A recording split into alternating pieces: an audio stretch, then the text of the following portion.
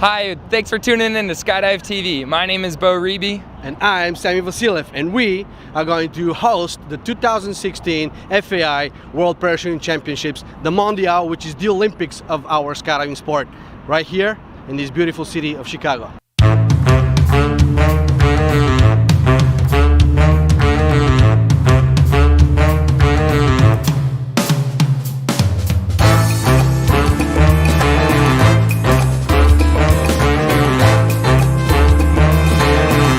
We're in Chicago. It is the third largest city in the United States, which is perfect because it's a melting pot of cultures. Many different people from all over the world visit this city, and for this event we have people from over 35 different nations coming here to compete for their country. Not a better place than Chicago. This is a fantastic melting pot. Every culture, every nation has something and has left something in this city with their food, with their flags actually waving right here in the middle of downtown Chicago, which we are going to take you around for a tour and show you what this place is all about.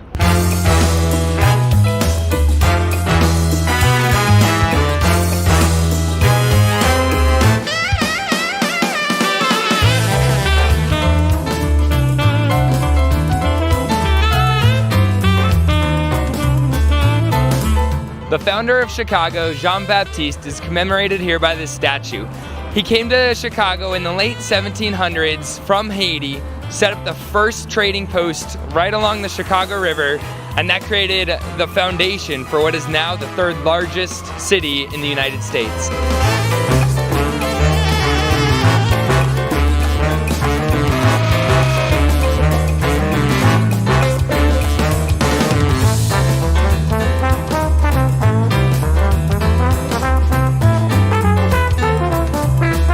We're right in front of one of the old water towers and one of the original standing structures from Chicago's early days as a city.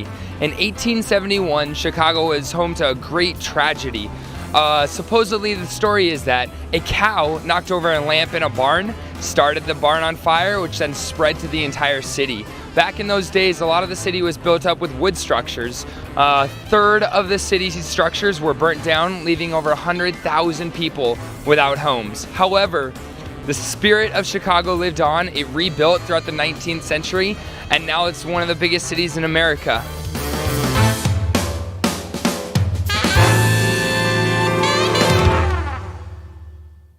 Starting on Sunday, September 11th, is going to be the opening ceremony, and then moving on to Monday, the 12th, competition starts.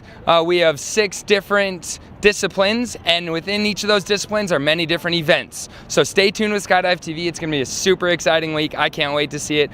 Again, the best skydivers from the world. That's right. Are here. And we are going to be bringing this coverage live to the world to watch. We're going to have 2 live broadcasts, one at 9 o'clock in the morning and one at 5 o'clock. Meanwhile, all the judging will be broadcasted live directly as it is happening, so everyone is going to be able to see it right here on skydive-tv.com. Stay tuned. The action is about to begin. I'm Sammy Vasiliev. I'm Bo Reby. And you are watching Skydive TV.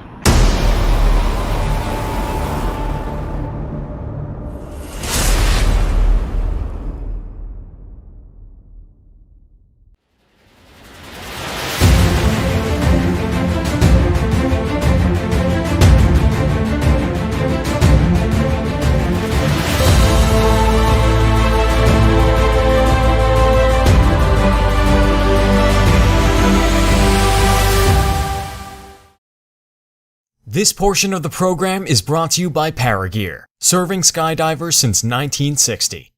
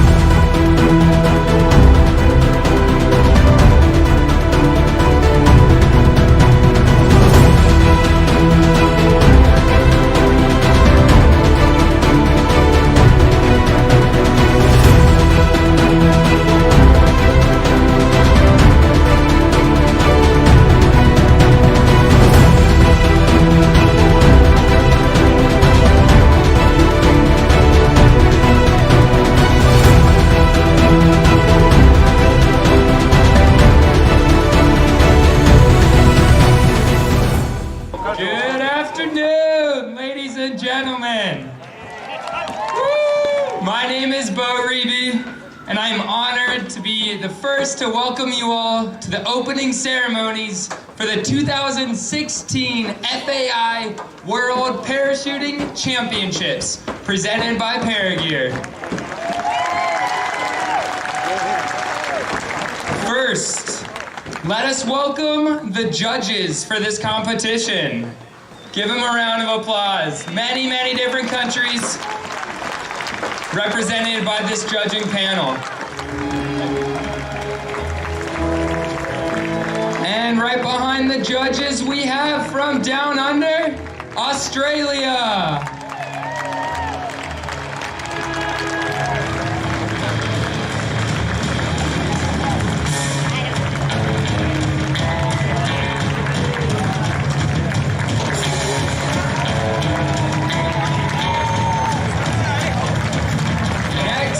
Austria.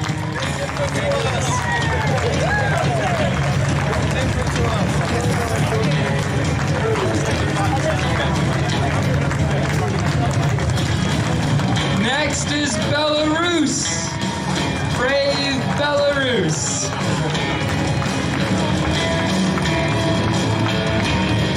Following is Belgium.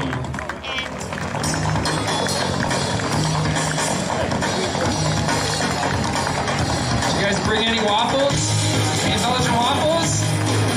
Chocolate. All right, I'll take it. I'm in. Next is Brazil, the only team representing South America.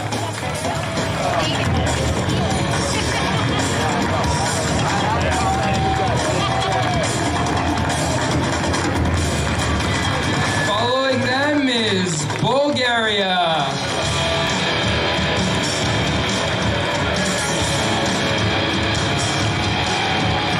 Next, our neighbors to the north, Canada.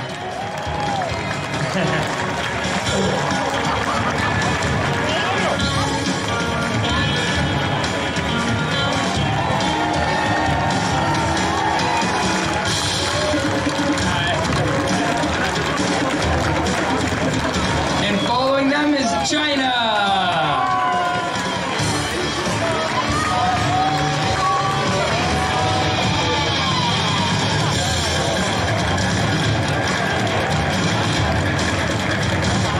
Beautiful country of Croatia.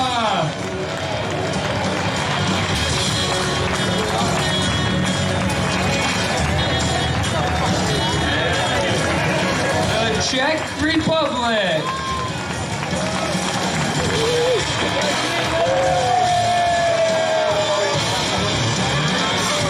Look at him, putting in an effort. I hope your arm doesn't get tired. Good job. Solo and strong, Cuba. Next is Denmark.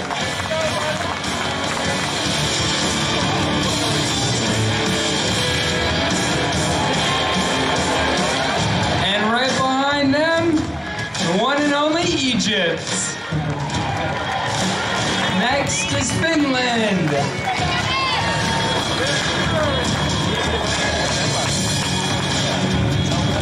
One of the largest delegations, France.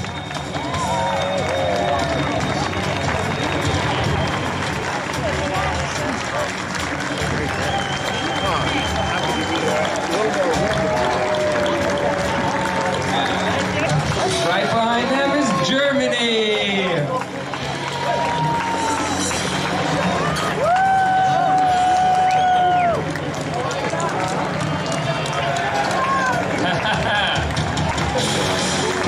Fighting strong for India.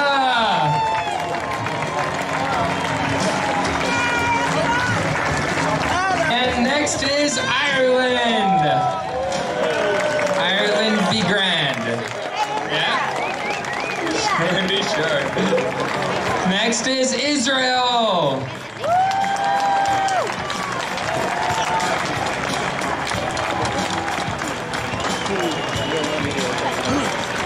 Next we have Italy.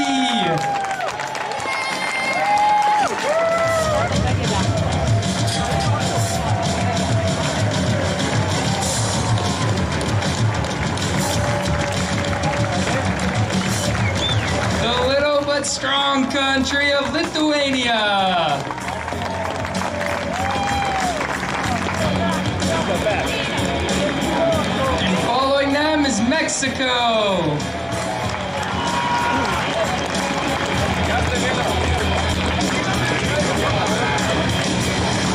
And a none other than bright orange, the Netherlands.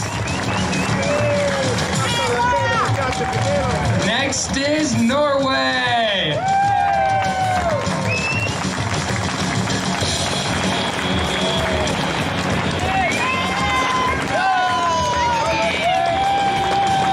Next we have Poland.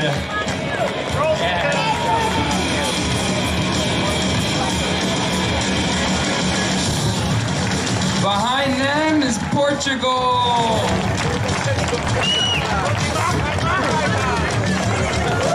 Following them, the skydiving team from Qatar.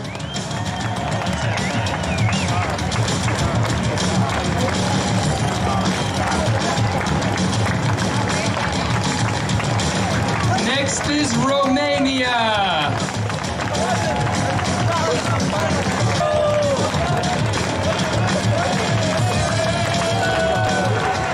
Another large delegation, the mighty Russia.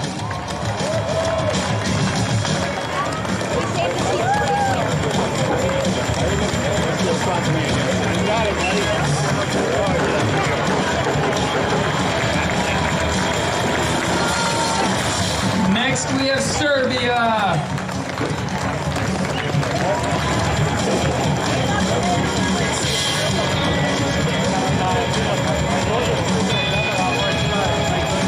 Following them is Slovakia.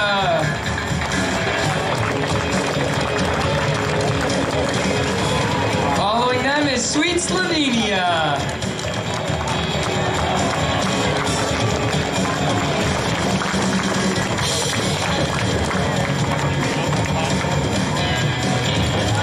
Next is South Africa.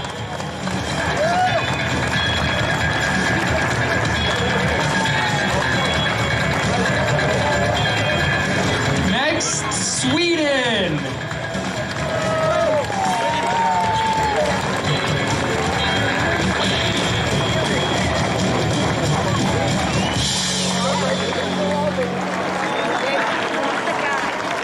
Next is Switzerland.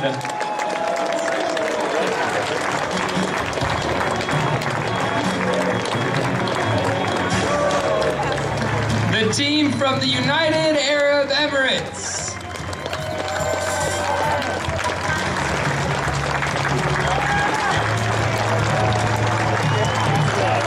And our friends across the pond, the United Kingdom.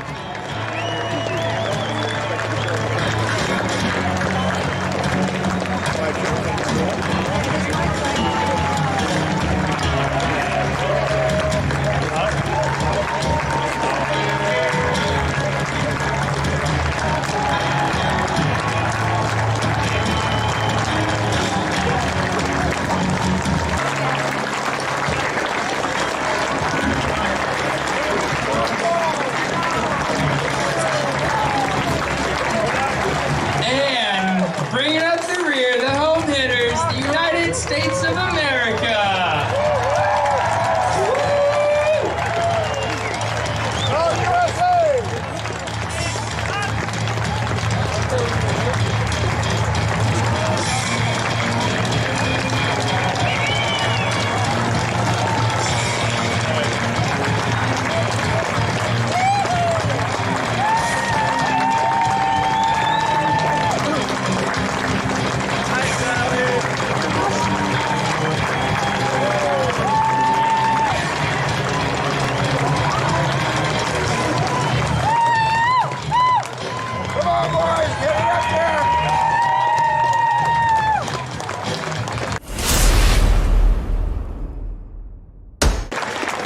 Over 700 of you from 38 nations have traveled here to compete for your country and to see our beautiful cornfields. Welcome to Illinois. This is the first official Mondial to be hosted within the United States, and I would like to present the beautiful Betsy Holtz to sing our national anthem. Remember to keep your eyes peeled to the sky as Team Fast Tracks brings in the Stars and Stripes. Stand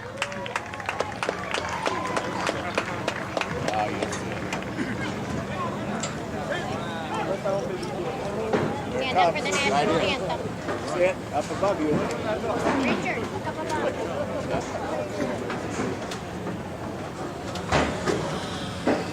Oh, say, can you see by the dawn's early light what so proudly we hailed at the twilight's last gleaming, whose broad stripes and bright stars through the perilous fight o'er the ramparts we watched were so gallantly streaming, and the rockets' red glare, the bombs bursting in air, gave proof through the night that our flag was still there. Oh, say, does that star-spangled banner yet wave o'er the land of the free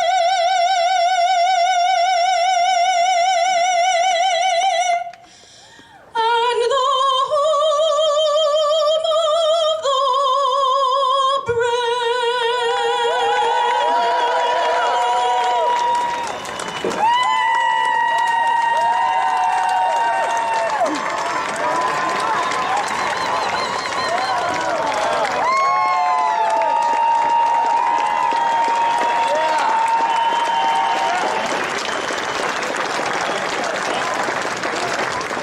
"15 years ago today, the United States was devastated by a terrorist attack which changed the world.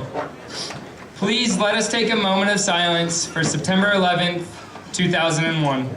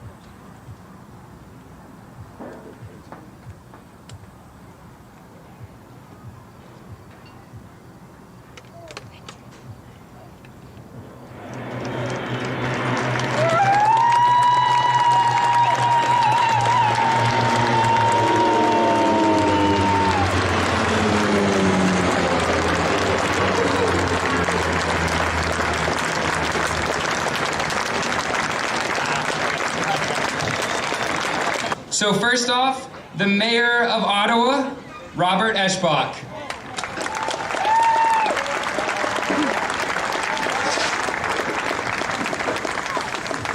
Hello, and I am so glad they did not ask me to sing the national anthem today. It was fantastic.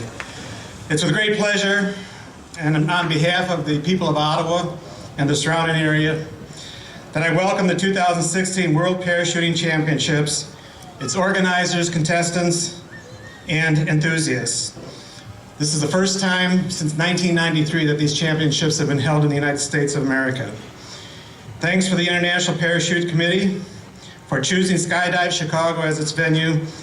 And thanks to the U.S. Parachuting Association and Skydive Chicago, particularly Rook Nelson, for all of the hard work in bringing this exciting event to our city.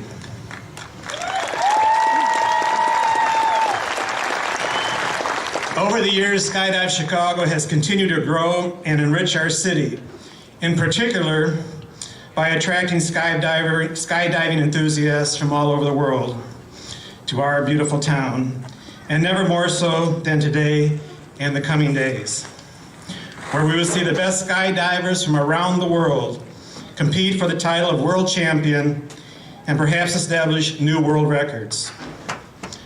Our hearts, our homes, are open to you. Please, when you have free time, enjoy and explore our wonderful town. Enjoy the local hospitality and the great many restaurants, pubs, shops, and cornfields, I must say. And I wish you all good weather, safe times, an enjoyable stay, and many new world records. Thank you.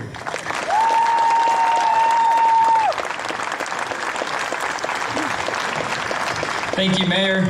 He just invited all the skydivers into the pubs of Ottawa. That could be a problem. All right, guys, let's only do positivity on this little town.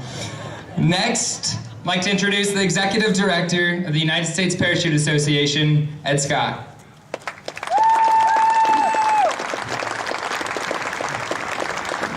Thank you.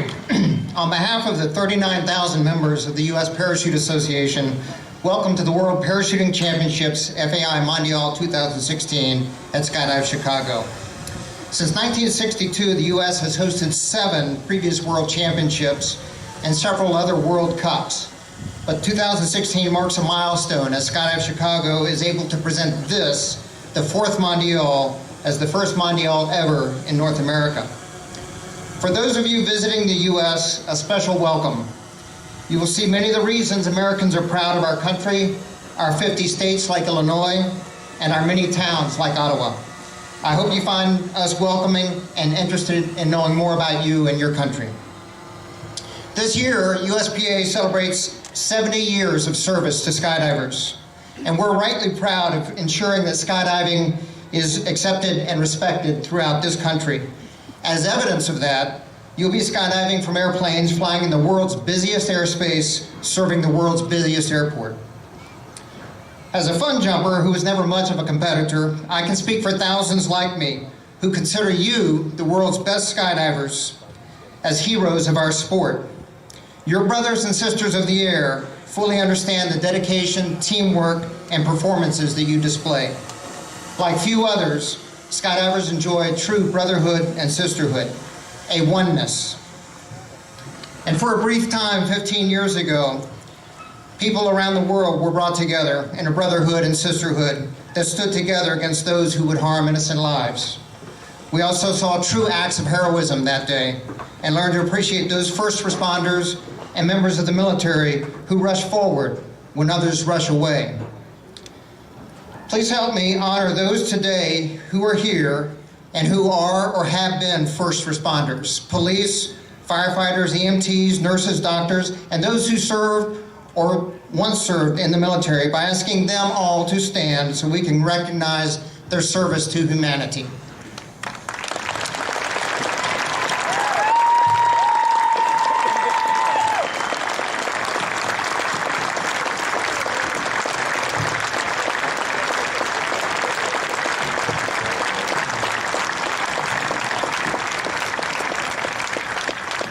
Now let's return our focus to the exciting week ahead as nearly 800 of the world's best skydivers from 37 countries get ready for competition, camaraderie, and friendship in search of the title of world champion. Good luck and skydive hard.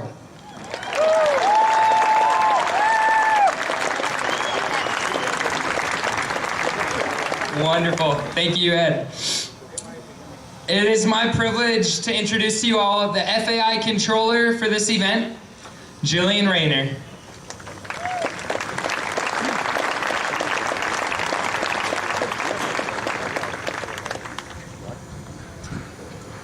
great pleasure for me to visit Ottawa again, where I have had the pleasure to judge the US Nationals in 2013 and 2014.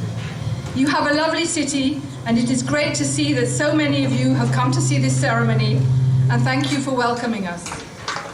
I am speaking at this opening ceremony for the FAI Parachute Mondial, sponsored by Paragear, as an FAI Executive Board member, representing Dr. John Grubstrom, President of the FAI.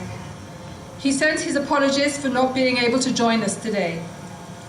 The FAI, or in English, the World Air Sports Federation, brings together 104 nations and 11 air sports, and sanctions many events, including continental and world championships and records. Parachuting is a key air sport, and the FAI Parachuting Mondial is one of the biggest air sport events, only surpassed by the FAI World Air Games. I would like to thank Rupp Nelson, owner of Skydive Chicago, for accepting to host this prestigious event, the first time ever a Mondial has been held in the USA. I would also like to thank all his staff, volunteer helpers and sponsors. Thanks also to the USPA for supporting this event, and a special thank you to the IPC of volunteers who give up their time to serve you, as officials and as judges. But more than anything, a big thank you to the competitors for participating in this event, which I hope will bring you personal satisfaction and enable you to show off your best performance. Parachuting is represented within the FAI by the International Parachuting Commission, or the IPC as we know it. And I would now like to welcome Dr. Exi Hernler, who is president of the IPC, for the final word.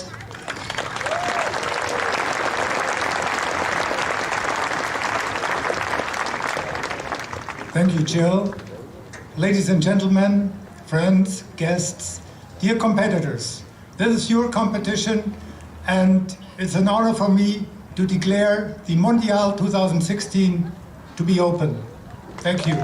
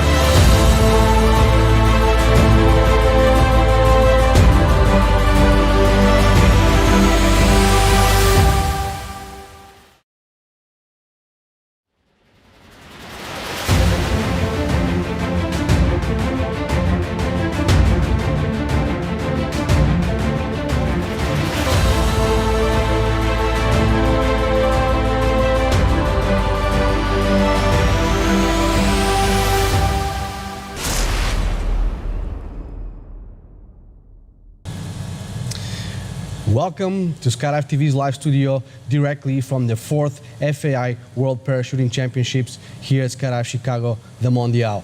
My name is Sammy. I'm Bo Reby. And we are going to be bringing you this competition directly from where it's happening. Bo, tell us a little bit about yourself and what else is going to be happening here. Sure, yeah. So we had the opening ceremonies yesterday evening. They were amazing. We had a beautiful flyover from the Skydive Chicago fleet, and Team Fast Tracks jumped in a couple flags. We had an amazing national anthem sung by Betsy Holtz. And then moving into this morning, wheels were up on the first load at 6:30 a.m. It was an early one for the competitors. The first load was VFS, round one of VFS, which is a four-way team with an outside videographer, turning different points. There's a set dive pool, and they have to get as many points as they can, turn those points as fast as they can. And they also was moved into men's accuracy this morning, and female style is what was going on. We are going to be bringing you all the actions, recorded and live. We're going to have 2 programs that are live at 9 o'clock in the morning and 5 o'clock in the afternoon. So stay with us. We're going to bring you all the action. This portion of the program is brought to you by SunPath Products, the choice of champions.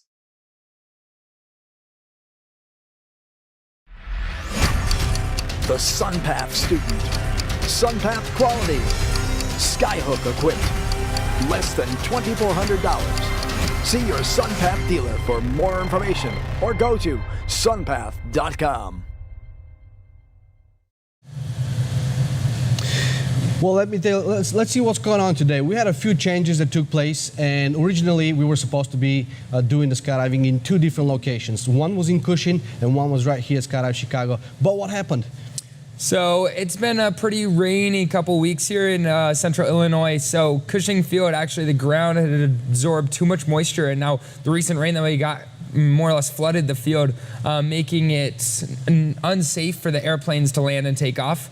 And when safety is a factor, obviously, we always err on the side of safety. On top of that, they don't want to destroy the land of that nice airport. So they decided to bring the canopy formation and the style events over here to Skydive Chicago, where unfortunately it's kind of backing things up a little bit, but the meet director is working hard to make sure everything flows. We talked to him earlier today. He said his #1 goal is to make sure that there's always parachutes in the sky. That's right. So he's going to be working hard at it. We'll see. I've also talked to some people that said that possibly there's a possibility that Cushing Field will be usable again if the wind continues and if the sun stays out to dry out the field a little bit. They might be able to go back there and continue to utilize it throughout the week. Yeah, well, we'll keep you posted on that. Meanwhile, things are happening right here in one place. Our next guest will be Jill Rayner. She's the executive director of the FAI. Meanwhile, let's take a look.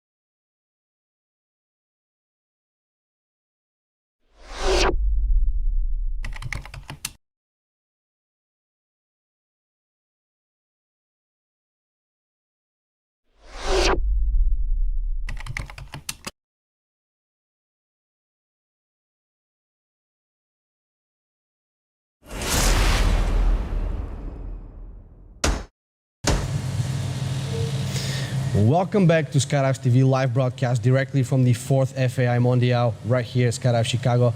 And we have in our studio Jill Rayner. She's the executive director of the FAI. Welcome to our studio, Jill. How are you today? Thank you, I'm fine. Fantastic. So how is the event going? What did it take for the FAI to bring this event to Chicago? Well, first of all, the Chicago bid to host this event, and this was done 2 years ago in 2014. And the IPC, which is the International Parachuting Commission, plenary accepted the bid. So it's been a long process with time for the drop zone to organize this event. And here we are 2 years later, and the event has started. That's right. It's massive, and the energy is fantastic. The opening ceremony was fabulous yesterday. Wonderful. Yes. Tell us a little bit about the history of the Mondial. This is the 4th one. So how did it all start? Well, actually, I would say that France is behind the initiative of the Mondial, and I was for a number of years the IPC delegate for France. Back in 1988, we hosted a world championship in canopy formation, and the then president, whose name was Bernard Collat, he thought it would be a good idea to bring all the parachuting disciplines together, and so launched the idea of a Mondial. And we hosted the first Mondial, which was World Cups and World Championships, and that was successful. Unfortunately, the idea didn't really take on. We put it as a proposal to the IPC plenary, but it was rejected. But we didn't lose faith and kept the idea alive, and in 2003 organized the second Mondial in Gap, which was a much bigger event and was all World Championships. Following that, the IPC realized that yes, there was potential, and so it was adopted officially in the rules, and now we try and host a Mondial every 2 or 4 years, the World Championship years. Every 2 or 4. Why is it every 2 or 4? Well, it depends if we have a host. I see. So some countries will bid for a single discipline event because they can't host a major event like this. It takes a big drop zone or a town to organize such a massive event as this. So it really depends on whether there's a bidder or not. So for the previous 3 that have completed, were they as big as this one, or were they smaller? Gap in 2000, the first one was quite small. Gap in 2003 was about the same size as this, about the same number of competitors. In 2012, it was hosted in Dubai, and there were many more people came. I think the attraction of the Dubai as a place to visit and the organizational, not necessarily the organizational skills per se, because I think Skydive Chicago have the same organizational skills, but maybe the location was a big draw, and people, we had teams that we've never seen in World Championships before came to Dubai, yes. and they're not here. So, this is very interesting. Yeah. So Dubai is more of the attracting, so you combine skydiving with attraction with tourism. Yes, it was also the cost of the package. You have to be honest. Dubai were able to very generously subsidize the competition, so the entry fee was not that high. It was full accommodation, whereas in the US it's not possible to do that kind of thing because you don't have the sponsors, you don't get the subsidies from the state. So clearly this event is much more expensive for the competitors. But even so, you can see there's a big take-up, and in spite of the cost, people are happy to be here. Yes, I can see this. So we have 36 registered countries that are attending. How many were in Dubai? Do you remember? I don't. Maybe Exi, who you're going to interview next, will be able to answer that question because he was on the organizational side of that. Okay. I'm not sure, but there were more.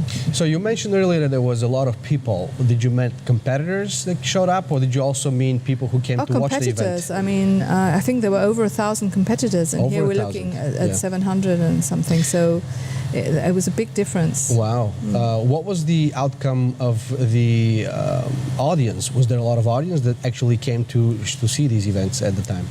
There were on the Friday, which is the weekend in Dubai. We had a lot of local people came to visit the event. I think we probably had more accompanying people with the teams who were present on site. Television coverage was good, but mostly in the Gulf region. Yeah, there was visibility, which I'm not quite sure that you can get here in the same way because we are in a more isolated area. That's correct. Yeah, but overall, I believe from what I saw, the outcome in the high school and the opening ceremony was absolutely fantastic. I was surprised by the number of people that came to see it. That was very heartwarming. Yes, it was. I flew the drone, and what I was able to see, which we'll show a little bit later, was just outstanding. It was very motivational. Very. So, Gio, on the FAI side, what does it take, to put an event like this together? From the FAI perspective, it's the IPC with the International Parachuting Commission who does the work for a specific parachuting event. But what it is important to know is that the FAI is working really hard to make air sports more attractive. Because if we want sponsors, if we want to make the competitions cheaper for the participants, then we need to have sponsors to help us finance the organization. And we're putting together, we have a strategic plan. We're working on creating Air Games series. We want to create create events that are multidiscipline, not just one discipline. And we've challenged the 11 air sport commissions to come up with some new rules for shorter competitions, more easy to understand competitions, because if we want to attract an audience, we need to attract an audience that is not necessarily in the know. Correct. We need to have events that people who are not air sport oriented understand. And we also need to know who the winners are. So we need to have competitions where you can see the results. So we're working on that. That's our strategic plan we hope by 2020 to have a full Air Games series operational. This is fantastic news. This is absolutely fabulous. And I also hear that the FAI is involved with the World Games, and CP will be a test event in the next year's World Games. Is that correct? No, CP has been in the World Games. Yes. Parachuting has been in the World Games for a number of years now. I think the first one, I may be wrong, was in Lahti in Finland. Oh, a good, I don't know, maybe 15, 16 years ago. I'm not sure. Quite a long time ago. We've done at least five World Games so far. The first few World Games, up until Kaohsiung, which was in Taiwan, we had all parachuting events. And then after Kaohsiung, the World Games organization decided to limit it to canopy piloting.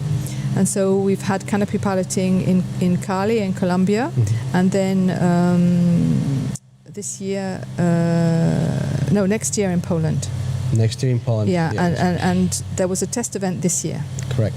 So do you think that, in your opinion, that maybe scoring should be done instantly so that it's more attractive to the non-skydiving audience? It's really, really important that scoring be instantaneous or very shortly after the actual event, because people lose interest if they don't know who is in the lead, who is winning, what the score is.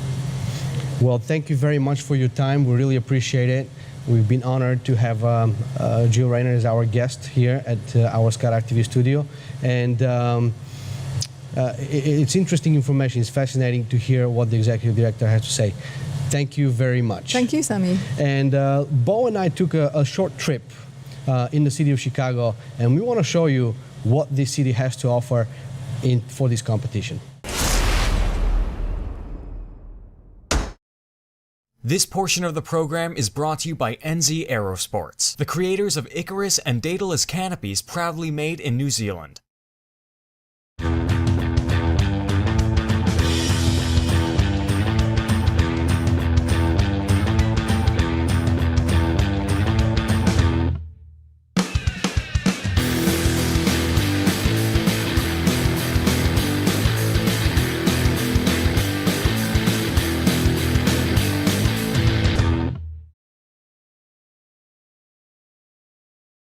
Hi, thanks for tuning in to Skydive TV. My name is Bo Reby. And I'm Sammy Vasiliev, and we are going to host the 2016 FAI World Parachuting Championships, the Mondial, which is the Olympics of our skydiving sport, right here in this beautiful city of Chicago.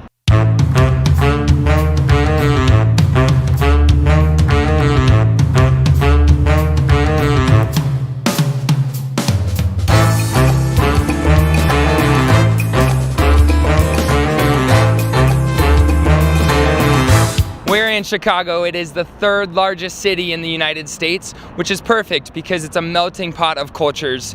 Many different people from all over the world visit this city, and for this event we have people from over 35 different nations coming here to compete for their country. Not a better place than Chicago. This is a fantastic melting pot. Every culture, every nation has something and has left something in this city, with their food, with their flags actually waving right here in the middle of downtown Chicago, which we are going to take you around for a tour and show you what this place is all about.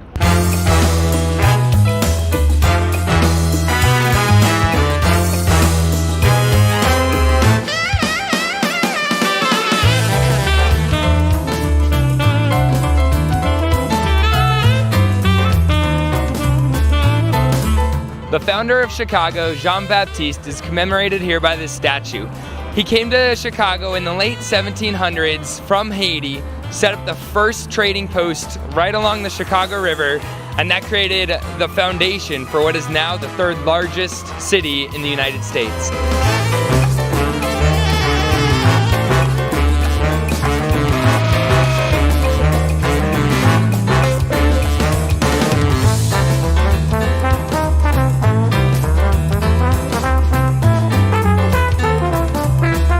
We're right in front of one of the old water towers and one of the original standing structures from Chicago's early days as a city. In 1871, Chicago was home to a great tragedy.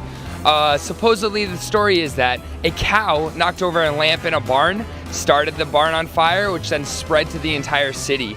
Back in those days, a lot of the city was built up with wood structures. A third of the city's structures were burnt down, leaving over 100,000 people without homes. However, the spirit of Chicago lived on. It rebuilt throughout the 19th century, and now it's one of the biggest cities in America.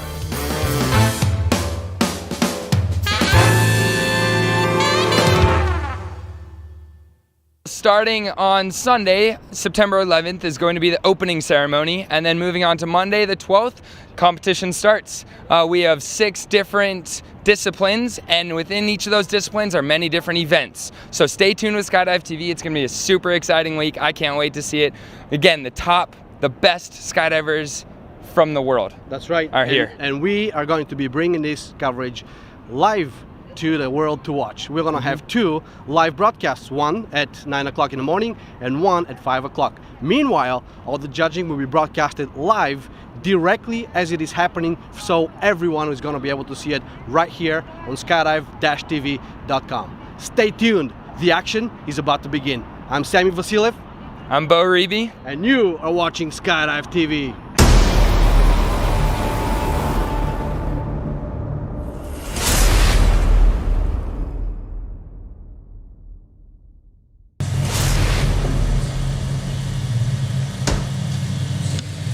We're back live at the Skydive TV studio right here at the 4th Mondial, and in our studio we're honored to have Dr. Rainer Henley, who is the president of the IPC. Welcome in our studio, Doctor. How are you today? I'm fine. How is the competition going so far? Well, we started today with skydiving and with parachuting, and so far it's running well. And we're looking forward that it's going to go even better during the day and during the next days. So actually, we heard Jill earlier speak in regards to the perspective of the FAI. Tell us the perspective from the IPC, which is the International Parachuting Commission within the FAI. Well, in principle, we go into the same direction. We want to have attractive disciplines, we want to have easy to understand disciplines, and we want to have instant results for the public and simple enough performances that public is understanding who is the winner without a extensive explanation. So the common goal in both the FAI and the IPC is to simplify the sport and make it more understandable. Is that correct? That is correct. That yes. Is correct. And you became president of the IPC in last January, which is a 3-year term, correct? Or it's every year? No, so it's a 2-year. It's a 2-year. It's a 2-year term. So what is your goal? What is your vision, and how do you plan on making that happen? Well, it's very easy if you follow this concept as to simplify the rules. It's one step to make the presentation closer to the public and not delayed, and to use more technical equipment, video cameras, in order to perform, to show the performance as it happens, and so public do understand what we're doing. So is in your opinion, if we have multiple cameras that are able to capture multiple angles and be able to instantaneously play that, do you think that would be affecting the sport in a positive way? I'm not only thinking, I'm convinced that this is the way to go. If you look at other live sports, you normally have the action live, and then you have a replay of the live action with explanation, and in this time the results can go out. You know, that's basically a combination of instant results and instant showing the performance, how it happens in slow motion, which should be for showing the discipline, but not for judging the discipline. Not for judging them.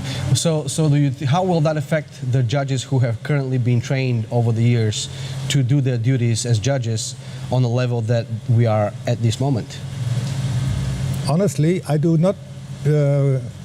not convinced that it will affect the judging at all. I'm convinced it will train people to rely on their expertise and to believe in what they are, the way they are judging. And we all know that we cannot get the ultimate truth. We just get a different truth, which is correct also. So we had a competition that we ran together in Farnham, and here we are together 2 weeks later. Is IPC learning every time from the competitions, and what happens? Is there any notes, and are those notes discussed, and how is the information processed? Well, normally we do a roundup after each competition and see where we can improve. A lot of the improvements that we want to do cost money. You know, you need more technical equipment, you need more material, you need not more people, but you need other people besides the judges who are more the experts in presentation. There was a very interesting conversation that happened during the briefing. We were on a weather hold quite a bit in Farnham, and a lot of people seem to not be able to understand the way to communicate with the IPC. Can you tell us about how people and skydivers and the people who have any questions or would like to do any suggestions are able to get in touch with IPC? We have a competition here, the Mondial, consisting of all the disciplines in parachuting or skydiving, which we have except for 2. So after each event is done, we have an open meeting for the competitors where we as the official persons in the IPC gather information what the competitors want to have and how they see the development in the sport, and we try to explain also what we have to do, we as a community in skydiving and parachuting, that we have to present our sport, which may be a little bit different from what the competitors are used to. Well, this is the 4th Mondial, and Jill went into detail about explaining the history. What is your personal feeling about this event? Well, I have to say, I was part of the organization in the last Mondial in Dubai, and from what I've seen here, they did the Skydive Chicago made all efforts to match a Mondial event, Mondial competition, which we see that it will happen. The facilities are here, the expertise is here. If we have the weather, I think we're going to have a very good Mondial. Actually, you were a competitor, and you competed in 1972 at the World Parachuting Championships. Is that correct? No, that's not correct. That is because not correct. I started skydiving in 1976. In 76. And I started competing for Germany in 1980, and I stopped competing in 1991 on an international level for my country. For your country. But from that time on, I went into organizing, into meet directing, into judging, and that's where I am still. I see. Well, so my information was incorrect. I apologize for this. I tried to research a little more, and I was misled into believing that actually competed in 1972. The reason I'm bringing this up is because the last time such an event was held in America was 44 years ago. That was in 1972, and there is 4 or 5 people right here at this Mondial who competed 44 years ago at this event. So I was led to believe that you were one of those folks. But thank you for correcting me. So as a competitor, how important is it to you to have a facility like that, to be fully engaged into the competition?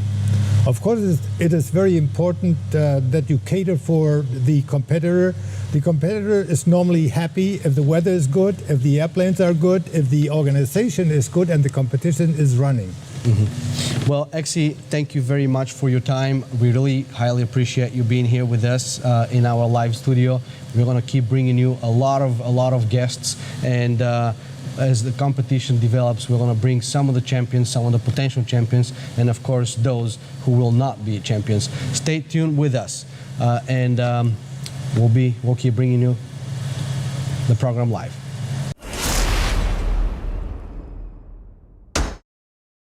This portion of the program is brought to you by Paragear, serving skydivers since 1960.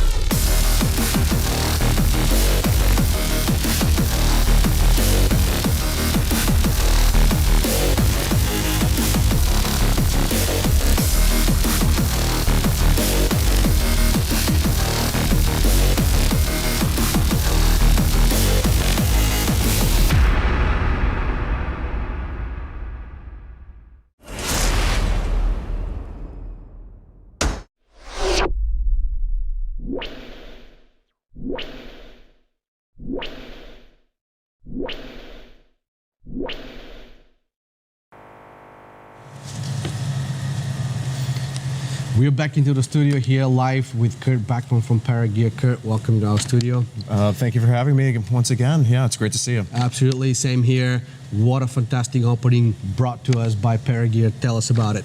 Well, I mean, we're happy to help sponsor Rook and all the efforts that are going on. It's been an amazing event so far. All the volunteers that have helped out, all the Skydive Chicago staff. You guys did a great job filming it, capturing it, everything for people. So for the people that couldn't be here, although we have an amazing turnout, over 700 skydivers, 38 countries, you can tune into Skydive TV and you can watch the whole opening ceremony in its entirety. How does it feel to have such an event into your hometown? I mean, this is a rarity that hasn't happened in the last 44 years, and here we are in Chicago, the home of Paragear. How does that feel? It feels great. I feel like the United States should have been having a number of these events over the years. Obviously, it takes a tremendous effort for people to do that. And hopefully, this now sets the tone for other drop zones who want to do it in the future. So it's not another 44, years for a Monday all here. According to Jill, and we all know the logistics that need to go behind putting such a huge event together. Skydive Chicago is able to host it. In your opinion, which other drop zone may be able to host such an event here in the United States? I mean, certainly the larger drop zones, Skydive Arizona, Paris, depending on how they wanted to handle it. I'm sure maybe a couple other places could sort of pool their resources together, make it happen as well. Certainly there's been talk over the time of trying to get something down in North Carolina. There's obviously a military component that's down there that's skydivers as well. It's certainly a huge animal, and I'm sure the people at home will see how much is involved with it when they tune in. But I think the end result of this is unbelievably positive so far. Yes. And I think it's going to be an amazing event. It already is an amazing event. I think it was absolutely fantastic seeing all the people at the stadium yesterday, and the turnout was absolutely phenomenal. Betsy singing the national anthem. She did fantastic. Yeah, she nailed it. She did. I mean, thank you, Betsy. That was thumbs up. Awesome. Yes. And you've got a magazine in your hand here, which represents the 1972 World Championships, and on the very back of it, it has a Paragear ad. So tell us about how Paragear helped that event in 1972, 44 years ago. Well, this was the souvenir brochure that they put together for the 11th World Parachuting Championships in Tahlequah, Oklahoma in 1972.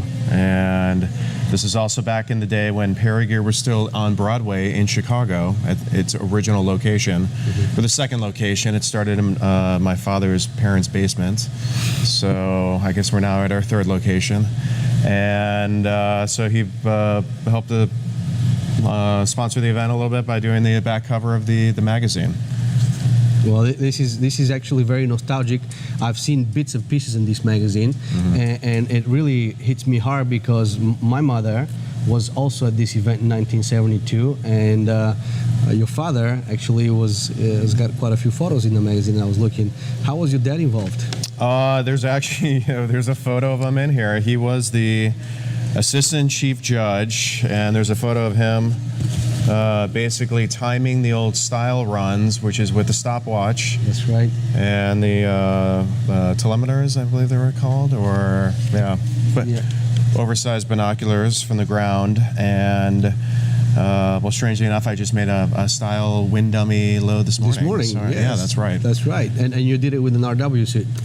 Did it with an RW suit. I couldn't find my sweatpants, which is normally what I do it in. But yeah, it was fun. It was good to get the air, in your face, and good to get out there and make a skydive for sure.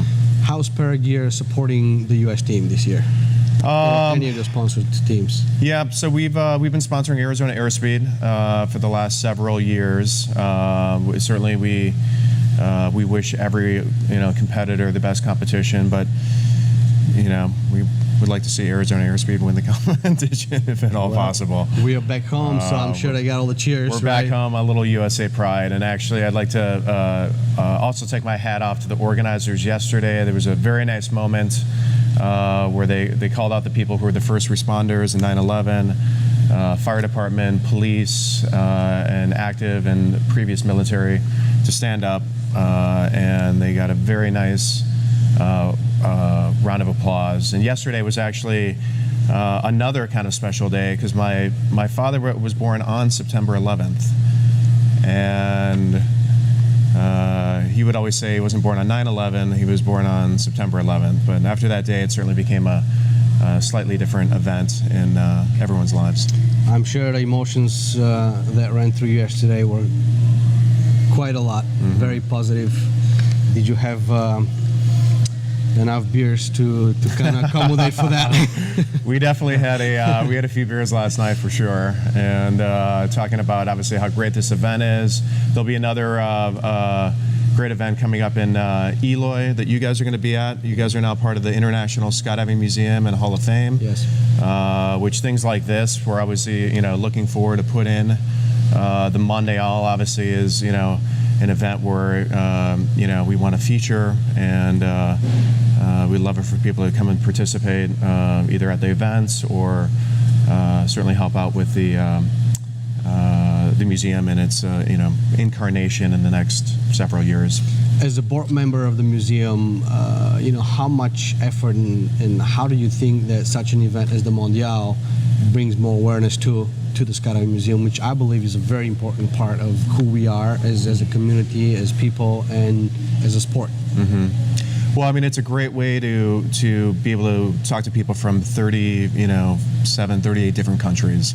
I think obviously the push is raising the awareness for the people within those countries, and getting people who want to become actively involved and raise awareness to their friends to it, because I mean the sport has been an international sport for 60 years plus 60, right. Yeah. And everyone's a part of it, and everyone has a piece in it, and we want everyone to be involved with it.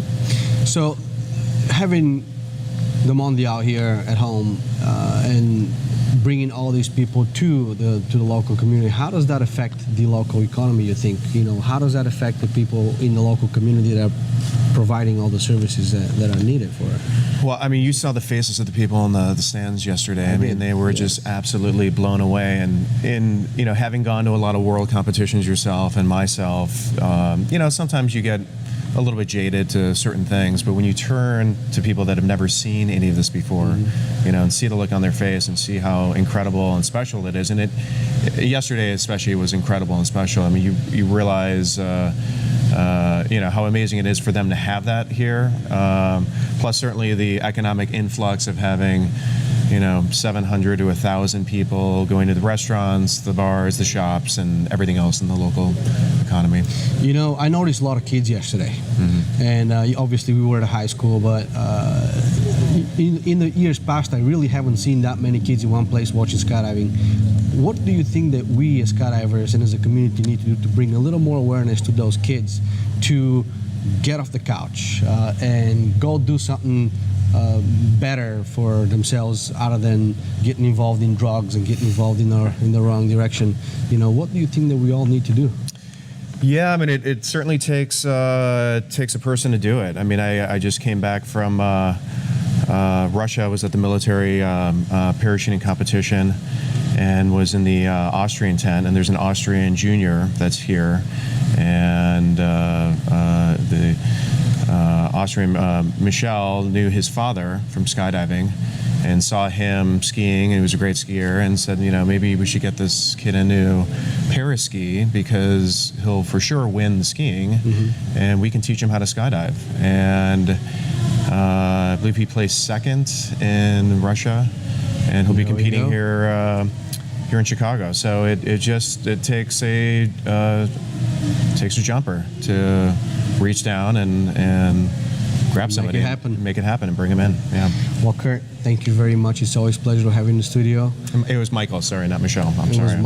Michael. Michael, yeah. Yes. But yes, thank you very much for being part of this event, sponsoring the event, sponsoring the grand opening.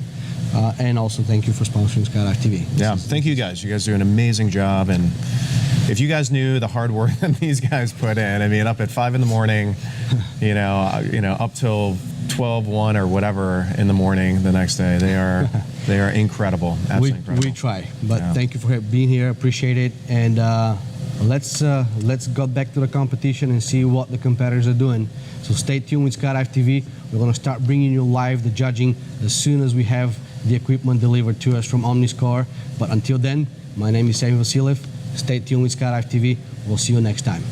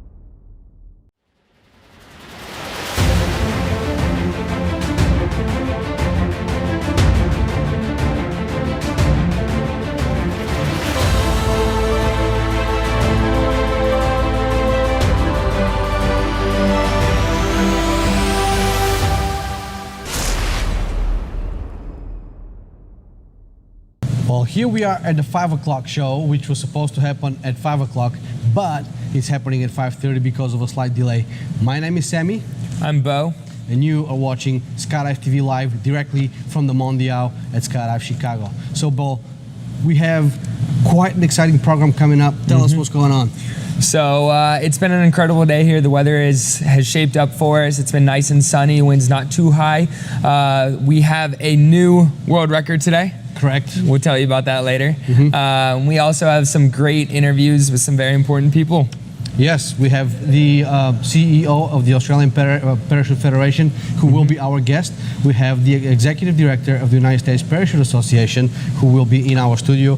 We do have Patrice Giardini from the French Fédération Parachutisme, and also the creator of Burble. So stay tuned, we'll be right with you. This portion of the program is brought to you by Fisher Space Pen, American dependability.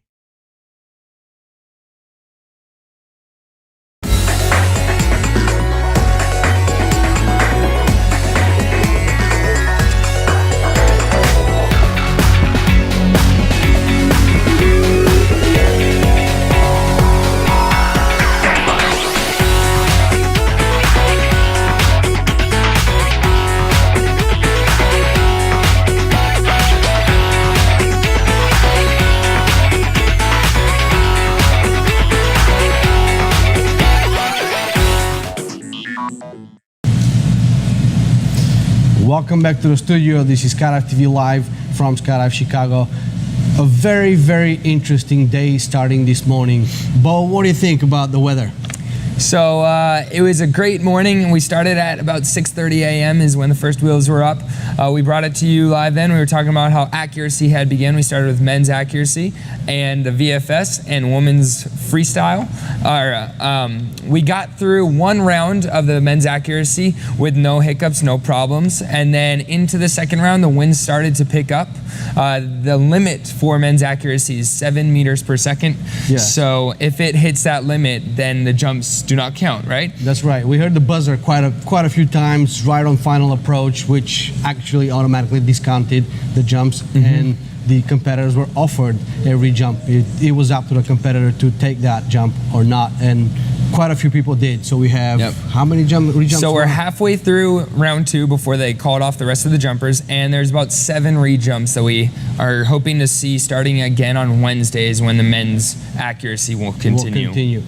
That led to starting the 4-way formation skydiving events, the vertical formation skydiving events, and also the artistic events. So it was quite a busy day here at the drop zone, and a lot of action. The vibe is fantastic. The Skydive Chicago machine is working absolutely phenomenal. Yeah, it was pretty incredible out there today. You see a lot of focus in the athletes. Everybody is in their game. You know, it's their time to shine. And you watch the Olympics on TV, and you see the athletes are incredibly focused, and you can see the same thing here with these athletes. It's a pretty magical thing. Let's see what the action is here at Skydive Chicago.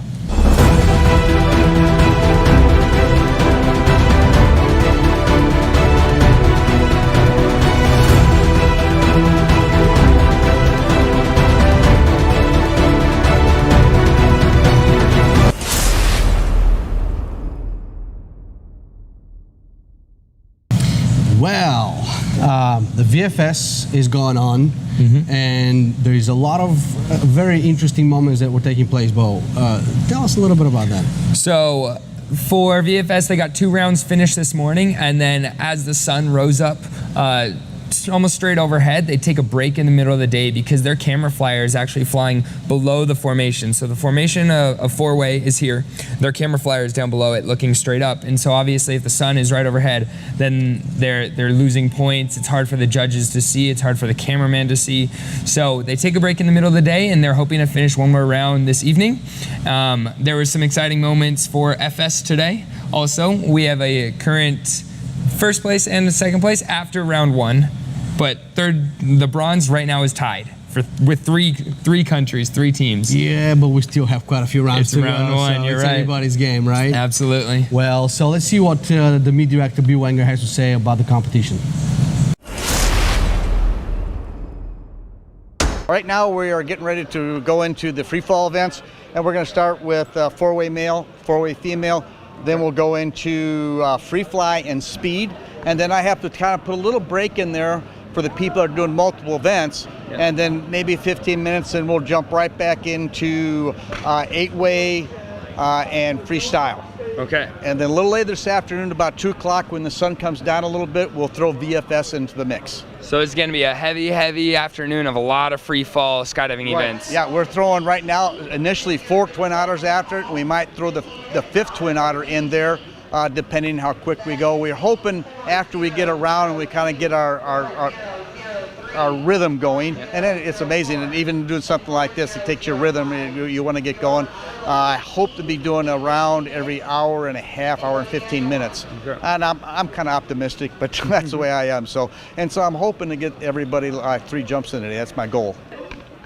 Explain what's going on with the VFS. Why do we pause in the middle of the day? All right, what we did is we ran them in the morning, 2 rounds. They got that in, and the reason we started them early is because in the middle of the day, their camera guys are videoing up as opposed to videoing down like the other events are, and they video in the sun, and of course they have problems about re-jumps and missed points and such. Okay. So that's why we stopped them in the middle of the day. We run them early, and then we bring them back in the afternoon when the sun's down a little bit. Accuracy first round for men, we had to go on a hold because the wind came up. We have a fairly low compared to the other events on their wind speed, which is 7 meters and about 15.5 miles per hour. The rest of the events are up over 20 miles per hour. And the winds just eased up, and we started getting re-jumps, so we had to put that on a hold. Okay. And then when will they start again? They will start again now. Tomorrow morning we'll go into accuracy and style, which are done for today. Right. Tomorrow we will switch the women's style into accuracy and the men's accuracy into style, and they'll work get as many loads as we can at that. This portion of the program is brought to you by Cookie Composites. In the studio, we have our very first guest tonight. This is Patrice Girardin from the French Federation Parachutisme. He's the operations director, also a former world champion and a competitor. Welcome to our studio. Thank you very much, and thank you for the invitation. Absolutely. Very, very exciting day for France today. Tell us what happened. Well, that's a good competition was started this morning, and with the different event, we've more or less successful, but we have the forward rotation. Very well prepared, and they have established a very good performance, recognized as the first world record in this competition, establishing 23 points in rotation, forward rotation. And this is in round 1, so the competition is on because Russia has 22, which is we tied the previous world record, as well as the USA. So the competition of round 1 is going very strong. Of course, but this is what we expect. I mean, we are not coming here to have a competition very easy, and all the other countries, they train a lot. We all know them, everybody knows each other, and we know exactly that the value of the different team is very high, and the Russian, the American, the Belarus, and even Qatar, if they have a bust in their dive this morning, we know that they are very strong, and it's not very easy to be in front. Well, by the way, we prefer to be leading the event right now by establishing this world record. It makes the pressure also on the shoulder of the opponents, but it's also a duty now to make 23 on each round. That's right. Well, let's take a look at that jump. So here we go.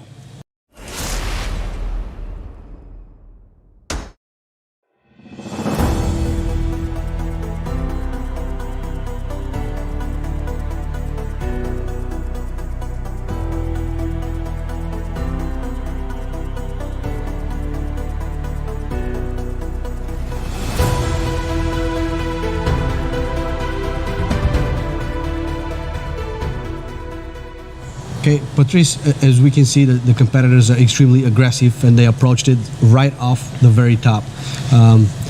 Wow. Yeah, well, this is a lot of work, of course. It's also a great synchronization between the 4 guys and also the videographer. He has to be very close, but not too close, and not too far, as for example some other teams can be. And he has also the duty to deliver the perfect image for the judge. And the value for this team by 5, it's that they are very well synchronized, leaving the aircraft, providing the first point, and then it's starting like a clock.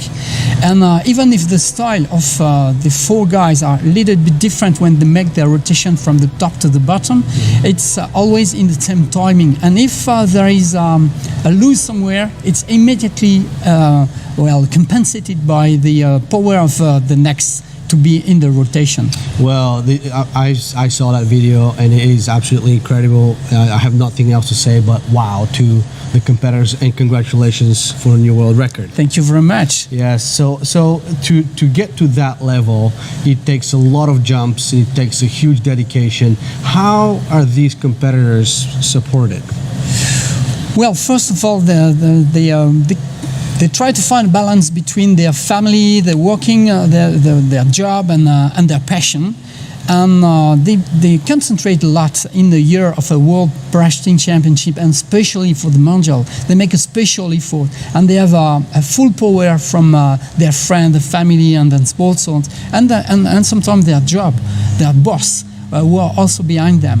But they train. There's no pain, no gain. It's perfectly what you can see in this kind of on jump, and also in the Russian team and the US team, and with 22 points, it's very close. It's the same difference between two runners when they are running and very quickly, and they are separated by a so small difference. But anyway, you need to be very synchronized. So you need to live all together. You need to think all together. It's a huge preparation before. Yes, it is, and it's also a huge financial commitment.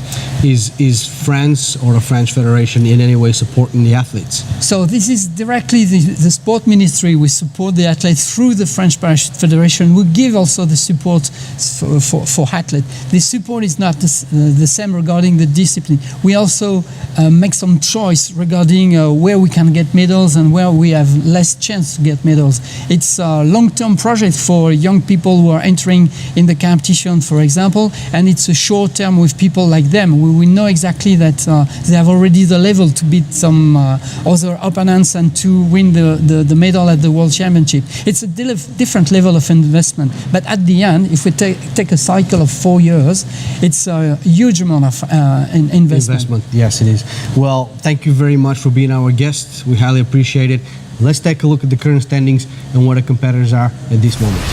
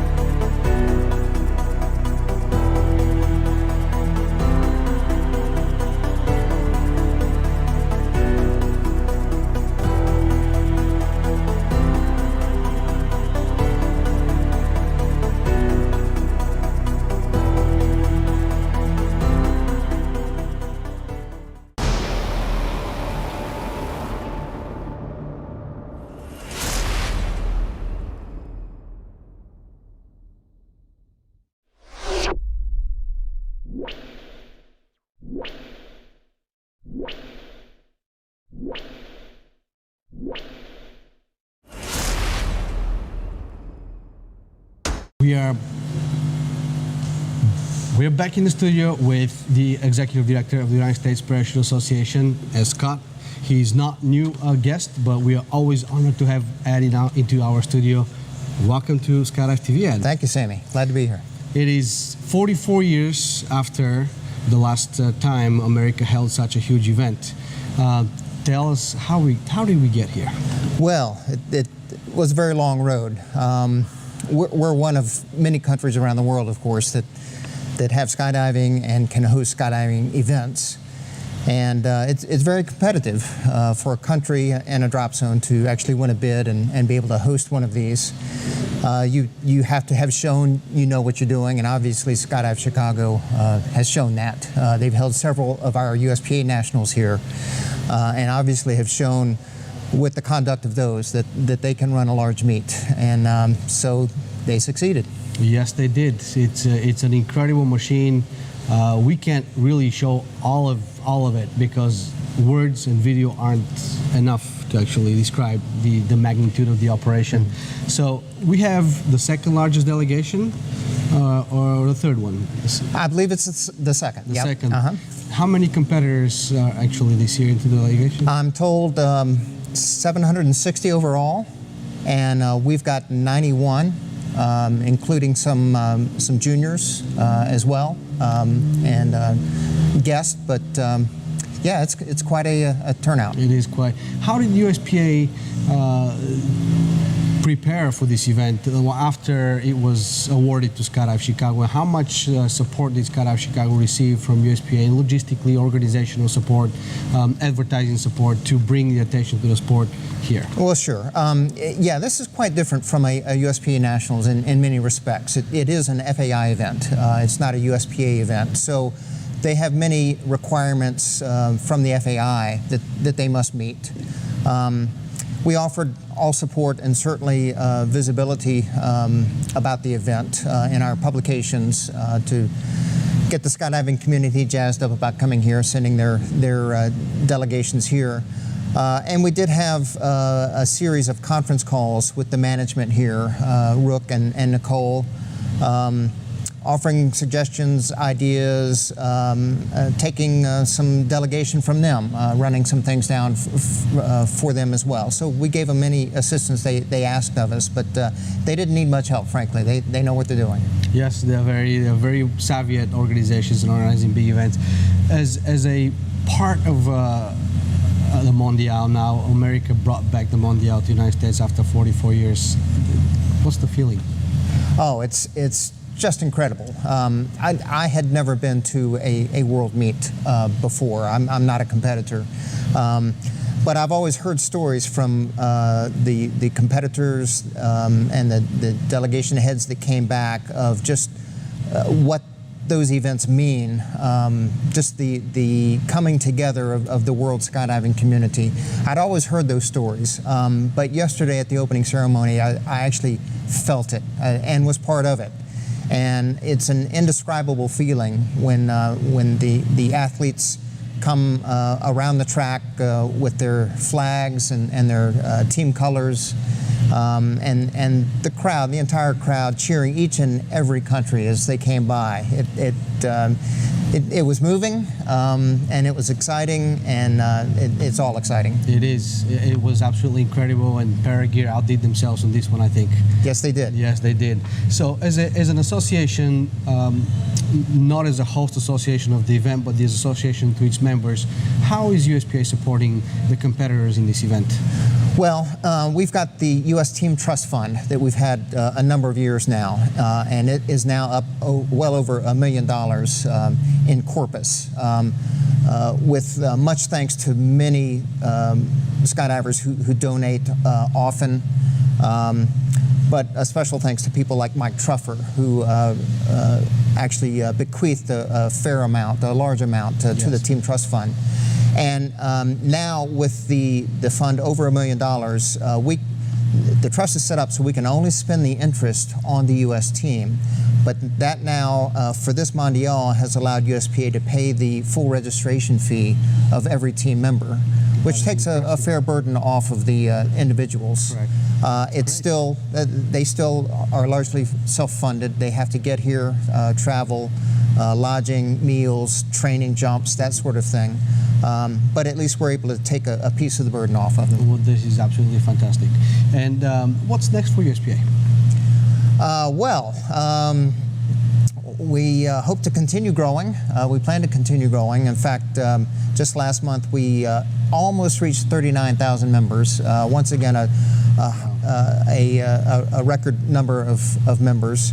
Our plans are to continue promoting skydiving through social media, through the promotion work we do, get positive media coverage of skydiving, and make sure that the local and regional media outlets know where the local drop zones are, and get more people started jumping. The more that make one jump, that that's more that actually take up the sport and come join USPA. This is amazing because, see, America came into a recession in 2008. Yes. And during that recession, the membership numbers went down and for a little bit, and then they started coming back up. Actually, the numbers went down right after 9/11. Right after. And continued down for 6 years. And we hit a low in late 2007. Then, with the recession in 2008, that didn't stymie the growth that had already started. People were taking up skydiving, and more people were, and we've been growing ever since 2008. This is great news. Well, Ed, thank you very much. It's always an honor to have you here. This was Ed Scott, and we'll see you guys with another guest in just a little bit.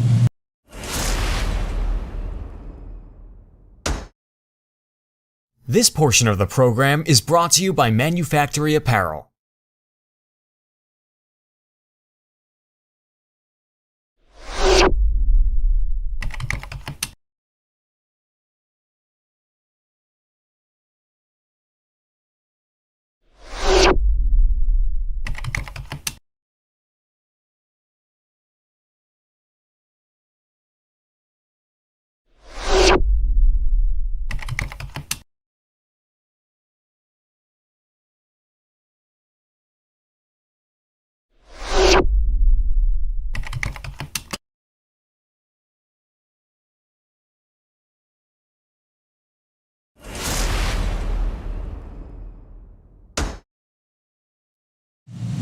We're back, and our next guest is Brad Turner, who is the CEO of the APF, Australian Parachute Federation. Brad, hi, welcome to our studio. How are you? Fantastic, thanks. This is the second time that you are our guest, and the first time we met at PA a couple of years ago, a year and a half ago. Thank you for having me back. Thank you for having us as well, and thank you for hosting us in Australia. It was a fantastic opportunity to come and see your beautiful country and get to learn how you guys do it down and under. You didn't have to fight a kangaroo or get eaten by a crocodile. No, it was one of the most amazing trips ever. So thank you very much for that. Glad to hear it. Well, welcome to Chicago. This is on our part of the world at the Mondial with the third largest delegation. And what an awesome part of the country. It is. What a fantastic drop zone. I mean, it's going to be one of the best in the world that I've ever seen, that's for sure. Is it your first time here? It is. And how does it feel? How do you feel? You guys came a week earlier. Did you adjust to the difference in timing? Some of our teams have been here for a couple of weeks now, training at different locations around the US, and to get acclimatised, but also tapping into some of the great coaches over here. Yes. And everyone's turned up to this meet feeling very pumped and very happy about their performance and looking at doing their PBs while they're here. Yeah, I can see a lot of flags waving out there. Australia, a lot of supporters. We tend to make ourselves known, you know that. Well, we spoke to Ed Scott earlier, and we've also discussed a couple of things about how the association support their athletes. But tell us about Australia and how you guys do it. Well, I think we might have had this conversation once before, but I'd like to think Australia's method of supporting our teams is a little bit more unique. It's achieving the same purpose, the same as the USPA. We've got a fund set aside, or a subsidiary company set aside, primarily for the purpose of promoting our national teams to go to World Championships or World Cups. Mm-hmm. I suppose it was the way we did it. We distribute funds, our profits every year into that trust, mm-hmm. and we invest that, and we take about 8 to 10% off the balance of that every year to fund our teams to go overseas. Well, that's fantastic. This year, I think it probably equates to about nearly 400,000. So I find this to be very, very innovative, and from many conversations we had, every time we speak about ways, it really impresses me. And the one thing that I really would like to make an effort to broadcast is how much APF does for their athletes and the sport of skydiving. How much do you think that media is part of that? Media plays a great part in it. Part of the reason we got you across there to help us with our national championships earlier this year is to promote it and take our industry to the sport and open it up to the wider public. We tend to be segregated a little bit as an extreme sporting industry, and yes, we certainly are extreme, but it's accessible for all sorts of walks of life. We need to get it out there. We can do a better job than what we've done in the past. We're focused a lot on some great marketing initiatives. We've got a marketing development manager now, and he's doing a great job coming up with all sorts of initiatives, and it's sort of driving the sport, driving the clubs, and the end game is also drive people into competition and get them to compete at World Championships. That's right. Now, we've had an aim there to have 100% participation in every discipline and every World Championships, and we're achieving that, so that's good. The team is fantastic. Australia is a great place to visit, and also we learned that you are bidding for 2018. We are indeed. I'm glad you brought that up. Yeah, well, tell me about it. Well, we've got a bid in at the moment. That gets decided at the IBC plenary meeting in January in 2017. And we've got a bid for the Gold Coast. Okay. It's a beautiful part of the country. Surf, sun, sand. You know, it's where the rainforest meets the ocean. Beautiful part of the country, and we've got an awesome spot to run this competition. And it's not being run at a normal drop zone. We decided to take skydiving to the public and put it in the middle of the city and really promote it and really drive it home to the public, and of course hopefully pick up a bit of media out of it as well. And the bid is for the next Mondial. It's not quite a Mondial. Style and accuracy has already gone to Bulgaria. Yes. And wingsuiting and I believe the US. I won't speak out of school there, I'll be careful there. But somebody else is bidding on the wingsuiting.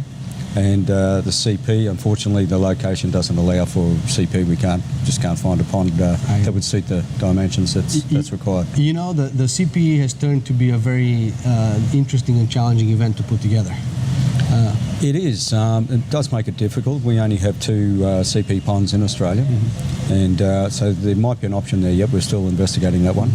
But, you know, for the general public out there, CP and classic accuracy are the 2 disciplines that really are so visual to the general public. They can see it, they can understand it easier, especially with the big scoreboards, lakes, swooping.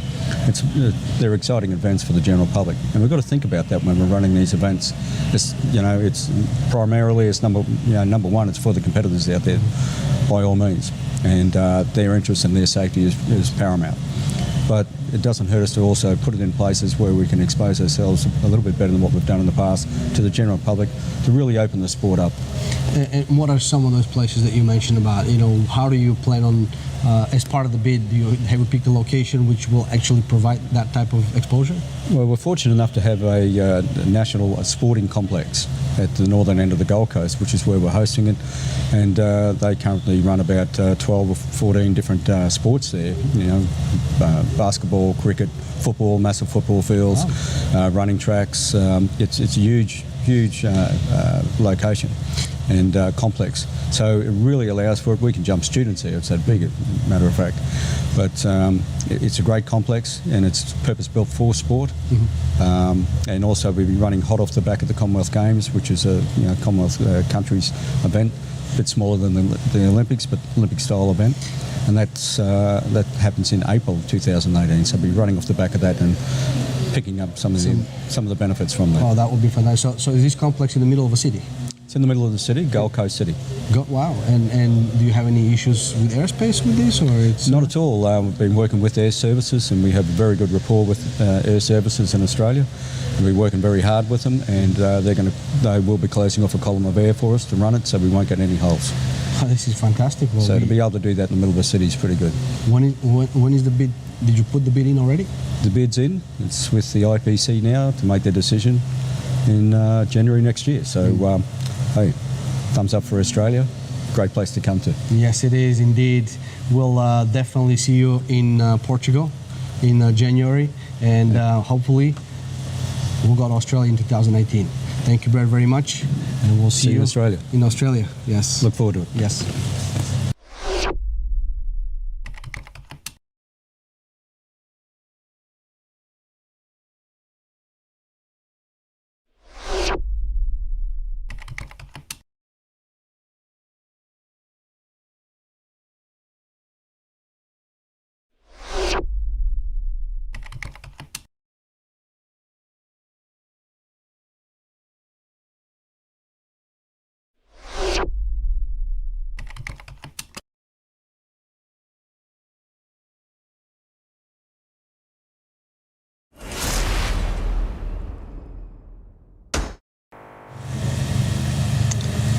we're back with one more guest tonight. This is Franz Gerschweiler, who designed and programmed the Burble software, which made the registration a breeze, and it was a fantastic platform to work with. Franz, tell us about your software. Well, it handles DZ management, registration, bookings, jumps, everything. Well, I forgot to mention first and say welcome to Franz into our studio, and I went straight into the questions. But welcome, Franz, into our studio. Thank you very much. This is your first time on Skydive TV? It is, yes. Yes, well, there we go. We're pleased to have you here, and we, as a Drop Zone, also run Franz's software, Burble, and it is fantastic. So please tell us about it. Well, you know, it just does everything for a drop zone. It runs the reservation software, and that flows through to actually getting them on loads and manifesting them through to reports to see how well the drop zone's doing. And then the sport jumpers, they have Burble Me, the app, which everybody in the sport jumping world is starting to get to know about. And you know, they have a logbook on there. They can self-manifest. They can be organised. It does a whole ton of stuff. How did you come up with this idea? There was, you know, previous software that was designed, that was used, but, you know, how did you come up with Burble? I was sick of the rubbish that was available. It's the honest answer.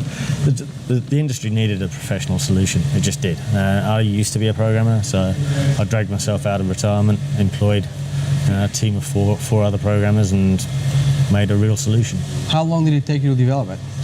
It's been being developed for about 3 or 4 years now. Okay.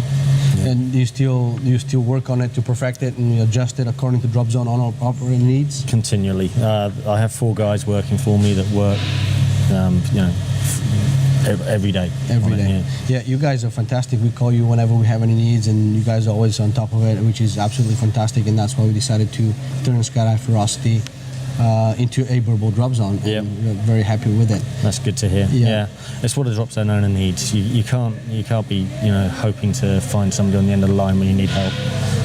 That's our policy. We make sure we answer the calls. Yeah, you also on Skydive Tech Mesh. Yeah, and did you use the drop zone as a test ground first, or? Absolutely, yeah. I was the test dummy. We used it at my drop zone for a couple of years before we unleashed it on the world. In fact, I really wrote it for myself in the first place, and then realised that other people wanted it. How did you figure out to market such a brand new piece of software to a skydiving market? Word of mouth. Word of mouth. It was, yeah, to start off with, it was definitely word of mouth. I mean, now obviously I do advertise, but yeah, first of all, a friend down in Alabama started using it, and then he used it at another drop zone of his, and then one of his friends heard about it, and it just, you know, and that's the best way, right? Yeah, well, just getting approval. It's in Bulgaria we have a saying that anything. I'm going to keep that one quiet. But so, is it a subscription based, or is it? You know, is it a one-time fee, or how does it work? Yeah, it's software as a service. It's subscription based. It's based on the number of heads you put through the door. So if you know, on your tandems primarily, because we all know that's the primary source of income for a drop zone. You know, if you want software to actually continue to be supported and to continue to be good, it needs to be a service. It can't be a one-time purchase. It just doesn't work that way these days. No, well, you know, how do you keep up with mobile technology? You know, it changes every 6 months, it seems, these days, and you know, you have all these smartphones, and you know, that have different platforms, and every couple of years they come up with a new hardware and a new software that completely throws the market off. How do you keep up with that change? I spend a lot of money. Wow. It's just reinvestment. You can't stop, and that's why it's a service. You know, you have to just keep putting the money back in, and that's why Burble's as good as it is. Well, there we go. Well, you heard it from the master who created the Burble. So thank you very much for being our guest into the studio today. Well, this is it for today, guys. We'll be back here tomorrow morning at 9 o'clock. And we hope not to have another meeting to interrupt our broadcast. If we do, we'll let you know on Facebook. Meanwhile, stay tuned with Skydive TV. Some of the jumps we're going to start broadcasting very soon. That means as soon as we have them, because currently they're not being released to the general public. They're only being displayed here at the drop zone. Once that restriction has been removed, then we'll bring those jumps to you.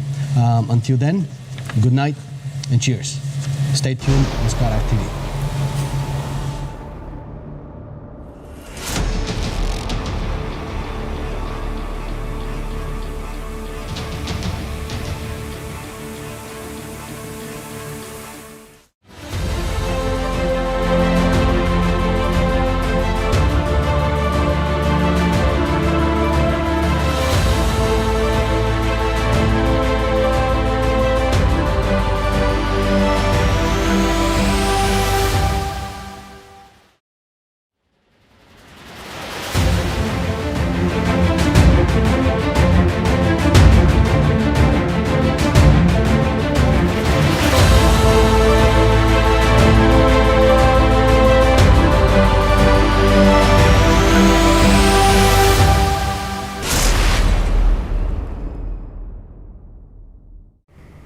This portion of the program is brought to you by Cookie Composites.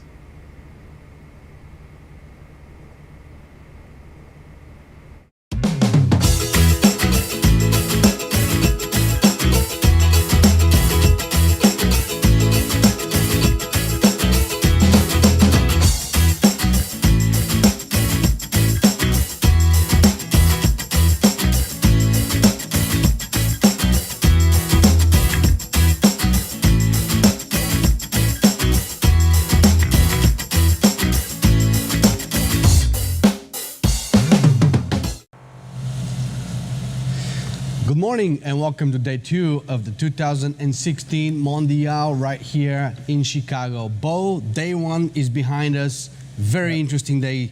What happened? So yesterday we got to see almost every one of the disciplines compete, get at least 1 or 2 rounds of their competition started. We had a new world record for the French 4-way rotations canopy formation team. It was very exciting. It was very exciting to see. Weather was pretty good all day. The spirits were high. It was a great day of jumping here at Skydive Chicago. Yes, day 2. The energy is absolutely amazing. Beautiful day to start off this morning. Beautiful sunrise. However, a bit windy for the accuracy. So the ladies had to be actually brought down with the aircraft as they did not have a chance to do their first round. However, we've swapped. The men today are doing accuracy and the ladies are doing style. Is that correct? No, the females are doing accuracy. Yes. The men are doing style. And yesterday we were telling you how the alternate drop zone, Cushing Field, was a little bit flooded, so they couldn't compete style there, which was their original plan, and the canopy formations. So it was kind of clogging things here at the Skydive Chicago drop zone. However, today they were able to get a new landing area for the style, which is awesome. Really great to hear. It's just a few minutes away from here, so what they're going to be doing is landing the style jumpers there, and then they're just going to put them in a bus, bring them right back to the drop zone, take them up again. So hopefully things will work a little more efficiently and seamlessly throughout today, and hopefully the winds will calm down so the female accuracy can get some jumps in. Absolutely. Yep. So we'll bring you all the jumps now that we have all the technical issues that we had yesterday figured out. We are streaming live judging as it's happening. So make sure to stay tuned on Skydive TV. Make sure to watch those live jumps because they are very, very exciting. The competitors are actually in a magic location right now. The fantastic energy around us. Well, let's take a look at the weather and let's take a look at the best jumps from yesterday.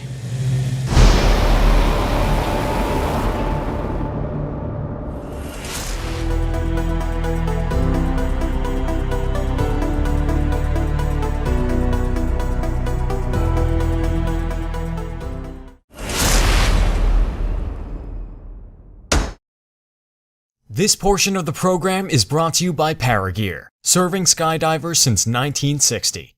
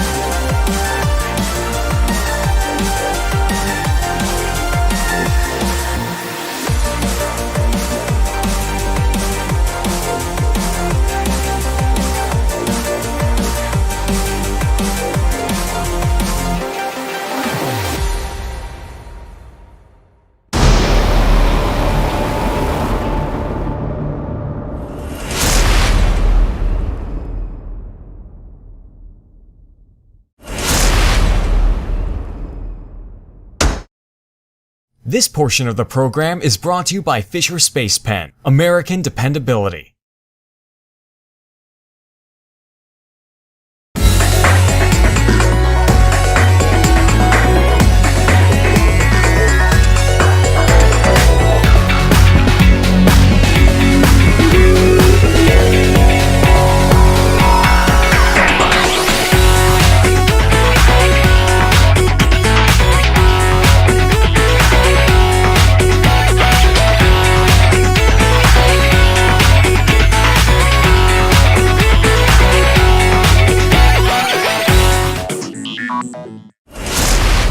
Well, I hope you enjoyed that video because there's a lot more to come. These are the best competitors in skydiving on this planet. Well, in our studio, we have John Smythe from the British Parachute Association. He's a former chairman of BPA and current president.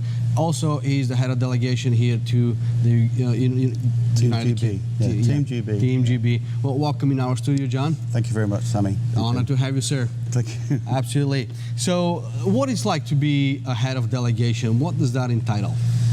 Well, the way it works here, because it's a Mondial, and it was a great honour to be asked to be the head delegation of Mondial, especially as I went to one of the first ones back in Gap in France many years ago. It's a concept that was quite important to the International Parachute Commission. And I'm also the delegate for GB to the International Parachute Commission, and I was on the bureau with Graham Windsor when we really wanted to promote the Mondial concept.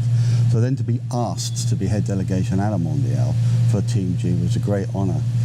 In effect, what it means is that the other head of delegations are doing here is you've got all the various disciplines and you're like the overview ambassador for them, and where you've got lots of competitors, often as Team GB do, you might have individual managers for each of the individual disciplines.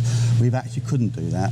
We split it initially because we thought we were going to be at a different drop zone, Cushing Field. Yeah. So we've got a team manager for there and a team manager for here, and I've got an overview of it all, and it's a great honour to do it. Yes, it was interesting because a situation occurred right before you actually stepped on that stage. You had to walk off to take care of some business. Is that right? That's right. One of our CF jumpers had on his very first jump, Biff, a good friend of mine, had an equipment malfunction, and the rules are the judges have got to examine it to ensure it was equipment malfunction before they consider giving a rejump, because you couldn't do the CF formation, and they called me over. So I suppose it's just as well we weren't live. That's right, yeah. Anyway, it's all been sorted, and really it's a testimony to the organisation here. All day yesterday I was very, very impressed talking about CF, because they should be on a different drop zone, completely separate, but because of circumstances the Cushing Field is flooded, they managed to Skydive Chicago, have that going. Everything else is here, and I'm very, very, very impressed with the organisation here. Really, I mean the circumstances. It is absolutely impressive machine, isn't it? Yes, yes, it is. Well, as a delegate to the IPC, which is the International Parachuting Commission, what does that entitle? What type of duties do you have, and how do you represent UK to the world of skydiving? Is it differently than any other country does it? No, I mean the delegates, each country has a delegate, and basically you're representing your knack for all air sports really, but in specifically skydiving. And once a year they have a meeting called the plenary, and it's at various locations, and that's where the future strategies, the future plans, the future rules for each discipline are discussed. And the delegate from each country has a responsibility, A, to ensure the interests of their own country, but B, and I look at it like this, to ensure the continued development of our great sport. And we're all very proud to do that. As I said, I did 6 years on the bureau even of IPC with Graham Windsor and other great colleagues of mine have all moved on to different things. I'm actually enjoying, if this sums it up for us, Sammy, I'm enjoying being back on the shop floor with all that experience behind me, promoting skydiving in the world, not just for the UK, but for the whole in general. Yeah. And we've got some new exciting disciplines coming through, so it's a real privilege at my age to still be involved in the sport. Yes. And I did my first jump in 1972, and to still be around all these the athletes coming through now, it's very exciting for me, and that's basically why I throw myself into IPC. Having said that, every organisation, whatever the sport, you need politics, and it is politics. So if you don't like meetings in hotel rooms, don't be an IPC delegate. Or get used to it. Or get used to it. Yeah. So it's that's what it is. It's politics, straightforward. But it's good to be involved in that level of managing skydiving in the world, because any structure, and as the organisation gets bigger and bigger, you need a political structure and a management structure. Yes, of course. It's good to be involved in it. Well, that's interesting you say, but here we are at the Mondial. This is the fourth one, and you've been involved in every single one since the beginning. I have, yeah. How, in your opinion, do you see that the Mondial has evolved? The concept is fantastic because you do get introduced, especially the young teams coming through, to other disciplines. Even in my own, let's talk about Team GB. Yes. We've got our VFS speaking to the Stein accuracy athletes, and the FS they know about and learn about CF. So you learn about everybody else. I'm blessed really in. Got a fly. We have a little guest here.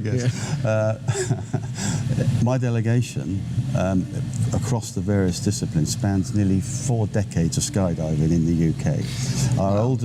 One of our longest serving is Esther Reynolds, who's in the female accuracy team, who was one of those that was brought down this morning. I know she's been competing for up to nearly 40 years because my wife was on the team with her way back in. So we've that's got a lot Pete of history. Allen has come back with Excel, and we've been coaching a lot, and he's got together in a 4-way open with Sartori, another famous team.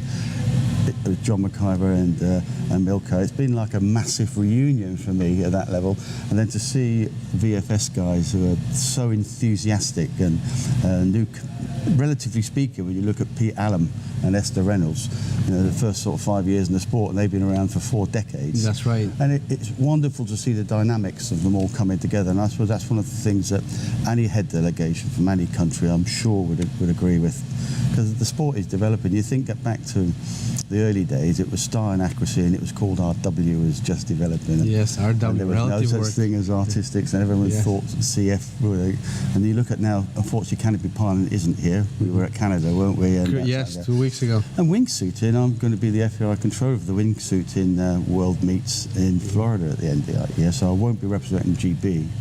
I will be representing the FAI and the FAI controller. But the whole dynamics of sport coming together, and to see them all here together, that's what makes it such a privilege. And it's great to see that Skydive Chicago, are managing it so well in difficult circumstances. Isn't our sport always about having to manage and be flexible with what God throws us as weather, and that's what they're doing superbly. And it's amazing because there's nothing we can do. So the only thing we can do is bend around it. Yes, there is one thing you do: stay positive, keep smiling, yes, and enjoy yourself and enjoy each other's company. Yeah. Well, where is BPA going from here? Well, we are now being dragged, I suppose, into the 21st century. I'm glad actually I can stand back at be a president and look at it. The person who took over from me, the current chairman of the BPA, and he's competing, correct? Yeah, I'll come into that. That's another big exciting thing about my delegation. He's identified, it's a word called governance, and it's based on business, and about actually a management structure that then will be able to serve our athletes better. And you're right. And I don't. It's in the history of it. He likes me this slide. And yes, yeah, got him. He likes you and me. Yeah. It's first time it's actually happened that a serving chairman of the BPA, vice chairmans of the BPA, had competed at World Championships before, but he is the first chairman of the BPA in the history of the BPA to be actually competing at the highest level in 8-ways on the 8-way team, and also be chair of the BPA. His name is Martin Salisbury. When he's finished jumping, the head delegation want to protect him from politics.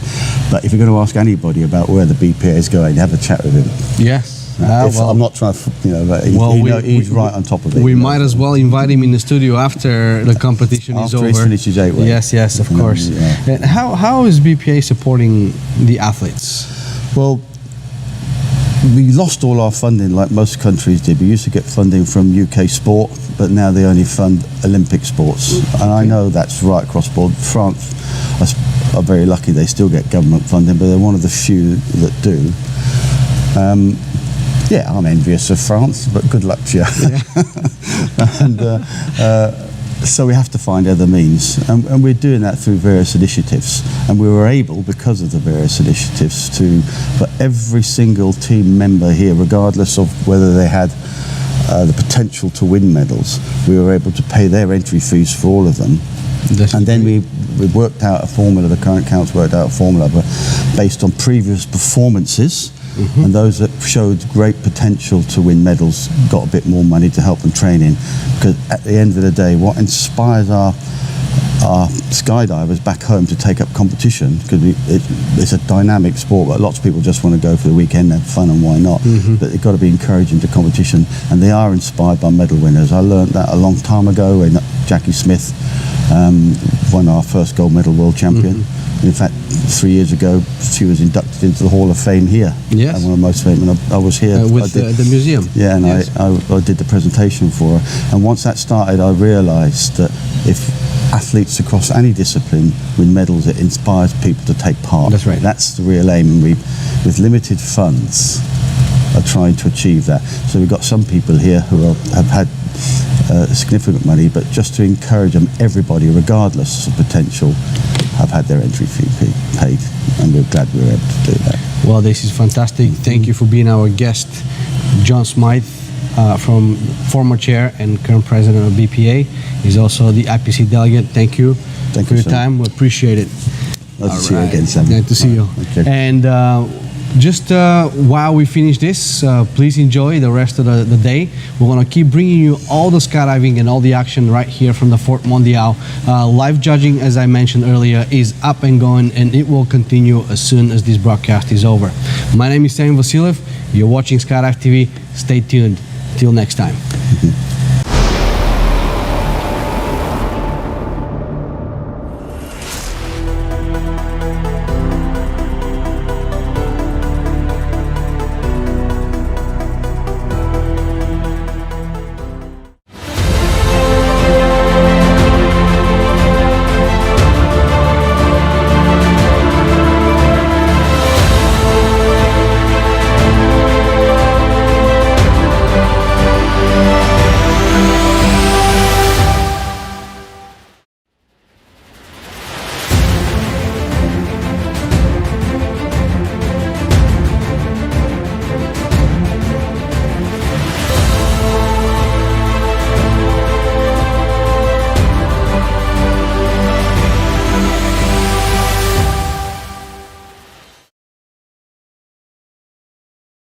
This portion of the program is brought to you by NZ Aerosports, the creators of Icarus and Daedalus canopies proudly made in New Zealand.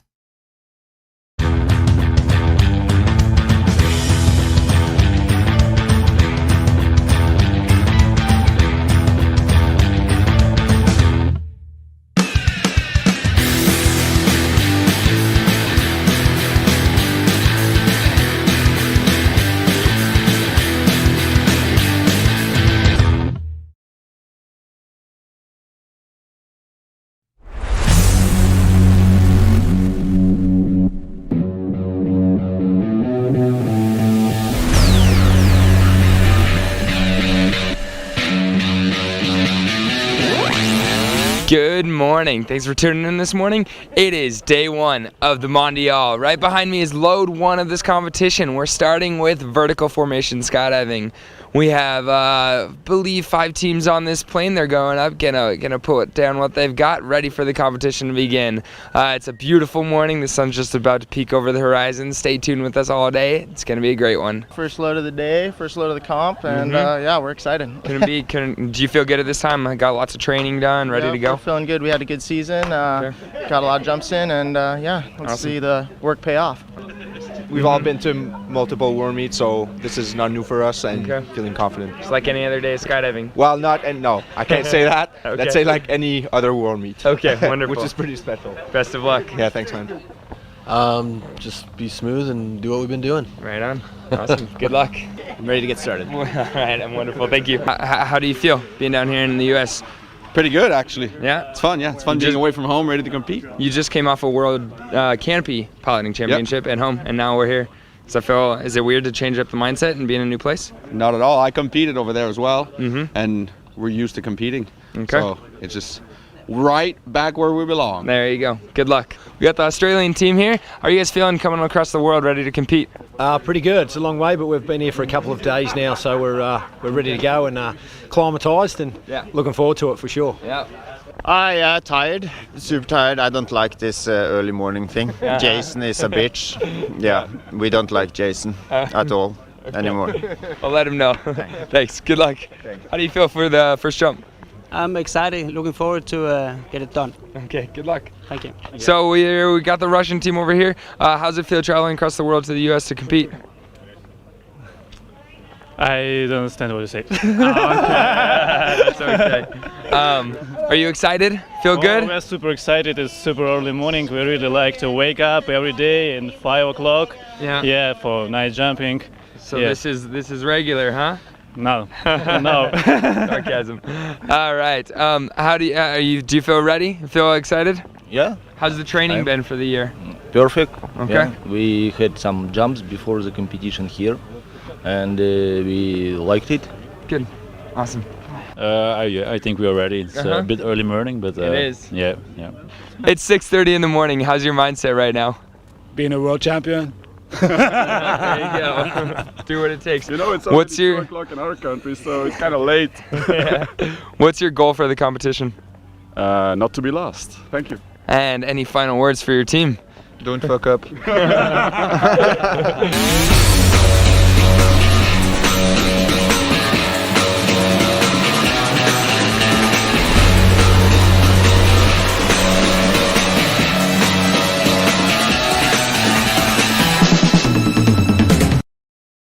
This portion of the program is brought to you by Fisher Space Pen, American dependability.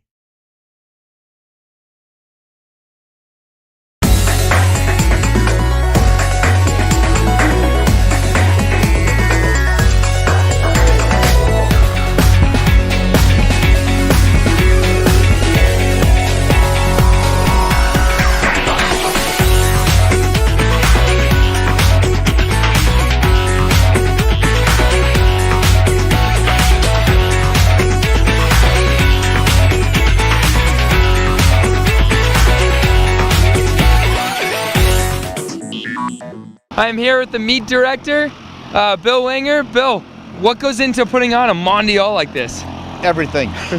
It takes a total group effort. I mean, Rook and his staff have been working on this for a year. I mean, hard, and the last couple of months, full time. And getting the infrastructure ready to do a event of this size, it's not like having 700 skydivers here for a boogie.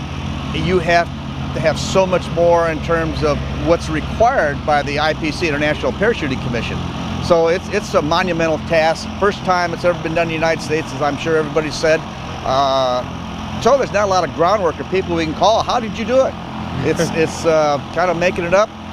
Most of us, Rook and myself, have been in a lot of world championships as competitors. So, and we have a lot of great help.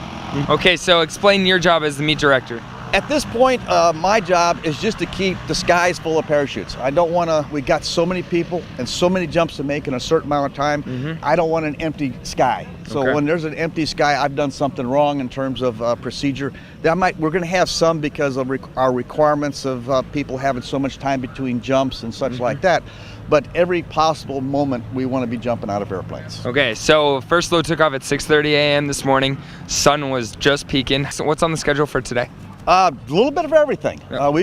We hope to get every event jumps today. One thing I always hated as a competitor, me and Rook looked at it from the competitor's point. We don't want to come and make one jump and go home. We want to make jumps. Once we lost our other disease because of the wet runway, we aren't going to do quite the number we wanted to in each place, and each team will make. But we're going to do the best we can. So to start with today, we are doing vertical. That's what you hear the airplane in the background. We got 2 loads of that. We're going to run them 1 round, and then we jump into accuracy at one end of the drop zone, men's accuracy. At the other end of the drop zone over here, we're going to do women's style, junior style, women's junior style, men's junior style, and after each round of that style right there, we'll put a crew round up. Because the judges have to judge the round of style completely before we can go do the next one. Unlike others, we can still launch the next round.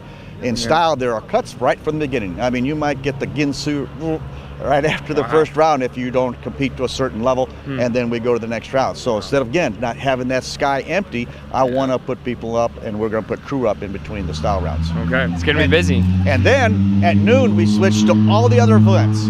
Everybody other events we're going to put up, and we're going to make a loop. And basically about every hour and a half, I think I can get someone to jump. So I mean, from four-way men's, four-way female, VFS, and right through the whole 9 yards, we'll get everybody up and jumping. It's a busy task. Can you explain what happened to the other field, the other drop zone that we were going to jump at? I guess what happened, it's a great field.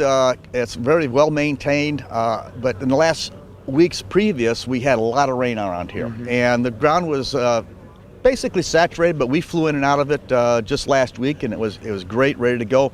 And then we had like that 2 days of constant rain, and the ground couldn't take any more water, and it was just getting muddy and slushy. And two reasons. One is big airplanes coming in and out of there would start making a mess of the runway. We don't want to destroy this man's runway that is kind enough to let us use it. And two is if it gets too much, it's a safety factor of having extra runway, be able to get the airplanes on and off the ground.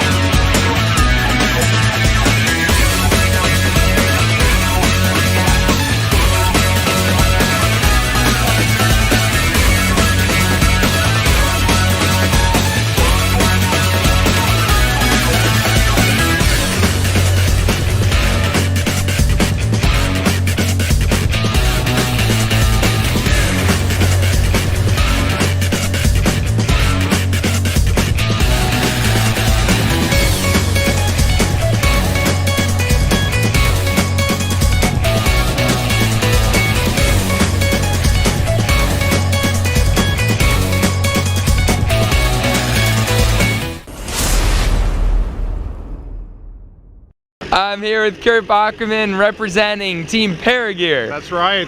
Kurt, tell me about the event. Are you excited? It's great. Fantastic opening ceremony yesterday. You guys did an awesome job emceeing it and filming it. Can't wait to see all the rest of the footage that you guys are coming out with today. Okay. And yeah, beautiful weather. It looks like it's going to be the start of a great competition. What event are you competing in? I am competing in the Siki event, which is the wind dummy event. It's basically the event where sponsors get free skydives during the competition, and I'm going to be doing a style Siki in my relative work suit this morning, and yeah, we'll see how it goes. Okay.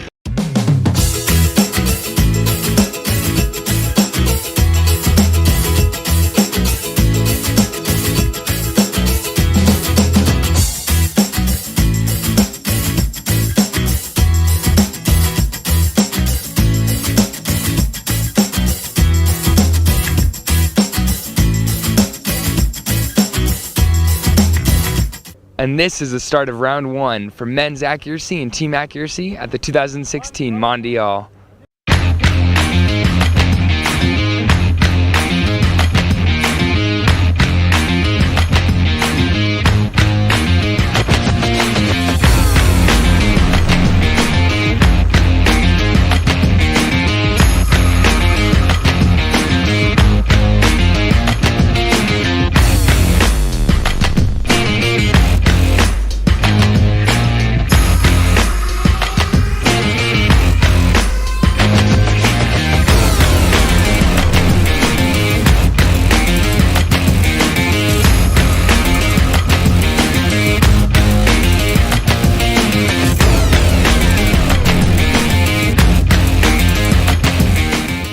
Okay, so the wind limits for accuracy landing is 7 meters per second. We were able to finish round one of the men's accuracy, but now into round two, the winds have been blowing up over that 7 meters per second mark, so they've called the planes down and a number of the jumpers have a re-jump. So we're done with round one of men's accuracy, moving into round two, but we're gonna have to redo part of that. Stay tuned with us, hopefully the winds will come down.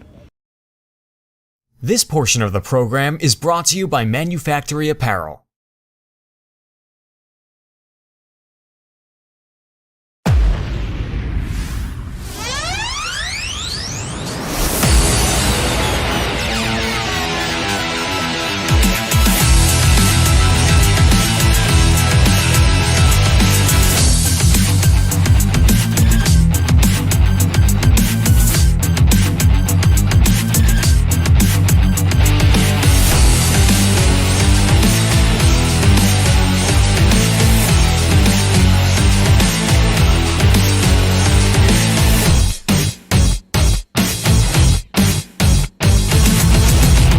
Guys, you finished 2 of your rounds. How'd they go? Okay, not as good as we'd like, that's for sure, but not too bad. We've got a couple of hard jumps out of the way, so now we're looking forward to the next few. Should be able to get a bit of rhythm going now, so hopefully we improve a little bit for sure, but yeah, not too bad. So we've had to stop during it right now because of the sun. You explained those issues earlier to me. So how is it taking a break throughout the entire day? Like, is it hard to find your flow with this long gap in between?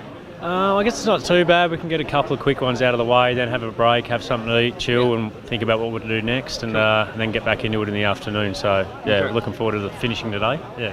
What are you gonna do moving forward into your remaining jumps? What are you gonna do to try and climb the ladder?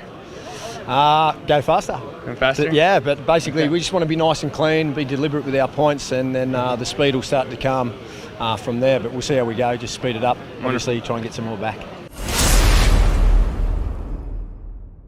All right, now we are getting ready to go into the free fall events, and we're going to start with 4-way male, 4-way female. Then we'll go into free fly and speed, and then I have to kind of put a little break in there for the people that are doing multiple events, and then maybe 15 minutes, and we'll jump right back into 8-way and freestyle. Okay. And then a little later this afternoon, about 2 o'clock, when the sun comes down a little bit, we'll throw VFS into the mix. So it's going to be a heavy afternoon of a lot of free fall skydiving events. Yeah, we're throwing right now initially 4 Twin Otters after it. We might throw the 5th Twin Otter in there, depending how quick we go. We're hoping after we get around and we kind of get our rhythm going, and then it's amazing. And even doing something like this, it takes your rhythm. You want to get going. I hope to be doing a round every hour and a half, hour and 15 minutes. Okay. And I'm kind of optimistic, but that's the way I am. So I'm hoping to get everybody 3 jumps in today. That's my goal. How are you guys feeling going into this competition? Round 1 is about to go up. Round 1 is always the most exciting round. We just need to keep calm and keep the fire at the right level, right? And we know after the landing it will be just a different atmosphere, so we try to keep it up enough to perform well, but not too much, you know? Yep. How are you feeling about this competition? Really good, actually. We're feeling very confident and ready to go. So yeah, we're ready. You're a pretty seasoned competitor. Is this meet any different than any other one?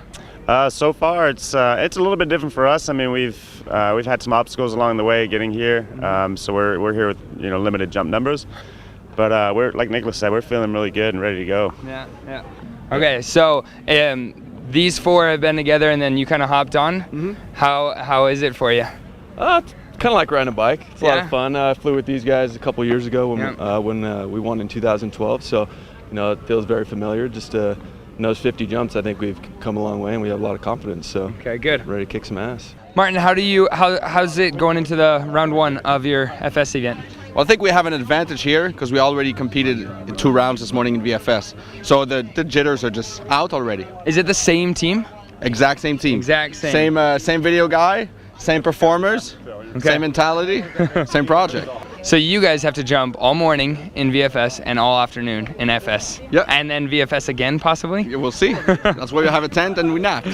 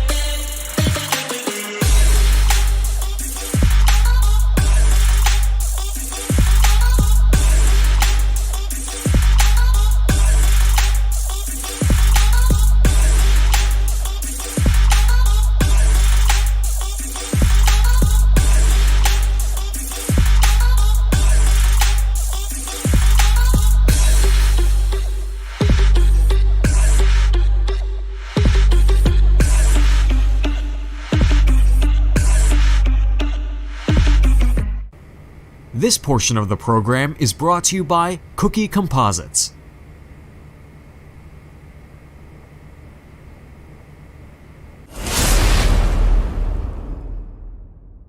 How are we feeling today? Are we ready? Ready. Yeah? It's been a long morning for you. Have you been waiting around just like getting ready mentally, or you feel good? You like starting at noon? I wouldn't say I like starting at noon, but I'm just ready to get this party started. Yeah, get the party started. Anna, how do you feel going into round one? Feeling good. The normal pre-competition nerves, but that's normal. It's good. It's good. That's what we do it for. So feeling good and ready to go. How long has your team been training together? Ooh, since December, so 11 months. Yes. Couple months. And you ready for the competition? Yeah, we're feeling good. We had our nationals a couple of weeks ago, so it was a nice warm up. So see what happens. How's it feel traveling across the world to compete for your home?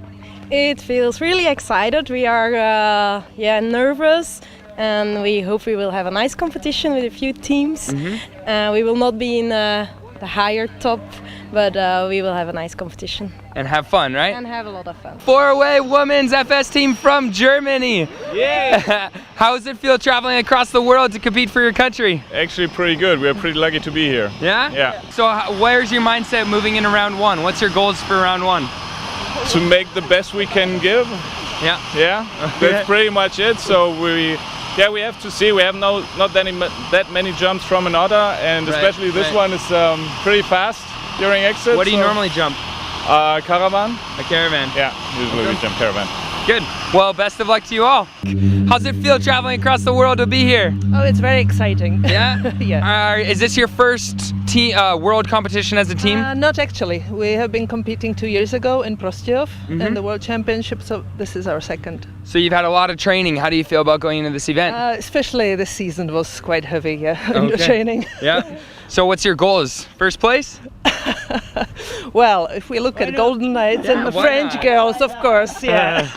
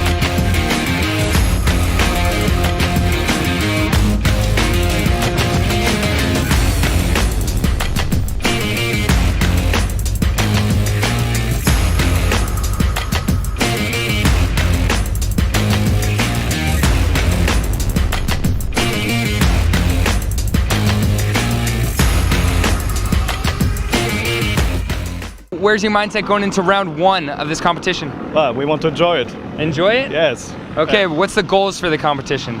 Well, I think our goal is to really show our best performance ever. Yeah. That's our goal. How long have you all been training together and jumping together? In this configuration, 3 years, and this year we made 240 jumps in this configuration. How are you feeling moving around one of your FS event? Well, usual first round nerves, but we're looking forward to putting some points on the board and getting through the competition. Okay, right on. Best of luck to you all. Good luck. All the way across the world. How's it feel being here? It's nice. We arrived Saturday. We did one training jump, and now we go for competition. Now you're ready for the competition. Yeah. Is it hard going from all the way across the world? Is it hard to deal with the jet lag? Not so hard. Okay. We wake up early, so that's good. Yeah, there you go.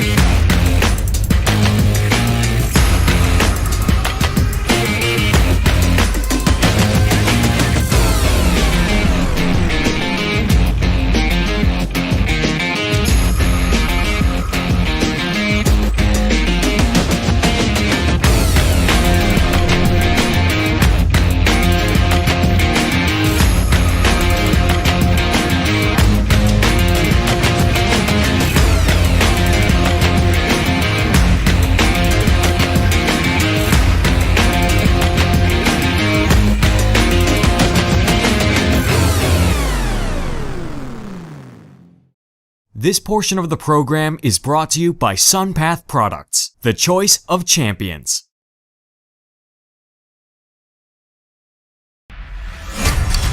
The SunPath student. SunPath quality. Skyhook equipped. Less than $2,400. See your SunPath dealer for more information or go to sunpath.com. Hey, I'm here with Team Poland, the women's 4-way FS team. You've done 3 jumps today. How have they been? Yeah, they've been so far pretty good. We competed. I mean, we perform at our abilities, I would say. Good. It can always be better. That's the goal, right? Perfect. So moving forward in the competition, a couple rounds to go. What's your mindset? Yeah, pretty good. Strong. Yes. Strong. Smiles here. We have some strong competition very near, just a point ahead or 1 point behind. Then we are just very eager to win that one. Perfect. But most importantly, I think the atmosphere in the female 4-way competition, at least in our range of points, I would say, is really great. So we really enjoy spending the time and jumping with our competition. That's awesome. How are you feeling coming across the world to compete right now? Yeah, it's an awesome achievement, man. Super happy to be here and finally getting it kicked off. Yeah, it's good. Do you enjoy starting later in the day like you have for round 1? Yeah, it's definitely good to get a sleep in. Yeah. No one doesn't like sleep in, but it's good, man. Okay. How long have you been training together? Well, we've got a new camera guy, so we started after nationals. I think it's June. We started as a team, so it's pretty fresh. But me and Shay, we've been training since like mid last year. Okay. Yeah. All for this competition. Is it your first world meet then together? It is, definitely. Yeah. Okay. Yeah. Well, best of luck, guys. Hope it goes well. Thanks, man. Yeah. Australian artistic free fly team.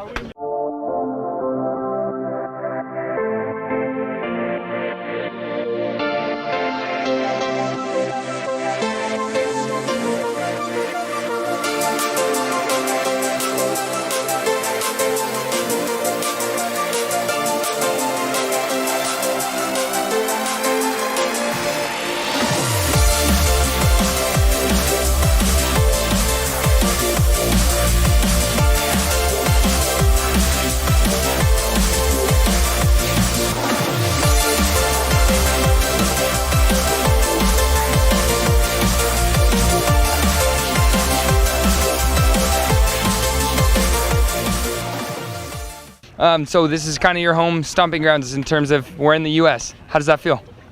Feels good. Yeah. A little bit of home team advantage. Yeah. So yeah, that's awesome. Everyone speaks your language here. That probably helps a little bit. Makes things a little bit easier. Yeah. How long have you all been training together for a team? This is our 2nd year now. Mm-hmm. And where's your home drop zone? Skydive San Diego. So that's where we've been at for the last 2 years. Nice. So San Diego, you have good weather all year round. Does that help? Or how much does that help? It would help if we took advantage of it fully. Yeah. Vigorous training schedule in July and parts of August. Yes. Yes. We like to do things rushed towards the end. Yeah. If VOA to the last minute only takes a minute, right? That's what they say. Yeah. So y'all are just kind of wearing fairly casual stuff, chilling out. Is that your approach to the competition, the strategy? Yeah. Low stress, low pressure. We're just here to fly and do what we like doing. Yeah. We're basically just fun jumping, right? Yeah. That's 100% it.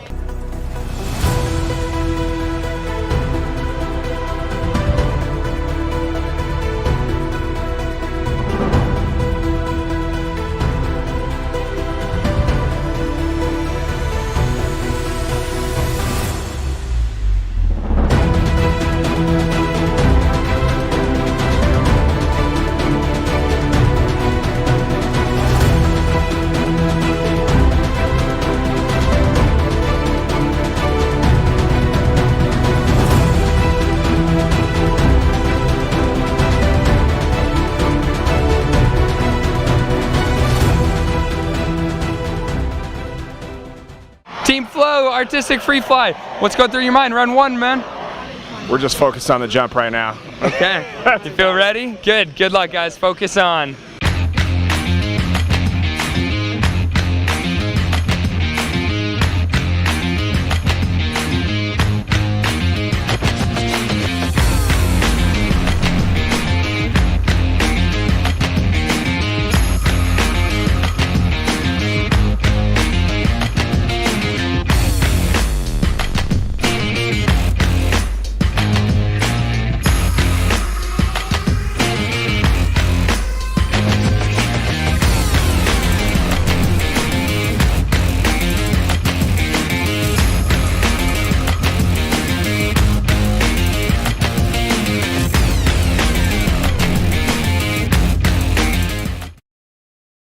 This portion of the program is brought to you by Paragear, serving skydivers since 1960.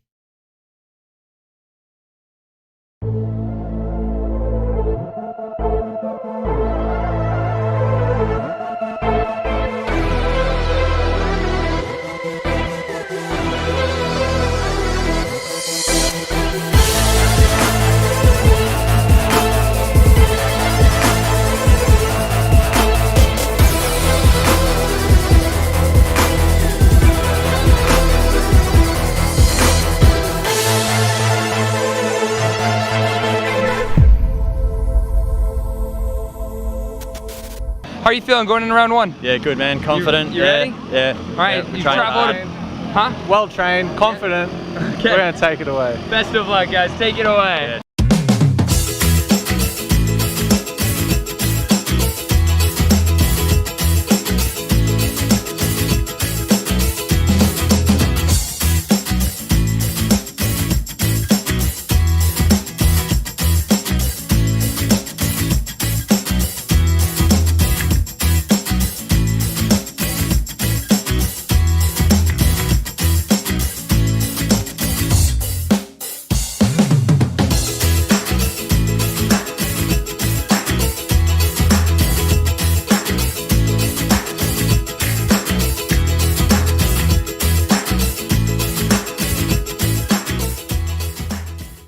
How's the training going from a short season in Great Britain out here? You feel ready for the meet?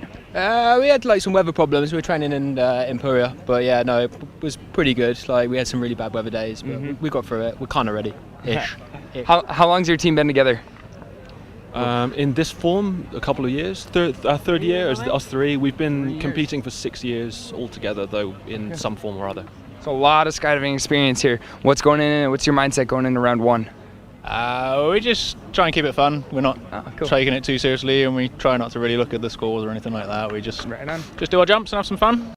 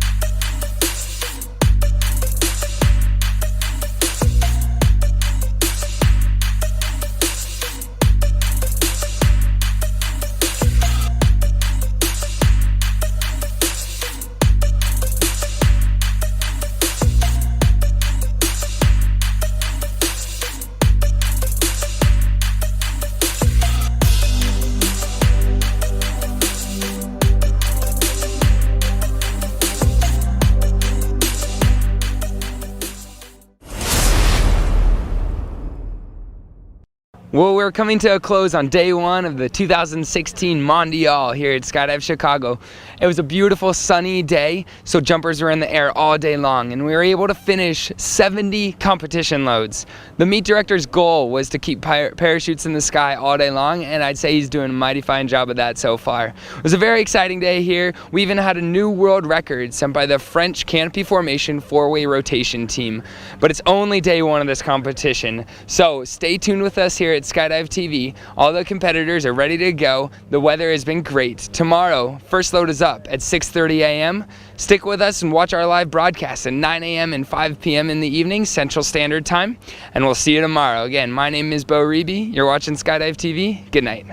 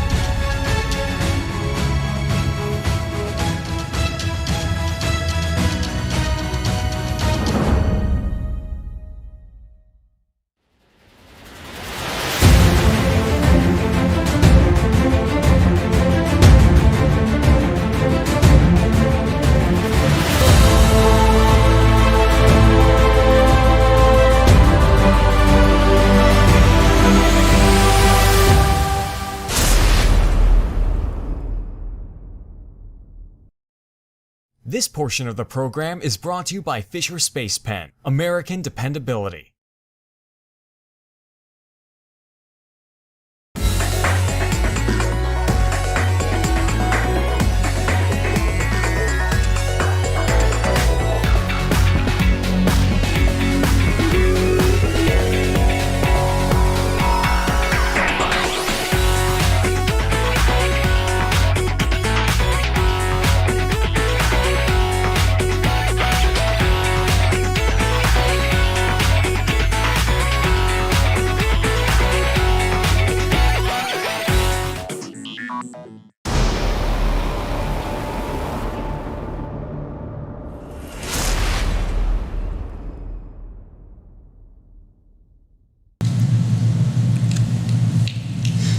Hey, welcome back. It is Tuesday evening, day 2.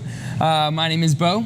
I'm Sammy, and we are bringing you the Mondial 2016 directly from Skydive Chicago. Bo, what's happening today? So we kicked off this morning. Wheels were up on the first load at 6:30 a.m. and jumpers have been jumping all day long. The planes have been turning and it's been a great day here. A few highlights from the day. So an 8-way. Currently the USA is sitting on a pretty dominant lead with 165 points after 7 rounds. France is behind them with 137 and Russia follows them. There's a fight for silver right now. And then in 4-way FS, Belgium, Team Hayabusa, has a lead after 4 rounds with 110 points. And then USA has 101 points. However, there's a fight for bronze, which is shaping up between Russia, France, Qatar, and Canada. All those teams all tight. Are within, well, they're all within 5 points of each other for the bronze medal. So it's shaping up to be a great competition here. The weather was beautiful. It was pretty fun. Well, except for the winds this morning, we actually had to bring down and never took off with the accuracy. Correct. However, it is what it is, and we'll have Bill Wenger, the meet director, tell us all about that in just a little bit. So, what else was happening today, Bo? Let's see. We kicked off. So free fly and freestyle have all been jumping all day, as well as VFS, and they might even finish the VFS tonight. They're hoping so. They were done with 6 rounds earlier. USA is in a lead with 126 points, and we'll see if they're able to declare a world champion VFS team by the end of this evening. This will be interesting. You know, the Golden Knights is very important to note that they broke their own record from last year's Nationals within 2 months of that event. And let's take a look at that video because we are going to have a former Golden Knight right here standing with us. So let's take a look at these 2 world record videos. Hopefully there will be another world record here at this competition.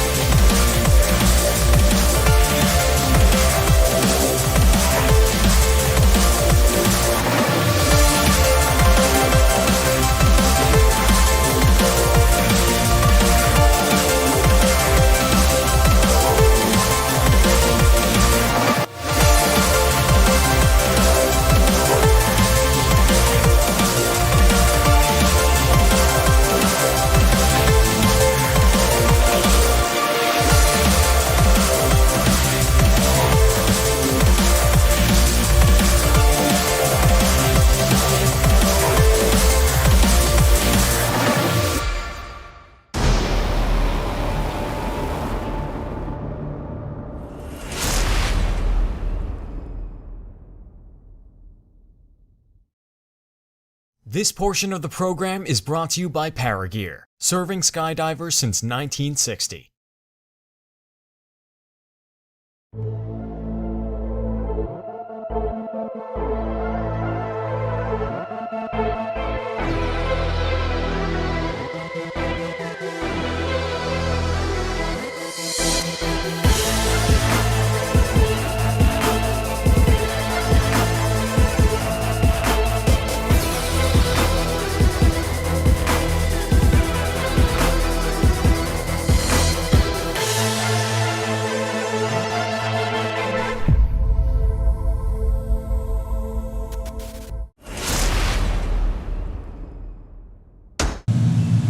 Welcome back. It's some pretty incredible footage, some pretty incredible jumping there.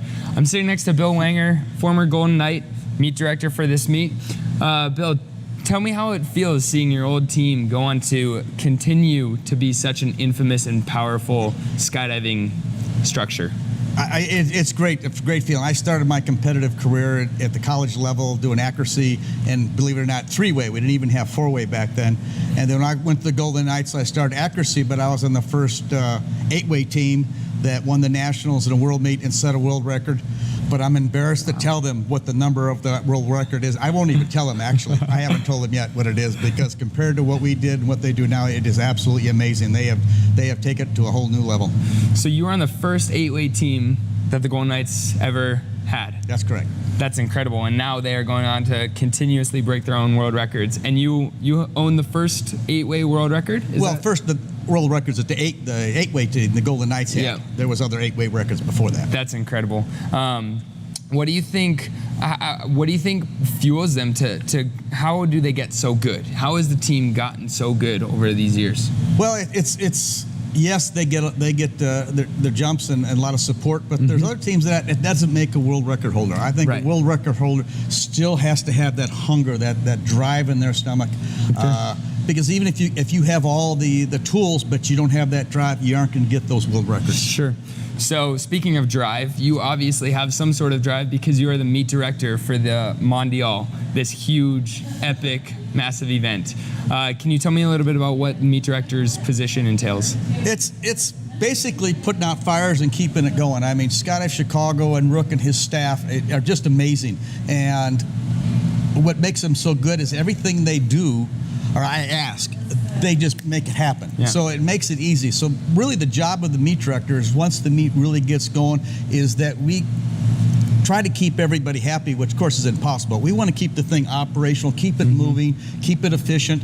We have sky, we want parachutes open in that sky. Yeah. Keep it, use every available moment that we have. That's what you said at the beginning, all these parachutes in the sky, right? Yeah. How many years have you been a meet director or in this type of position? Oh, God. I'll tell you how it started. I was in college. West Point and Air Force Academy always won the collegiates. And my school, Southern Illinois University, decided, we were pretty close one year, and we said, we're going to beat them darn military teams. As strange as I ended up being with one. And so I hosted the collegiate nationals at SIU, our home. Actually, we created a drop zone at SIU's airport, just so we figured we could get a home field advantage. And we came very close, but we still did not beat Air Force at West Point. So you went from hosting a little collegiate meet back in the day to a Mondial, not just a world championship, but the largest world championship there is. What are the challenges to having so many different disciplines all at one place? I think you just mentioned the challenges, having so many disciplines going at one time, and try to efficiently use the airspace in the constraints of the international rules. And the international rules are very precise and restrictive of what you can and can't do. So you could say our hands are tied, but that's not really the truth. It's just very busy. And very precise, and we can't give so much time between jumps for certain competitors and events and changing events, such like that. So again, it's just a matter of it being efficient. Okay. So if the weather continued to play out nice, or play nice with us, how long do you want to run the meet for? When do you think you could finish it by? Probably 3 more days. I mean, it's always hard to figure out, but I think it's 3 more days. We can get most of the events done in 2 days.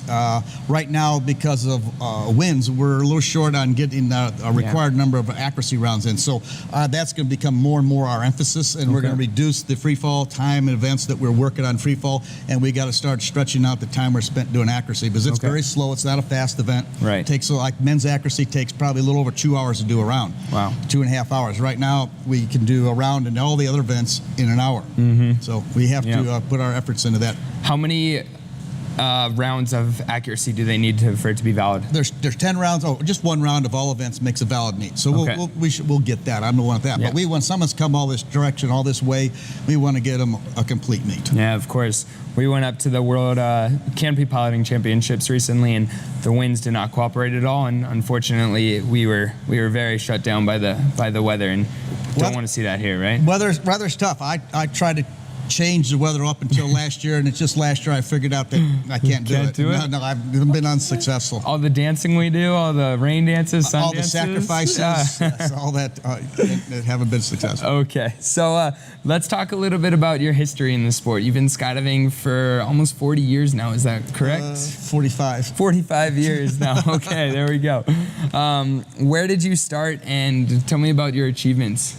Oh, well, it started at college, Southern Illinois University. I was a college wrestler, and decided last year I wanted to play more than I wanted to work, so I saw the old notice on the student union, went and tried it, and I had an uncle that did all kinds of crazy stuff back then, so I said, I want to try that. So I just went out to do it one time, and that was 45 years ago, and my wife is still waiting for me to grow up. Hooked right away, huh? Yeah. What type of gear were you guys jumping back then? My first gear I bought was a 28-foot flat circular, commonly known as a C9, and a 24-foot chest mount, and boy, it was hot. Did you ever have to use that reserve? Not the 24-foot, 26-foot round, lots of jumps on the reserve. Yeah. So you were a world champion competitor for the Golden Knights, is that correct? Yes. Can you tell me about that? Well, that was great. It was our 8-way team, 1978. We won the Nationals. We went to the World Meet in France. And it was one of those meets where everything went right for our team. I mean, it just clicked. You know, I had other meets, the Nationals the next year. Everything went wrong. Every point was a half a second out of time. That year we just clicked. We had a good group, and that's so important in team events. I mean, you can have the abilities in the individuals, but if the teams don't work together, you're not going to be successful. And then after exiting the Golden Knights, you have moved on to help with the organization of the USPA and the board of directors in competitions over the years. You were the competition chair, is that correct? Yes, on the board of directors, the competition chair on the board, and to me, the USPA board of directors was kind of like paybacks. I mean, the sport's been great to me, and it's giving back to the sport and trying to help, and it's good. Okay, so we finally have an official Mondial within the United States. USPA has supported it. Where do you see the future of skydiving competition going within the U.S.? Where would you like it to go? I think I'd like to see not necessarily Mondial, but a Mondial, other world championships here and other drop zones. I think it's good. What I love about having the Mondial here is I think we have Skydive Chicago and Rook has probably the finest, I'm not going to say probably, he has the finest skydiving facility in the world that I've seen, or anyone else has seen. I call it the Taj Mahal of drop zones. Yeah. It's got a great facility, it's got a great staff, so it's a great place to come. Well, you sure got it right. This is an amazing drop zone. It's huge. It can support an event like this. And you make it sound like your job is easy, but I know it's not. I know you're getting a lot of help from a lot of people. But that's the key. I mean, you got to have the help. You can't do it by yourself. Huge shout out to this man right here. Thank you very much for sitting down with us today. I know you've probably got people shouting for you to come tell them what to do next. So thank you very much. I am here with Bill Wanger, the meet director for the Mondial, the one and only. We're going to take a look at some of the highlights from today's jumping. Like we said earlier, it was an awesome day of jumping. So stay tuned, watch these highlights. Coming up next is the drop zone owner, Rick Nelson.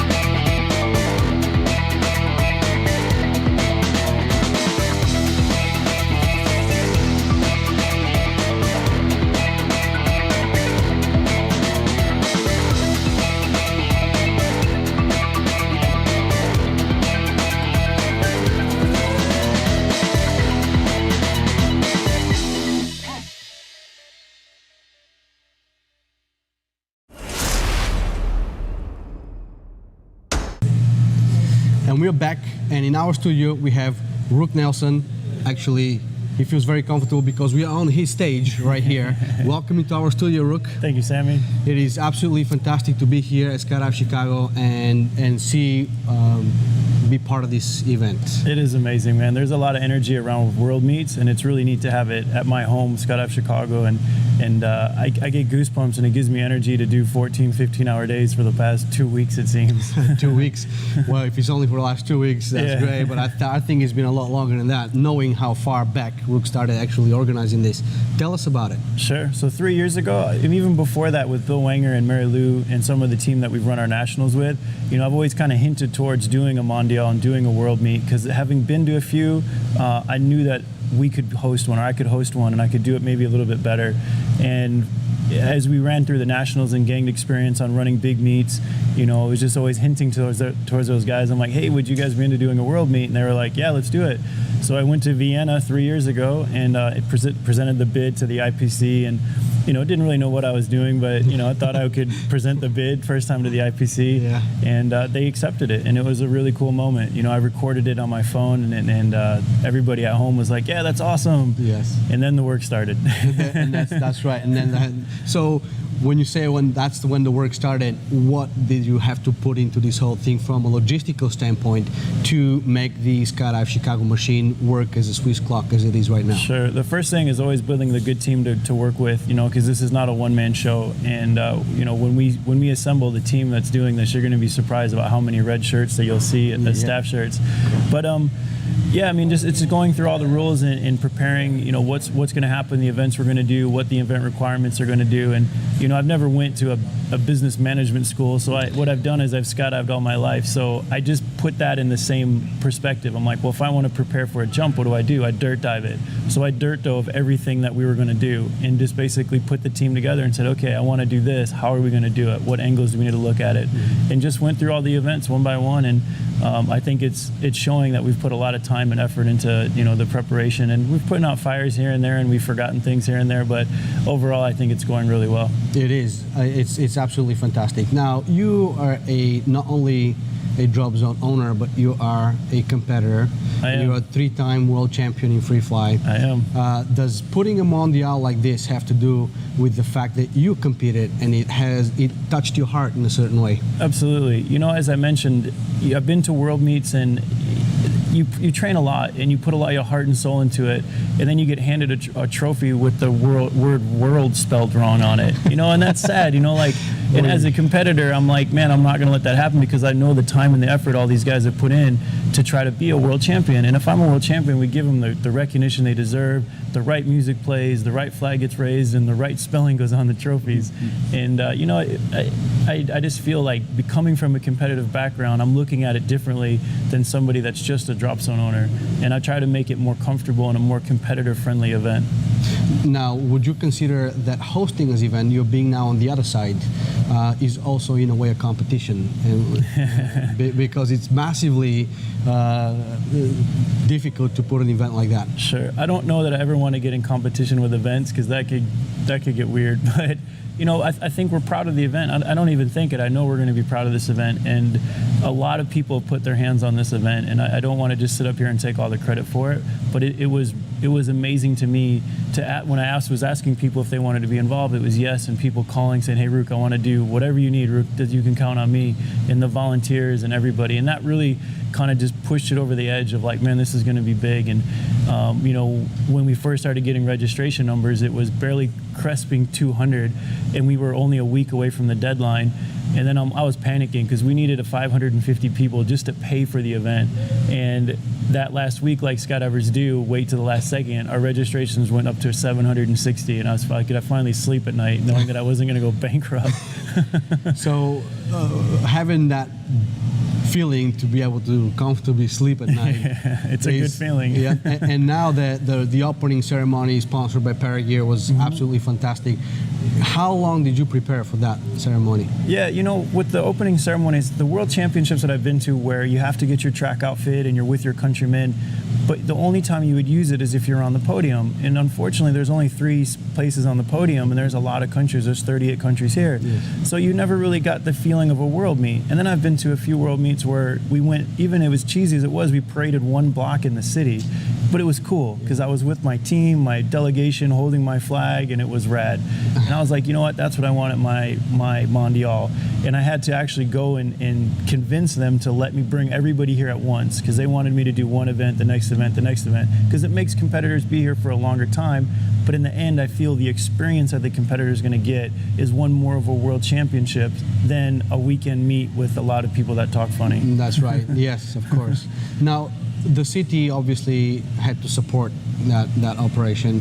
How much support did you get from the mayor? How much support did you get from the board and the county and all that? Yeah, so initially I needed a letter from the city to even put a bid together, and I called up Mayor Eschbach, who was at the opening ceremonies, gave a good speech, and I said, hey, Bob, you know, I want to do this big event, and usually when you call the mayor, mostly you're asking for something, and I was just like, I just need your support. Like, I don't need too much from you.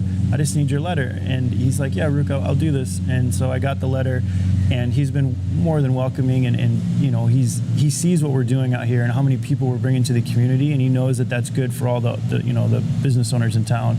I mean, just for our internal needs, I've rented 3/4 of the Super 8 and like 1/3 of the Holiday Inn. That's massive. Yeah, I mean, it's a big check going to those guys. Yes, it is. Well, you and I go almost 20 years back. Yeah, we do. From our early skydiving careers, our wild days living back there. Yeah. Oh, yeah. You know, and different color hair. It is, yeah, different color hair, of course. But I would like to bring us back a little bit in time. And your father was a mentor to you, mentor to me. Sure. Do you think that, how do you think he would feel to see what you did with this drop zone? Oh man, he'd be excited. I know I've been told by a lot of people, you know, congratulations, Rook, your dad would be proud. And that means a lot to me because I know he would. But I struggle with is if he was still here, the headbutting we would have done putting this meet together. Because it's like, he was a bit of a control freak, and, you know, you only can have one person ultimately making the decisions in the end. And I know that knowing him, he would have been, you know, putting his 2 cents on it. But I know that at the end of this event, he'd be really proud. And many people have said that like yourself, that go back to knowing like when he was around. Well, I will never forget when all 3 of us poured that concrete out front. Oh, yeah. Yeah, that was a hot summer day. I know. Yes. He was earning those skydives. Yes, absolutely. Well, Rook, we are very, very excited, and we thank you for having us here as well. Yeah. I appreciate all of your support.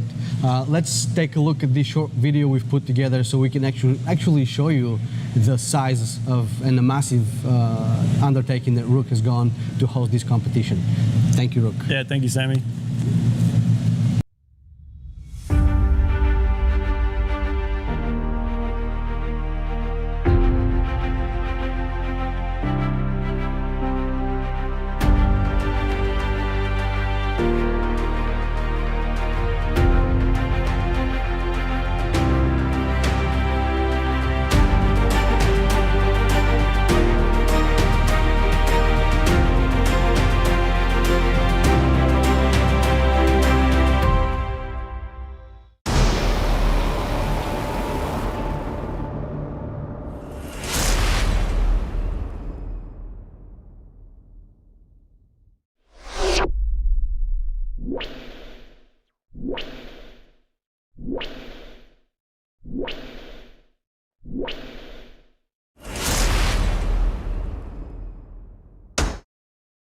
This portion of the program is brought to you by NZ Aerosports, the creators of Icarus and Daedalus canopies proudly made in New Zealand.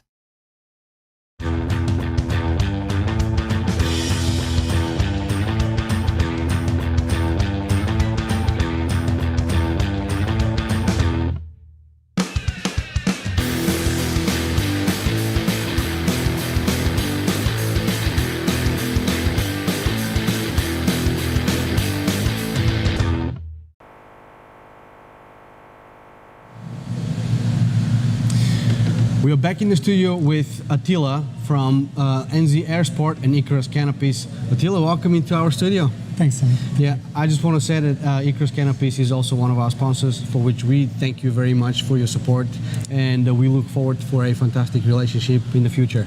Yeah, me too. Thank you. So Attila, you guys came all the way from New Zealand, and what is the feeling when you get here and see this competition? It's great. I used to be a competitor myself. I competed in a few world meets, and this is part of our life. So it's always good to catch up with everybody. And never been in Skydive Chicago before, and this is a great setup. We love it. So you obviously, Icarus Canopy sponsors a lot of competitors. That's And right. how besides from a canopy standpoint, how is Icarus Canopy supporting those athletes around the world and teams? We offer them a different level of support, different level of discount on canopies, and like this year actually we have more canopies flying than probably ever before, and it was great to catch up with everybody, and seems like everybody is happy with the scores they have. Yes, I see a lot of Icarus logos on the canopies. Do you by any chance know how many canopies are flying out here? Or? I don't know exactly, but yeah, it's good to see it. It's good to see it, Yeah. yes.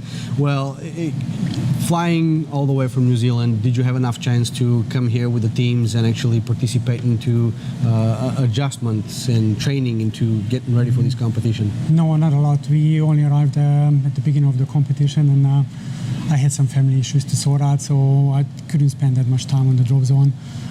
But I've been catching up with the teams a little bit, and now I'll be here in the next few days. So are you representing just Icarus at this competition, or are you head of delegation? What is, or just coming to have a good time?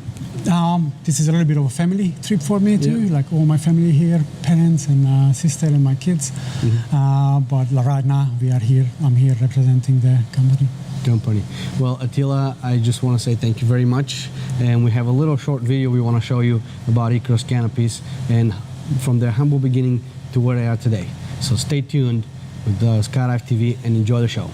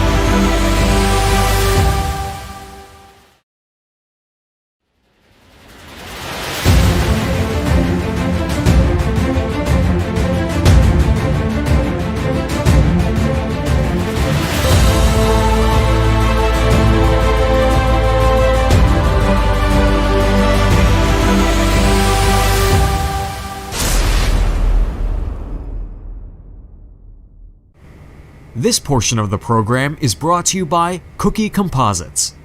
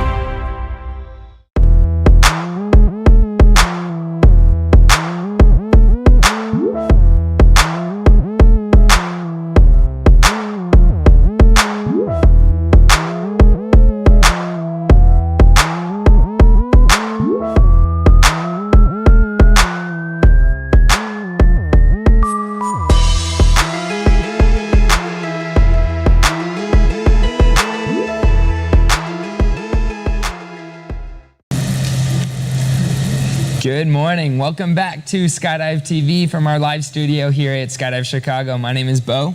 I am Sammy, and you're watching live directly from the Mondial. What an interesting day yesterday. Day 2 brought a record, actually 2, and we are going to have the opportunity to speak to the record holders in just a little bit. We had a little bit of an issue with the clouds yesterday, so we couldn't complete the accuracy. However, it is going on today. Yeah, so this morning the clouds are still around, but we are able to jump accuracy. Accuracy jumpers only need 3,000 feet to get out of the plane, and they have been going all morning long. It's been men's accuracy. So since they haven't jumped the past couple of days, it's nice to see them in the air again. That's right. Also yesterday, we got our new t-shirts. Thanks to Manufacturing Appeal. They're fantastic. Yep. And right now we are with our brand new look. Yep. We're going to just cover a couple things from yesterday. So like Sammy was saying, last night we were hoping to finish the VFS, the vertical formation skydiving. We got a couple of the teams done on the final round, including Team USA, who presumable winners after everything finishes. They have a pretty strong lead right now. Congratulations to them. But we're not able to finish the round last night, and right now with the clouds, they're not able to finish this morning. So we're hoping that the clouds clear so that we can officially declare a VFS world champion. That's right. The plane came down with some of the competitors that they were not able to complete the final round, so that will be happening hopefully today, weather permitting. Yep, and it's been a really tight competition with a lot of the other disciplines. Four-way female, the first and second slot are right next to each other. In the three-way free fly, the top three are neck and neck with each other. So things are heating up here. Every day is exciting. You never know what's going to happen here at the Mondial. Absolutely. Let's take a look at some of the best jumps from yesterday.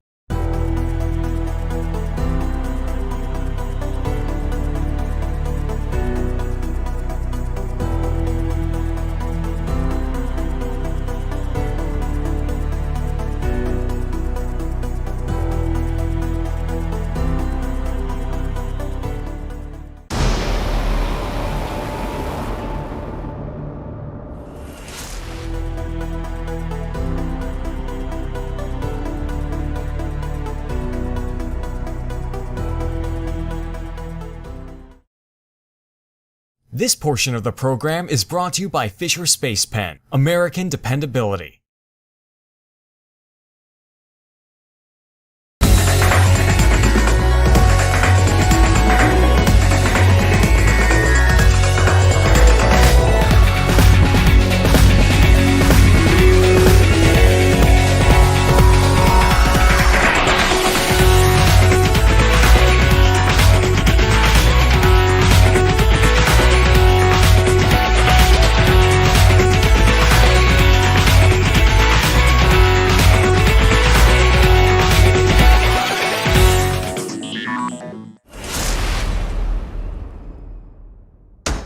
Hey, welcome back to the studio. Some awesome jumps took place yesterday, obviously, as you just saw. And one of the most impressive feats that happened yesterday is a new world record was set in speed skydiving. Yeah, you heard it, speed skydiving, where you just go as fast as you possibly can go.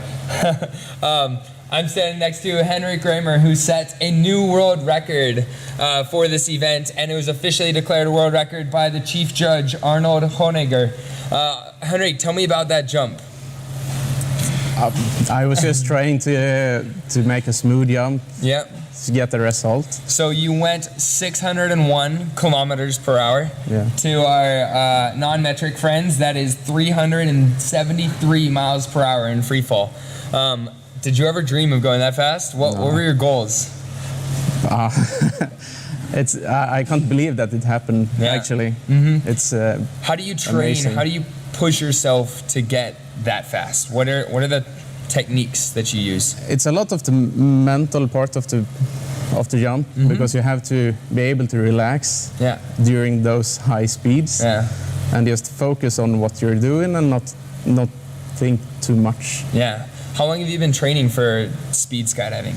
I'm doing speed skydiving for 3 years. 3 years. Yeah. And how long have you been skydiving total? 9 years. 9 years. Okay. Yeah. So, at what point in your skydiving career did you? Why were you attracted to speed? The speeds actually took me in because I like high speeds in everything I do. So just tried it, and I saw that I could get better, and started training more and more and more, and saw the progress. Yeah. So you're from Sweden. Does Sweden have a very large speed skydiving discipline? No, we don't. We had, I think, we're 6 or 7 people on our nationals this year. Okay. So it's not so many. And how about we're only 1,500 skydivers in the whole of Sweden. In the entire Swedish Parachute Association. Yeah.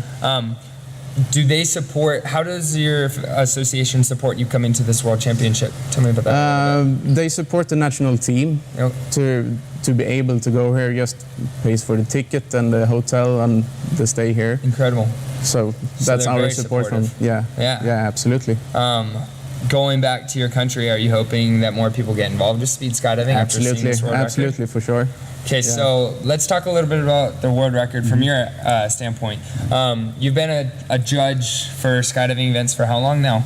Oh, for speed skydiving for, I think, 6 or 7 years. No? Okay. And I expected that someone, a competitor, will break the 600 if it do a really, really good and smooth jump. And Henry did it yesterday. The first competitor to ever break 600 kilometers per hour. That's insane. Can you tell me about the previous world record before that? The previous world record was done by Marco Wiederkehr from Switzerland. It was 5:33, and in the same world as Henry yesterday, he was able to go faster than his old record. It's 5:38. But Henry boosted it up. Unbelievable. Yeah. What kind of suit are you wearing when you jump? I use ordinary free fly suits. Okay. A lot of Cordura. Yeah. Just point your head straight at the ground. Yeah. Okay. Moving forward in the competition, can you tell me a little bit, Arnold, about, so we've finished 5 rounds of speed now. Yeah. Tell me what happens next. Yeah, so now we have the last preliminary round, round 6. After round 6, we'll do a cut, and the best 10 of the preliminary rounds will go forward to the semifinals. We'll do one jump in the semifinal, and then we do another cut, and the best 5 go to the final round. Okay. So then, we still have a couple jumps left for you. Hopefully, yeah. Do you think you can go faster than 6:01? You never know. You never know. You think you got it in you though? Like maybe? Yeah. Maybe, but yeah. Awesome. Well, best of luck, man. Thank you. I hope all the best. But huge congrats, dude. That's really exciting. Here with Henrik Kramer, the new world record holder for speed, the first person to ever go over 600 kilometers per hour in a skydive like this. And the chief judge for the event, Arnold Honegger from Austria. Thank you both very much. And Henrik from Sweden, thank you very much for being here. Best of luck and have a great day. Thank you. Thank you very much.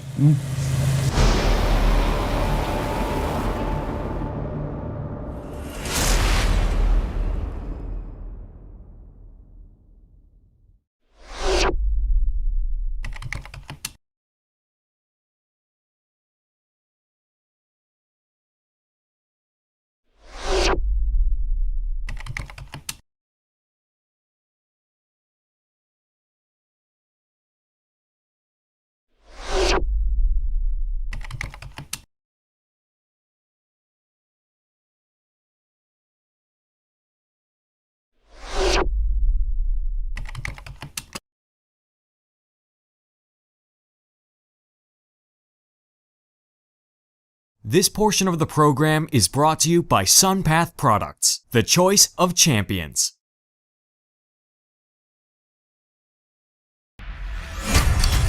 The SunPath student. SunPath quality. Skyhook equipped. Less than $2,400. See your SunPath dealer for more information or go to sunpath.com. Well, here we go. We are back in the studio again with Chris Talbot from SunPath. Chris, welcome to our studio. This is the second time. It is the second time. It is. The last time we did it was at PAA, which was a little different circumstances, and this time is at the Mondial. It's Skydive Chicago. Yeah. So tell me, what does it mean for you personally to have the Mondial right here at home turf in America? Well, personally, it means a lot. I mean, I was fortunate enough to be a competitive skydiver in 8-way and had quite a bit of success. So to have it here, and actually I have great memories here at Skydive Chicago as well. So and it's the first time in 23 years that the FS World Championships is back in America. So it means a lot. I'm happy to see it. And I was telling someone else this week, I think it just had to be at Skydive Chicago. It had to be here versus anywhere else in the country. Rook and his team, they're the ones that can really pull it off and do it well. Well, it's certainly going absolutely fantastic. This is it's a well-oiled Swiss clock machine as far as I'm concerned. It is, I agree. What does it mean for SunPath, the company that you represent, to have that event right here on home turf? Well, it just means we don't have to fly, to be honest with you. I think, Pat flew up here, but it means that we're able to, spend a lot more time with the athletes because we have a little more latitude in travel. But, we're going to be at the World Championships wherever they are. But it's like, we were telling the world, hey, come to America, have a great World Championships, and they're going to get it done fairly quickly, so everyone's going to have some time to go sightseeing and enjoy themselves. And then, for SunPath, obviously we sponsor a lot of the field here at Skydive Chicago, not just in formation skydiving, but several other events. And we are able to, reach out to our sponsored athletes, get the feedback from them that we always enjoy, and reconnect with them as well. Now, that's, we see SunPath everywhere. How many teams are you sponsoring? Pat's going to kill me. I don't know. Here we've got all in. We've got just over a dozen teams and a few individuals that we're sponsoring, and then around the world it's a lot. Well, SunPath is also a Skydive TV sponsor, for which we thank you very much for your support. It's fantastic to have you guys on board, and we look forward to a really fantastic relationship in the future. Yeah, we do well. We do well together. Well, what is the most exciting thing about this event that gets you going, that gets your blood going? Oh, watching the 8-way, watching the Golden Knights. I'm a Golden Knight. Watching the 8-way. I mean, there's watching that, especially this week in particular. The team is on automatic. I mean, they're skydiving flawlessly. They've absolutely taken 8-way to a new level. There's that phrase from some other athletes somewhere else in the world that says they're playing a game with which I'm not familiar. I barely even recognize 8-way that they're doing as anything I can associate with, and they're they're killing it. I think that definitely the 8-way. The 8-way is absolutely fantastic. The Golden Knights did a record last year, which hadn't been broken since 1997, and that was at the Nationals. And then in Dubai, a few months later, they broke that record again. When you see those videos, how does it make you feel? What the heck? Yeah, we had those things yesterday, but it's the Midwest. What can we do? It makes me feel proud. And, makes me happy for my friends, for my teammates. I know everyone on the team quite well. 2 of the guys I was on the team with. So yeah, it makes me feel good to see that I know that record stood for a long time, and the people that were on that team were quite proud of it. Eric Heinzheimer is probably watching this right now, but it was records are made to be broken, and it was great to see the team after a few attempts where they didn't quite make it in previous years. It was great to see them finally break the 31-point record and then do it again for 32, and then do it again 33 in Dubai. Do you think that there could be another potential record at this competition? No. Well, there could be another potential record, but not in the single round. The most points scored over 10 rounds. I think that record is going to be broken again by the Golden Knights. But is it because of the draw that it doesn't look? Well, no, it's not because of the draw. It's because of the team. Because of the team. Yeah, they are the teams. 6 of the 8 have been together since 2010, so they've got quite a bit of experience together. That's right. Sunpath also supports the Golden Knights quite a bit. The Golden Knights support us as well. We're proud to have the Golden Knights jump in our gear for sure. Absolutely. Well, I was not a Golden Knight, but I did have the honor to actually wear Chris's suit back in 2000. 99, I think, yeah, 2000. When we did the filming of Cutaway, and we actually used the Fort Bragg wind tunnel, and I showed that picture to Chris, and he goes, "That's my suit," and so it felt good to be. I remember that. It felt good to be in that suit. Yeah. I don't think I'd fit in that suit anymore. Well, I don't think I'd fit in it. It's been a few years. Yeah, it's been a few years. So tell me, Chris, what's the philosophy of Sunpath, and what's the inside culture that makes Sunpath what it is? Take care of people. It's not complicated at all, and it's whether it's our customers, our sponsored athletes, or our employees, and it starts at the top at Pat Thomas, and all the way down to someone who's been working for a local kid who's working there for the summer, to every employee, every sponsored athlete, every customer. Take care of each person individually, and everything else will just work itself out. And the other thing we try and remember is, no matter what, the people just want to skydive. That's all they want. So if we can get them the gear, they're going to skydive. Everybody's happy. That's right. Yeah. Well, it's absolutely fantastic to have Chris in our studio here. Let's take a look at this company presentation that we have for Sunpath. Enjoy.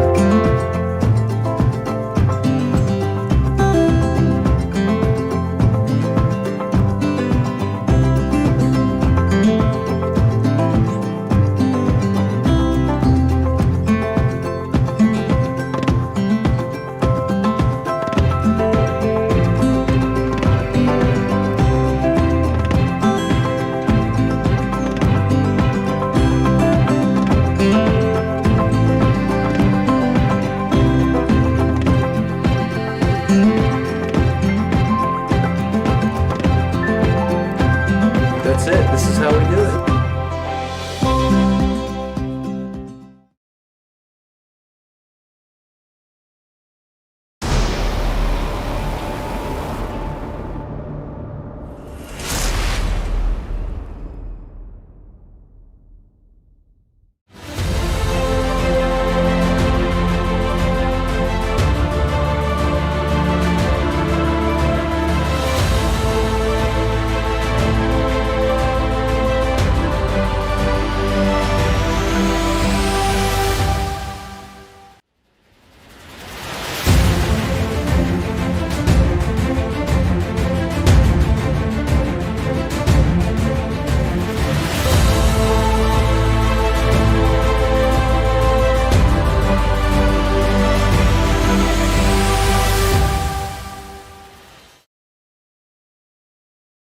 This portion of the program is brought to you by SunPath Products, the choice of champions.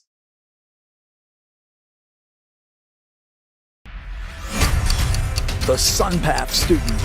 SunPath quality. Skyhook equipped.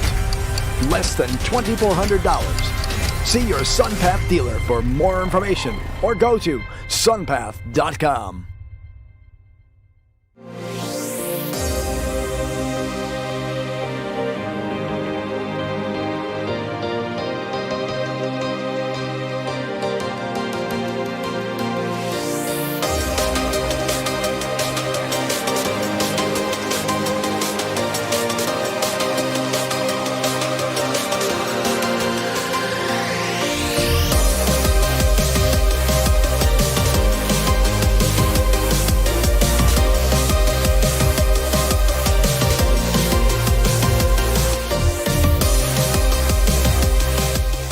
Good morning, it is day 2 here at the Mondial and we are starting up. The planes are flying. We are doing 8-way, VFS, female accuracy, men's style, and then we'll be moving into 2-way canopy formations later this morning. Little interesting point is that the men's style is now being jumped at an alternate landing area to clear up some of the airspace here so that hopefully we can just turn and burn all day long, get lots of planes up and get lots of jumpers up. Stay tuned with us all day. The weather looks good so far. The sun's just rising up. It's beautiful here at the Mondial 2016.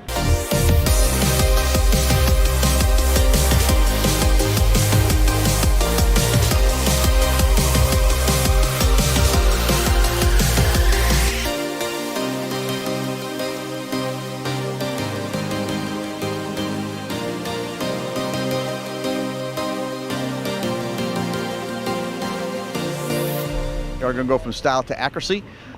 We've acquired another spot where we can drop these style jumpers, which will help us a lot because it clears up some airspace, so that speeds up style and it speeds up the canopy formation. Tell us about that new alternate landing area. Where is it? It's only about, by air, about 2 miles here, maybe driving 3 miles from here. We've set up it with the porta potties and all the equipment we need for style, and so hopefully we're getting ready to start that first load over there in about 10 minutes. Why is style so difficult to have at this drop zone as well? It's like it's not difficult, it just style is very particular of where you get out. We can't adjust where you get out. It's the winds dictate it. If the style jumper has 10 degrees of drift in free fall, it's an automatic re-jump. So, and the wind dictates it, and that's where it goes, and they get out one at a time. So it takes that part of the sky away for as long as we're doing it, and that just limits us to what we could do elsewhere on the drop zone. So for style, they have to fly directly into the wind or downwind. Is that right? Either or. Normally, either the preference is directly downwind, which is different from everything else. Yesterday, because of the winds and doing accuracy, we were able to switch it around and come in from upwind, which isn't normal, but with lower winds we can do that. Okay, great. So there's a little bit of weather possibly moving in today. Have you planned for that? What are you talking about? Exactly. We don't have bad weather here. Right. We're just going to go until we get it. I look at the forecast, and if we see something that's going to be destructive or something like that, of course we're going to go with it, but I pretty much don't trust the weather.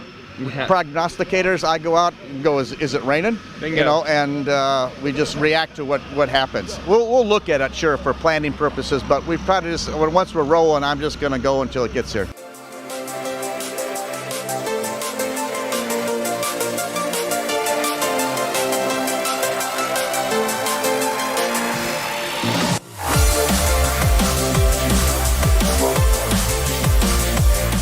All right, I'm here with the VFS team from Great Britain, maybe the most color-coordinated team we have around. How's the jumping going? How's the competition?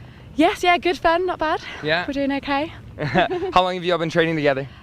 2 years. 2 years, okay. Yes, yeah, so we're quite a new VFS team. Yeah, definitely. How many world meets have you done before this? This is our first. Your very first one? Yes, yeah. So what are the goals going into this competition? Just to kind of fly clean, fly as well as we can and stuff. Like a lot of the teams here are really super amazing teams, been together a long time and stuff, so we just kind of wanted to have the experience of coming here and do as well as we can.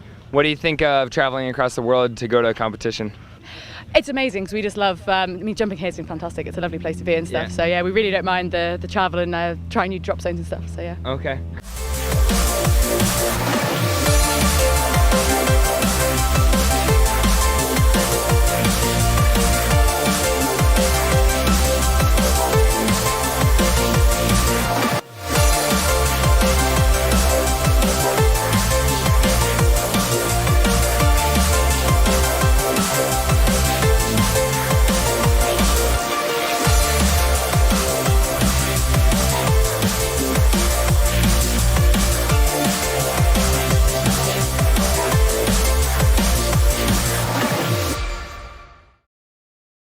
This portion of the program is brought to you by Paragear, serving skydivers since 1960.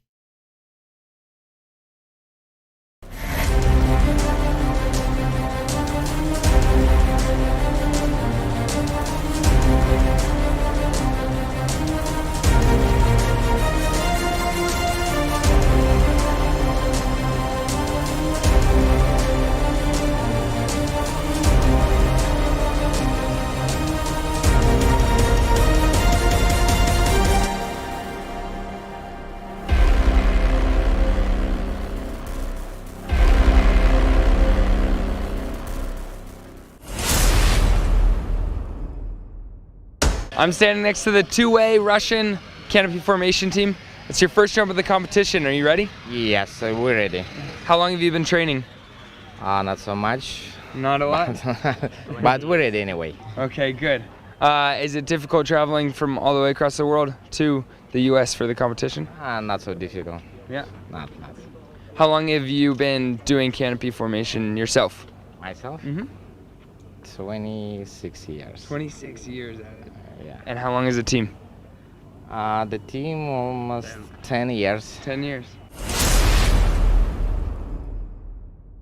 Hi, I'm honored to be standing next to Andrei Barabash, the president of the Russian Parachuting Federation. Andrei, what does it mean to bring such a huge delegation here to compete at this World Championship? Какая страна, собственно, такая делегация. Американская делегация-то еще больше. And how does the Russian Parachuting Federation contribute to all the athletes and competitors?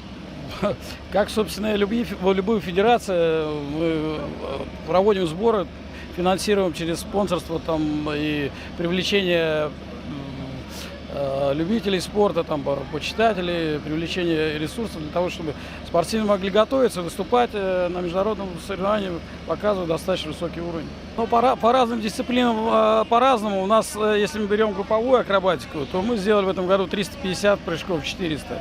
А остальные, порядка 200-300 прыжков все спортсмены, собственно, сделали. And is skydiving growing in Russia? Is it a more popular thing in the next coming years? Do you see it continue to grow? К сожалению, нас не обошли всякие мировые проблемы. Все равно они существуют, но мы стараемся преодолевать эти трудности, собственно. Я думаю, что по сравнению с тем, как спорт был развит там, в 90-х, 2000-х годах, мы все-таки имеем некую стабилизацию. То есть, очень многие люди, которые хотят просто приходить прыгать, а не заниматься спортом. То есть они хотят просто получать удовольствие. А здесь мы с вами все-таки совсем другого уровня видим команды. Okay, so at this competition, at this World Championship, you currently have a team in first place. That is a free fly team. Are they your strongest team, or do you feel confident about all your teams all over the board? Мы надеемся, что в каждой дисциплине у нас будут либо чемпионы, либо призовые места в каждой дисциплине. Но особенно надеемся на наш классический парашютизм, где они должны завоевать золотые медали. Но, собственно, и фрифлай тоже надеюсь, что будут биться за первое место. К сожалению, в групповой акробатике американская команда Golden Knights настолько сильна, что мы пока даже не можем приблизиться. И основная наша борьба идет с французами, собственно, за второе и третье место. То, что сейчас происходит.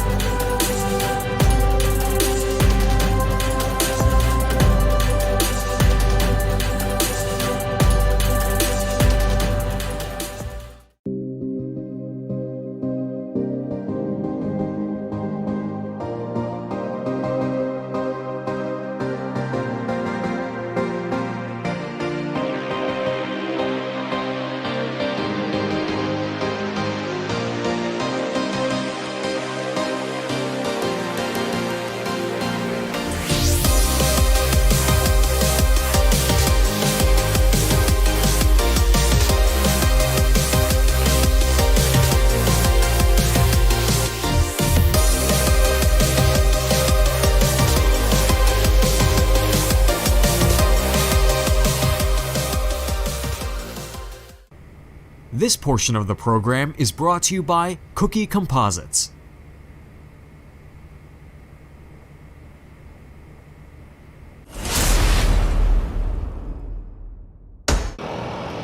Hey, I'm here with Miao from the Chinese delegation, Team China.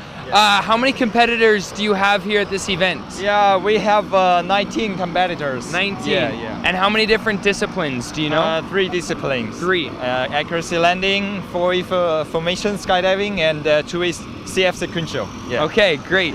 How big is skydiving in China? In China, we mostly we only have professional skydivers. Maybe only 200 skydivers only. Yeah. So it's pretty small. Yeah. Do you see it growing? Yeah, we are growing. Especially the indoor skydiving. Yeah. More and more people coming. Yeah. Does an event like this and having China compete at a World Championships, does that help grow the sport back in China? Yes, very much. I think because we will bring some news back to China and to tell everybody we are doing so. Fantastic. Good luck. Hopefully they all watch this and see China go compete. Yes. Wonderful. Thank you very much. Here with the Chinese delegate, Team China, at the Mondial 2016.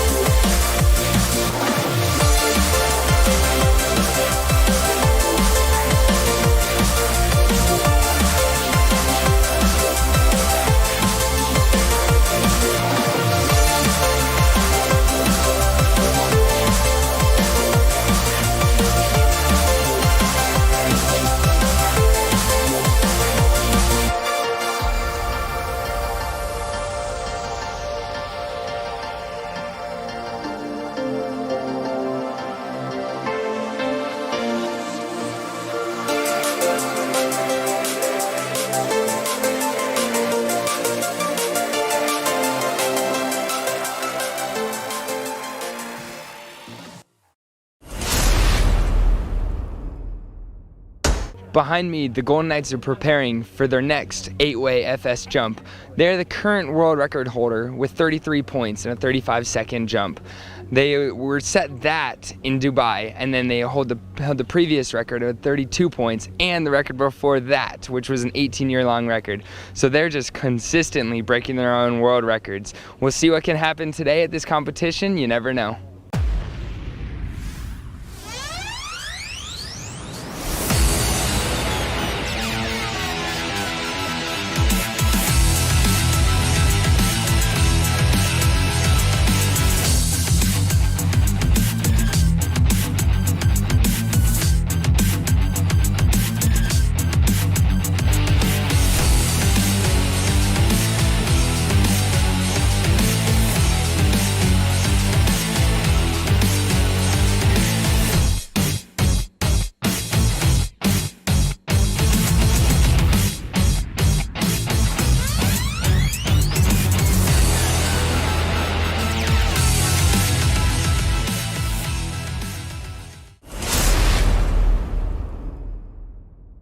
We're having a pretty good competition. We're pretty happy. How fast are you seeing these guys go? This is the fastest I've seen them go pretty much all year. It seems like whenever they get in the competition mode, they step it up, and you think you're going fast all year, then they come to competitions and they just step it up even further. So, can you tell me how long you all have been training together as a team? We've been training together for the last couple of years with the same group here. We've had the core of our group for the past 7 years, and I've been doing this for 21 years, and I'll tell you what, I've never been part of a fine group of guys, and I'm proud of these guys. It's incredible. It's incredible. Sir, you are, if I'm not mistaken, one of the most senior members of this team. Is that correct? I sure am, yes. How long have you been jumping with the Knights? This is my 20th year on the team. Okay, yes. And how does this team right here compare to what you've seen in the past? The best yet. The best yet? That's it. Incredible. Well, great. Moving forward for the rest of the competition, what are your hopes and dreams?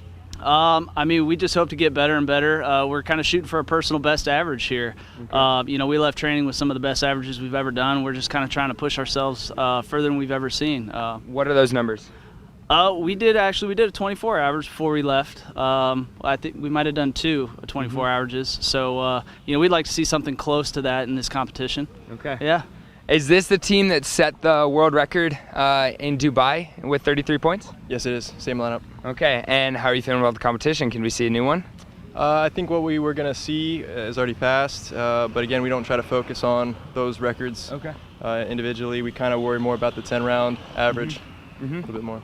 Great job. So shooting for first place, what would it mean to bring home the gold for the USA? That's always been the plan. That's just like all soldiers, you strive to be the best you can and excel at any situation you face. Okay. Great job. Best of luck to you all.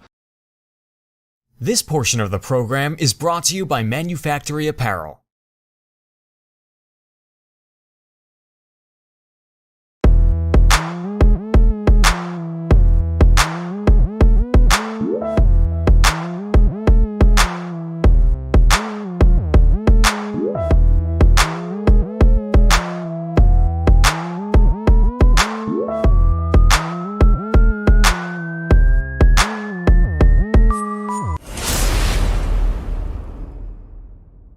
I'm here with Chris Hayhurst, the youngest competitor for Team USA. Chris, what events are you competing in? Competing in classic accuracy and free fall style. Okay, and which of those is your favorite? Classic accuracy by far. It's what I train for. It's what I enjoy the most. I love flying my canopy. Free fall style for me is more a secondary discipline. Okay. Just kind of out here to do it, have fun.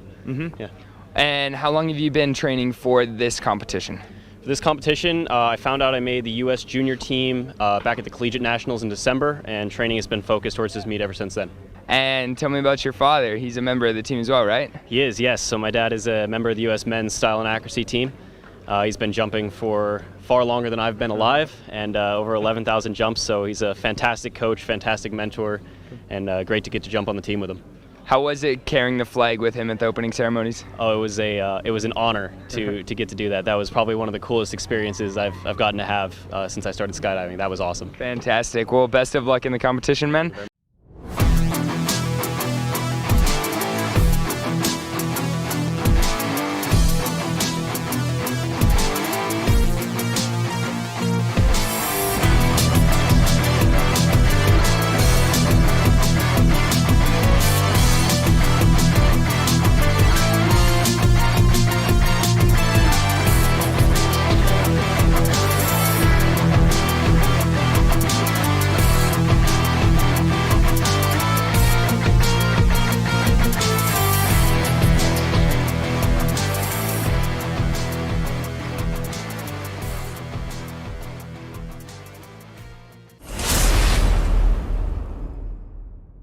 picked up a new teammate about 5 months ago. Okay, so that's kind of a short time for a world competition, right? For sure, yeah. We picked up Kai, and he's an awesome flyer, but that's it's been a lot of pressure on us to try and be ready for this. Yeah. This is your home drop zone. This is home turf. Do you think that gives you any advantage? I mean, for sure, everyone's comfortable. We're sleeping in our own beds, and that's always nice.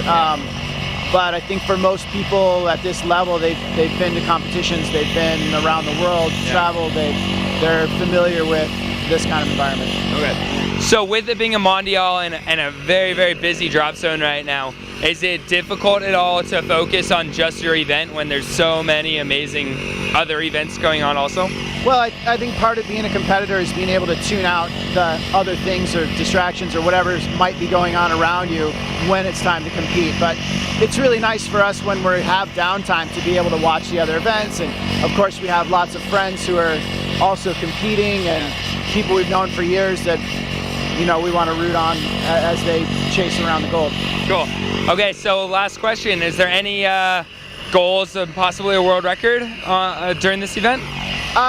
As far as a points, like a most points per round, we don't see a round coming up like that.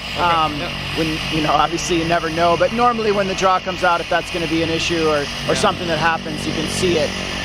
Right now we're looking at some fairly technical dives coming up, and there are good ones, but nothing that's super fast.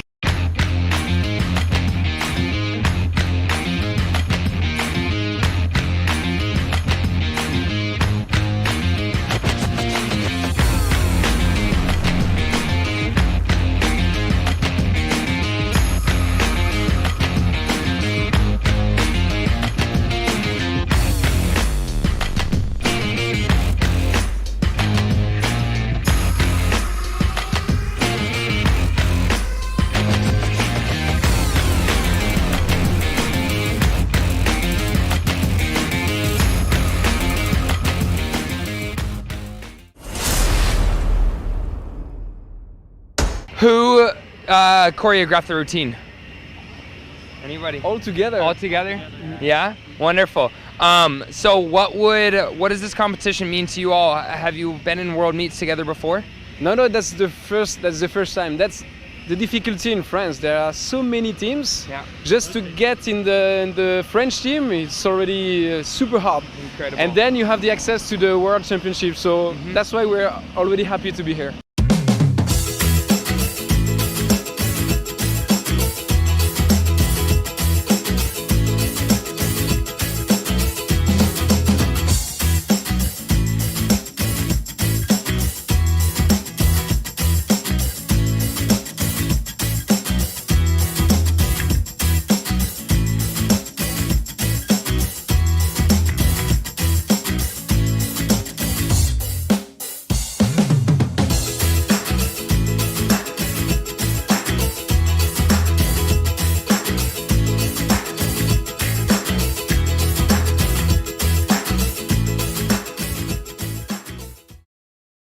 This portion of the program is brought to you by Fisher Space Pen, American dependability.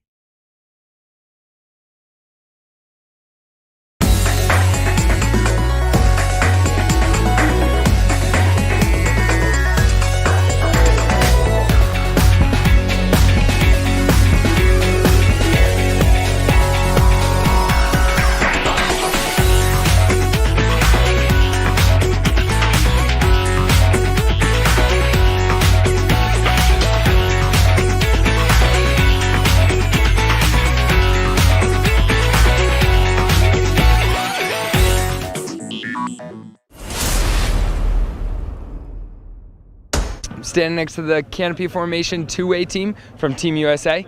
How does it feel going into the first round of your competition? It's exciting. Yeah? It's going to be fun. Is this your first world meet?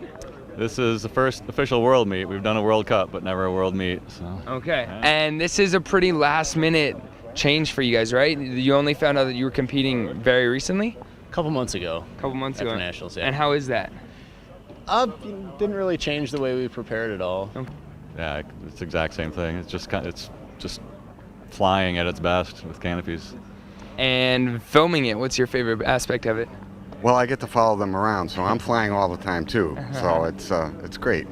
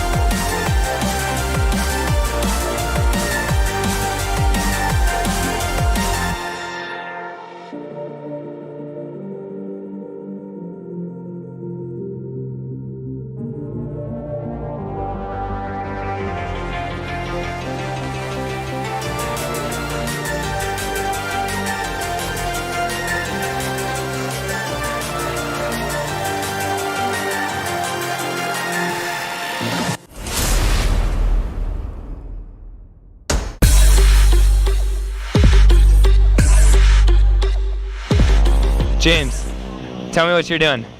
I'm here doing speed. What are you doing with these things? So these are the Pro Tracks. So we have 2 of these, one on each side.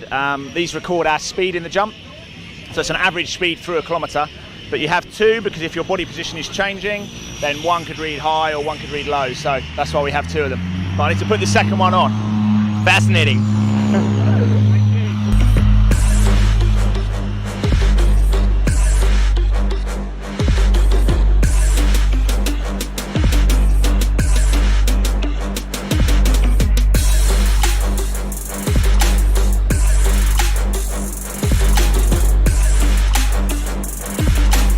Hey, I'm here with Henrik Reimer from Sweden. Yes. Henrik, you're competing in the speed event. Why do you do speed? Tell me what your favorite part of it is. It's really fun with high speeds. Okay, yeah. So, yeah. And you were sitting in first place. Yeah, I was.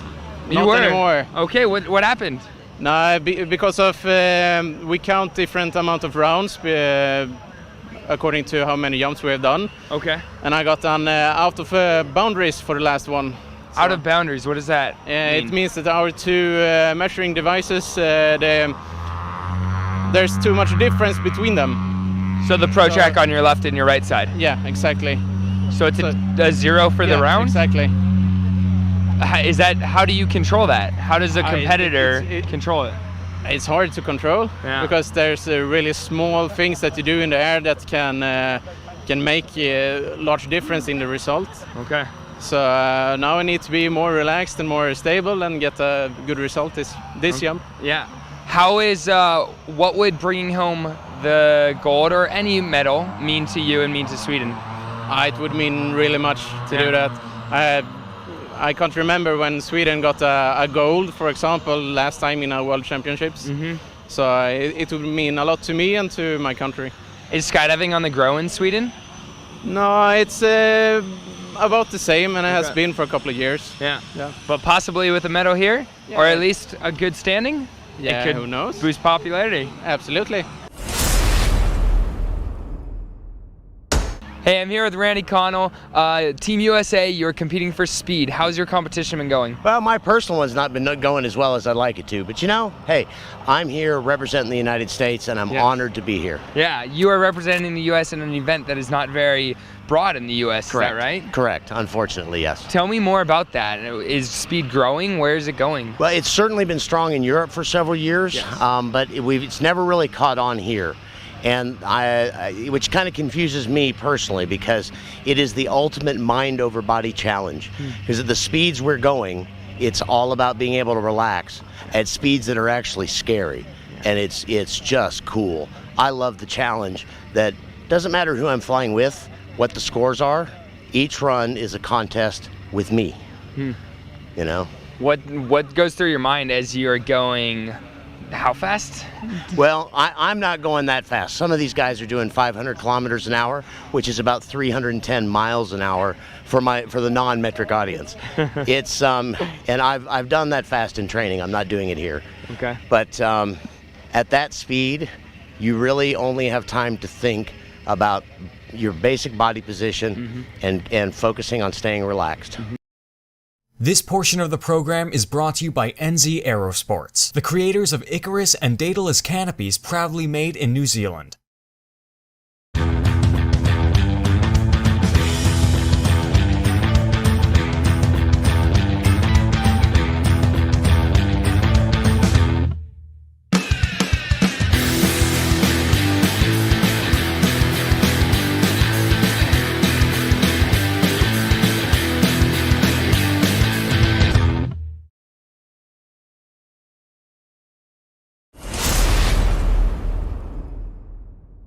There's a parade of high fives going on behind me as the VFS for the Mondial finishes up. This is the last round of VFS at this event.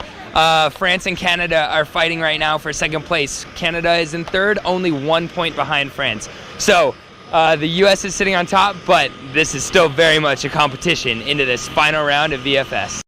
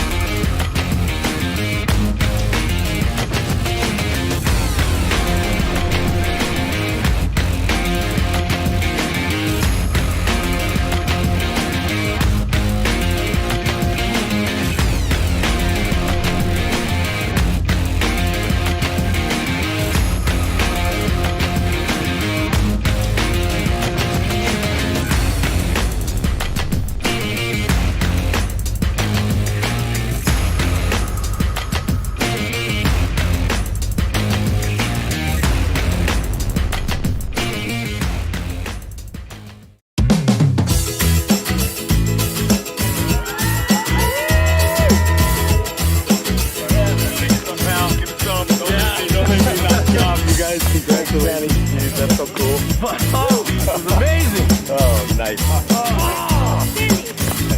Thank you.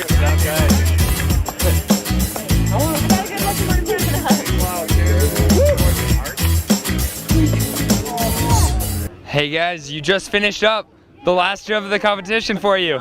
Oh, so excited, we're knocking over beers. How was it? How was it? It was a good jump. We had a little, like they gave us the green light and we started getting out, and they gave us a red light and we climbed back in, and then they gave us a green light and we climbed back out. So it was a little bit hectic at the beginning, but settled out to a great jump, and we're feeling good. Once you're out in the sky, out of the plane, what do you do? How do you get to this point that you guys are at? That's a big question. Yeah, for sure. It's a lot of years and a lot of hard work and a lot of support from the people you see here that helps us get here. So the competition isn't quite over. You finished, but what has to happen in order to be crowned victor?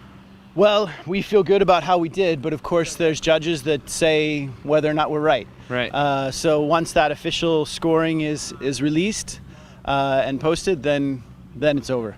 Until then, we are waiting and hoping that we did as well as we think. This is the end of day 2 here at the 2016 Mondial. It was a very exciting day. We saw VFS almost come to a close, but some amazing jumps from them. They're gonna start back up, I'm sure, first thing in the morning. Until then, stay tuned with Skydive TV. My name is Bo Reeby. Good night.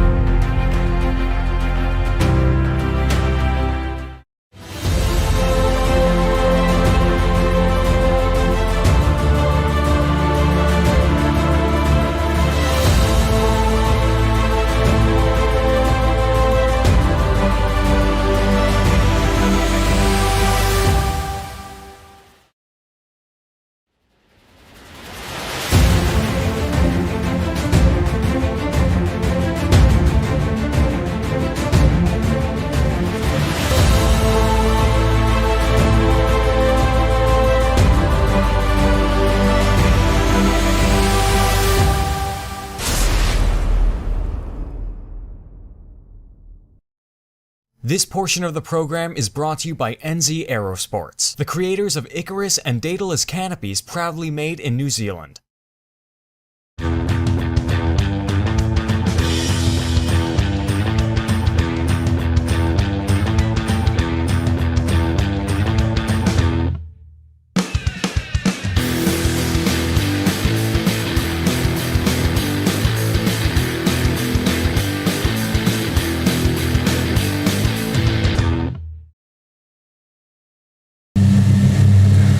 Hey, thanks for joining us this evening or whatever time it is, wherever you're at. My name is Bo. And I'm Sammy, and we are going to tell you what's been going on in day 3 of the Mondial here at Skydive Chicago. That's right, it is getting towards the end of the day, but it was an amazing day here at the drop zone for one event specifically. That's right, it was the accuracy event, it was the men's accuracy event. He started off brilliantly this morning, fantastic winds. The winds picked up as the time went on, however the competition kept on going. We had a few held ups because of the clouds, low cloud conditions, however, fantastic conditions for accuracy. Every team has completed all the way up to round 5. Yep, and so now this evening the skies have cleared up, so we started jumping. The women's style finally got underway after a couple of days of waiting around, and then the rest of the free fall events are jumping right now. Actually, there are parachutes in the sky. VFS is finishing up, finally finishing up. I believe 8-way is trying to finish this evening as well, and then the rest of the competitors are jumping. Yes, and we are going to keep bringing you the live judging as soon as it actually comes to us. So stay tuned with Skydive TV because we got a lot of action to bring you. Yeah, check out these accuracy jumps from today.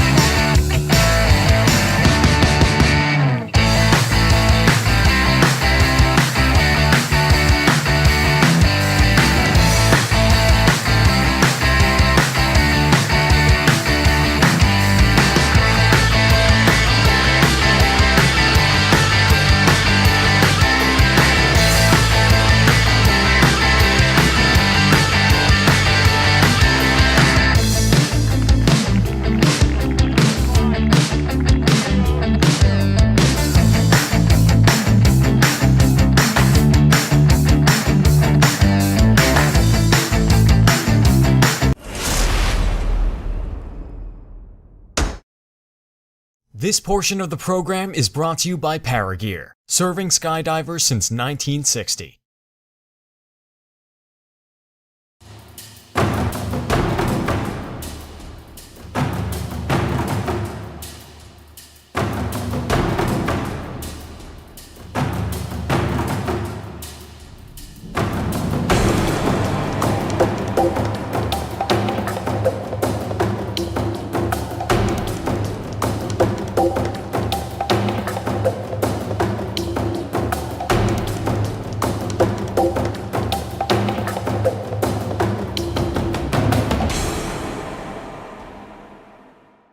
Some pretty awesome jumps from today, huh? So I am lucky to be standing up here next to some of our neighbors from the north.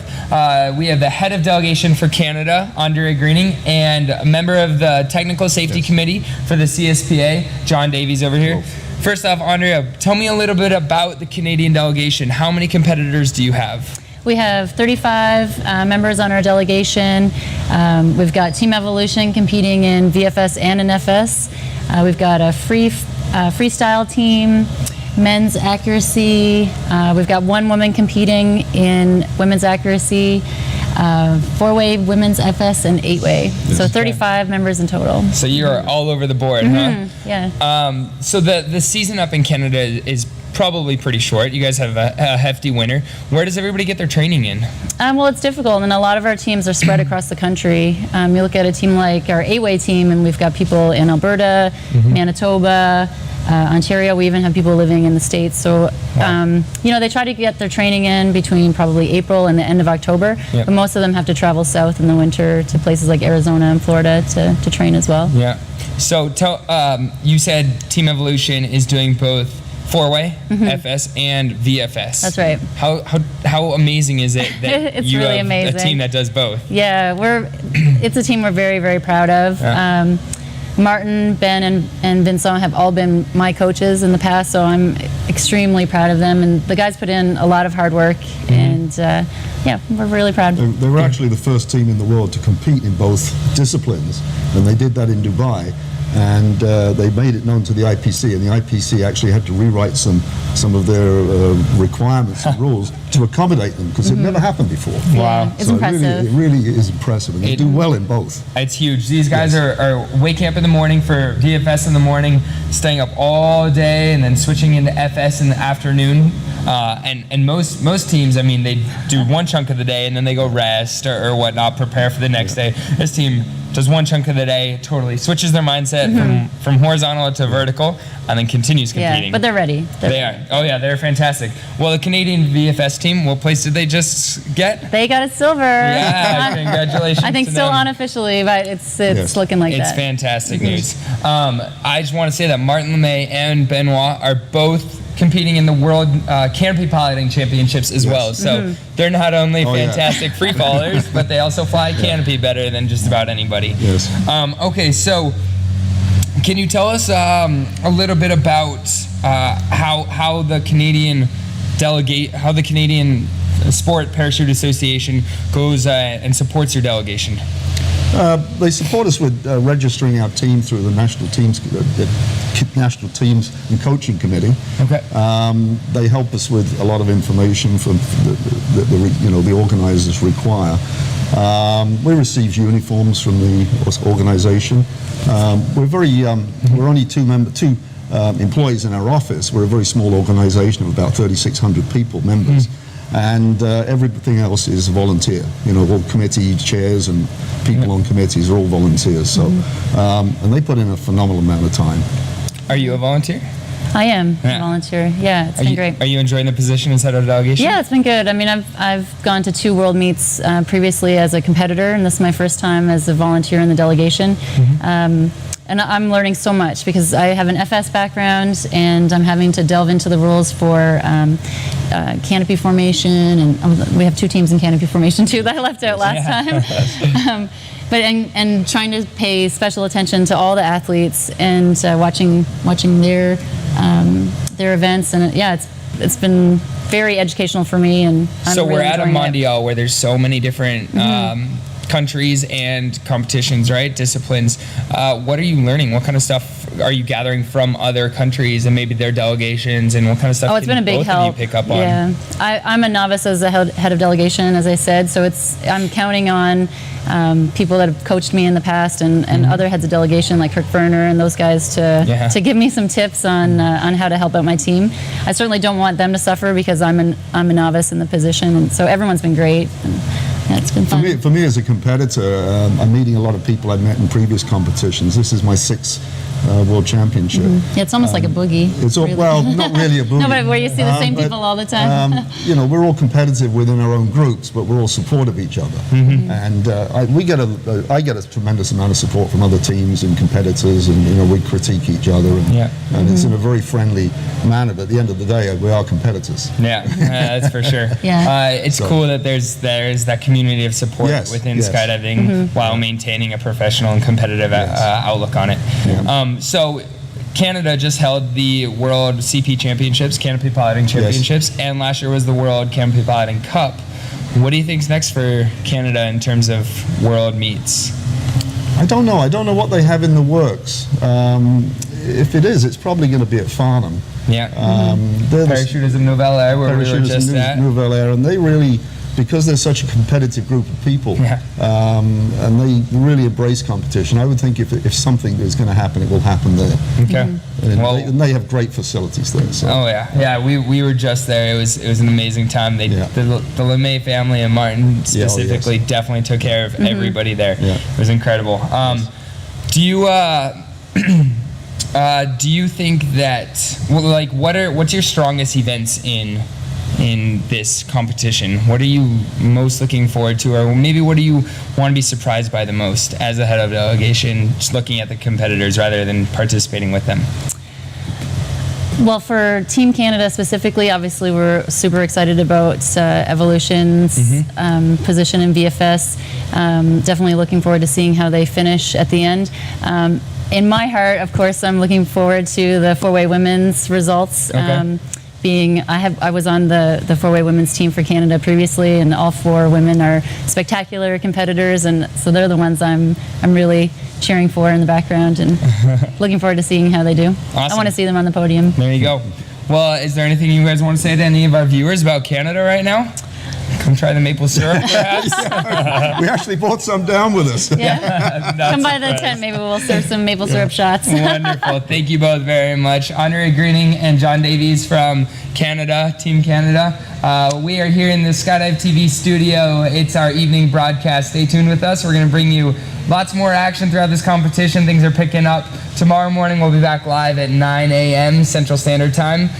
Stay tuned to our episodes. Stay tuned to the website, to Facebook, everything. Have a good night. I'm Bo Reevy. Thank you. Thank you.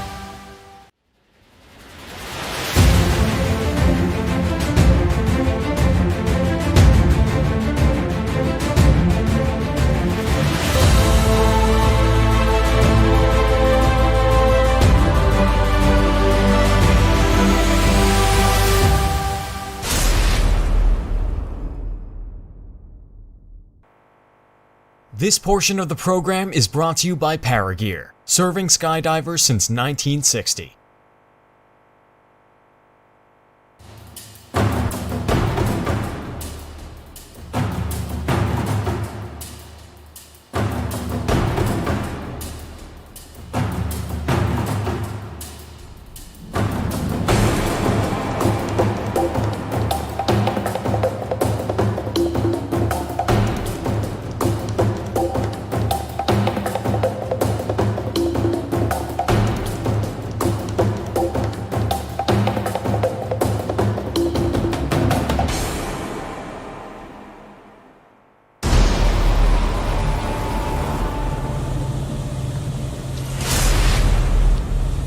Thanks for tuning back into the Skydive TV live show. My name is Bo. My name is Sammy. Good morning and thanks for watching. Very interesting day yesterday. We were able to complete round 5 of the men's accuracy, and today we continue with the ladies, and men are actually doing style. That's right. It's going to be an awesome day here. The meet director, Bill Winger, I talked to him this morning, and he said that he wants to finish a whole heap of events. So they're trying to finish men's style, women's 4-way, freestyle, possibly the 3-way free fly, and the canopy formation 4-way rotation and sequential. So we're at the Mondial. The parachutes are in the sky. Definitely things are wrapping up. Yesterday we had 2 events finish. That means 2 current world champions from this event. That is correct. That was the VFS and the 8-way formation skydiving event. Let's take a look at some of these videos from yesterday's, and we'll bring you the world champions at 8-way right after these videos.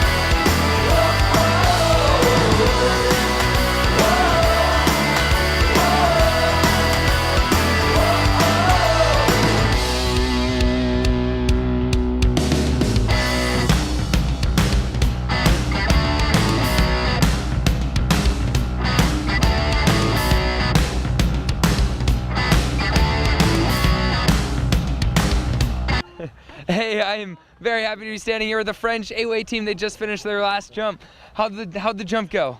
Yeah, it's very emotional, the last jump of the competition, and it's the last jump of the group.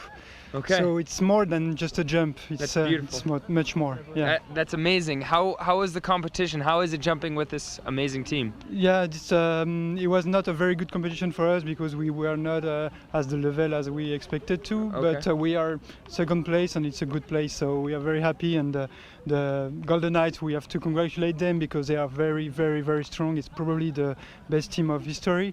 So we go and take a beer with them. Definitely. Well, congratulations to you all. Enjoy your moment, enjoy your night. The French 8-way team, some of the best flyers in the world right here.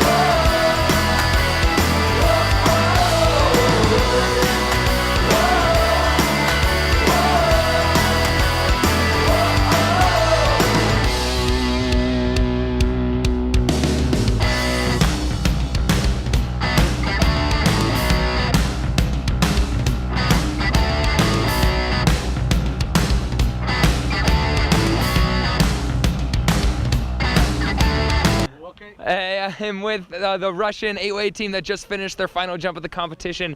How'd the competition go? Позитивно. Да, на хорошей волне. Very nice.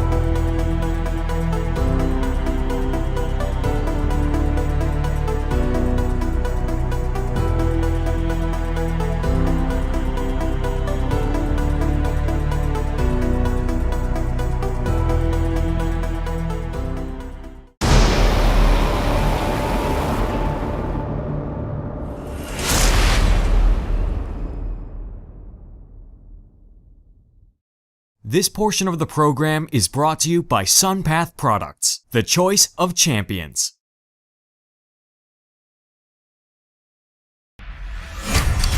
The SunPath student. SunPath quality. Skyhook equipped. Less than $2,400. See your SunPath dealer for more information or go to sunpath.com.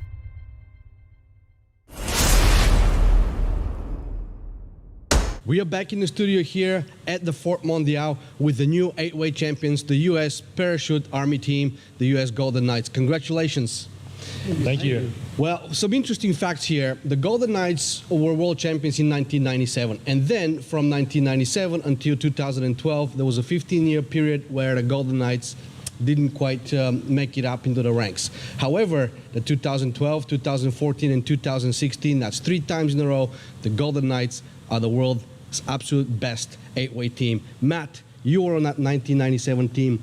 Tell us what took 15 years and why did it take 15 years for the Golden Knights to recover?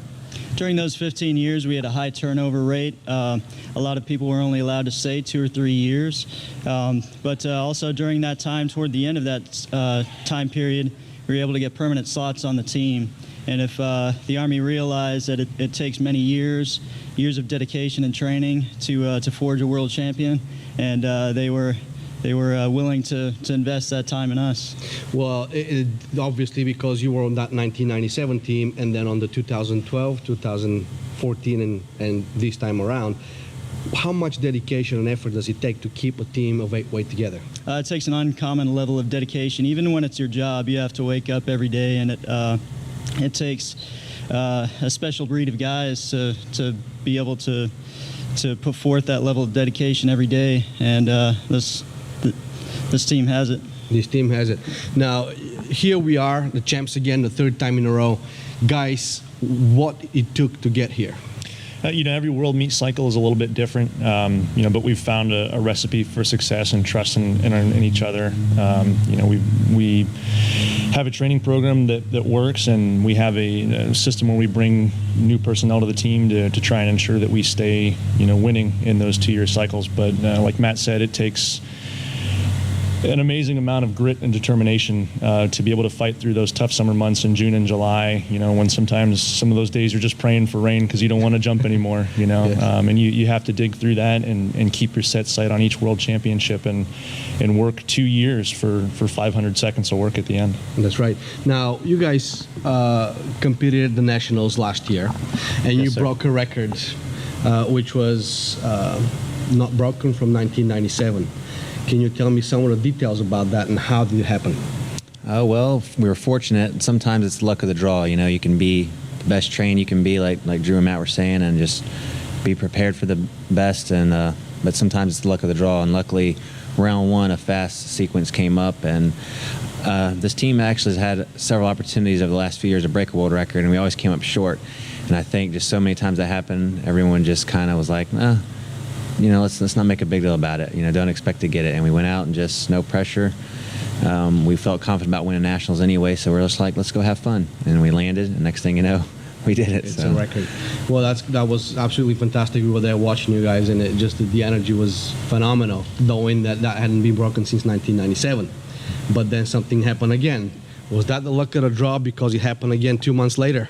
Yeah, it all comes down to the draw. But we were in a good place when we were in Dubai. We were having a lot of fun. There was a lot of downtime. So we were gelling really well as a team, and just went out there, did what we could, and performed at our best, and broke it again a couple months later. Broke it again. Well, that's very interesting because the luck of the draw happens once and it happens 2 months later. Does that have anything to do with training? Absolutely. In my perspective, I think in WAG in particular, we just got off from the Clash of Champions, the indoor meet, where we got to go fast, and didn't have rigs on, and then we kind of just said to each other, let's just see what our potential has for us. And I think that might have also lent a hand in that round 2 environment where we felt comfortable at a faster speed and a pace that we normally train at. And yeah, and we were just excited for the opportunity. Obviously, the draw, allowed us to do that, so we're happy about it. Now, you said training. Can you tell us a little bit about your training schedule? How do you guys train? Do you have days off?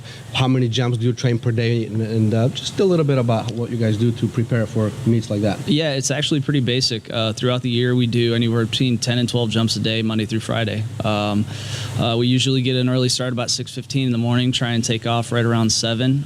Do 4 jumps. We'll do 4, a break, 4, and then 2 at the end to finish up the day. And then as we get closer to competition, we tend to throttle back a little bit because when we get here, we want to be hungry and ready to jump. We don't want to be burnt out. So we'll throttle back to 6 and then 4 and kind of wean ourselves off until the competition.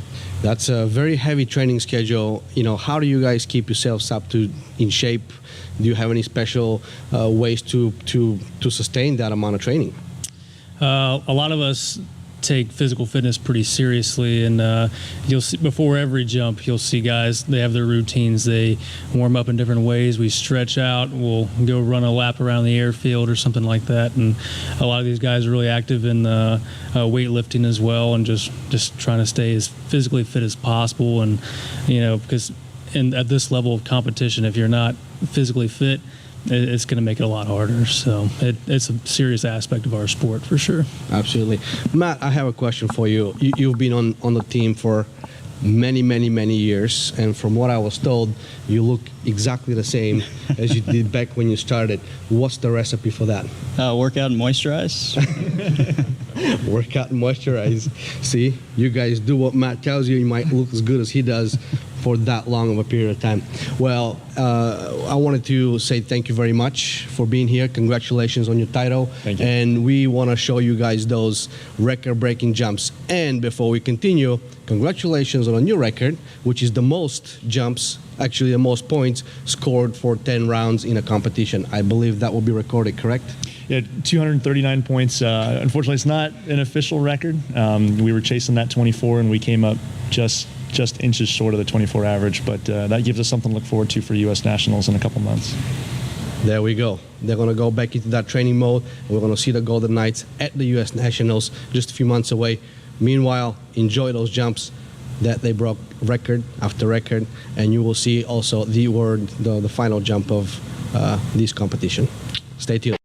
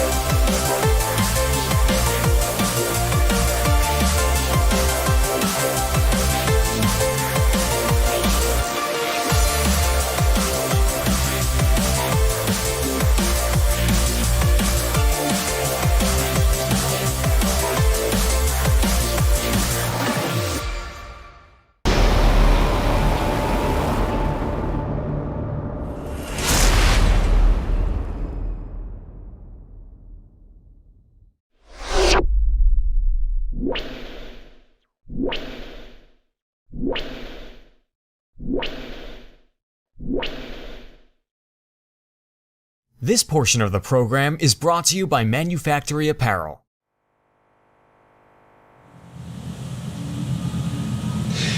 We are back with Rob Delaney from Manufacturing Appeal. Rob, thank you for being our guest and welcoming to our studio. Thank you very much. I appreciate the invite. Absolutely. This is your first time in our studio, correct? It's definitely the first time you've got me in the studio. Yes, not the first time you've caught me out on the landing field. That's right. Yeah, we had a couple of those in Australia. That's right. First time here in the US. Yeah. So back when we were in Australia, we talked about this event, and we had quite a conversation. And I was trying to explain to you the facility and what it's all about. How does it feel to be here? Well, it's incredible. We've worked with Skydive Chicago within our business. We've partnered with them to help with their branding and their apparel.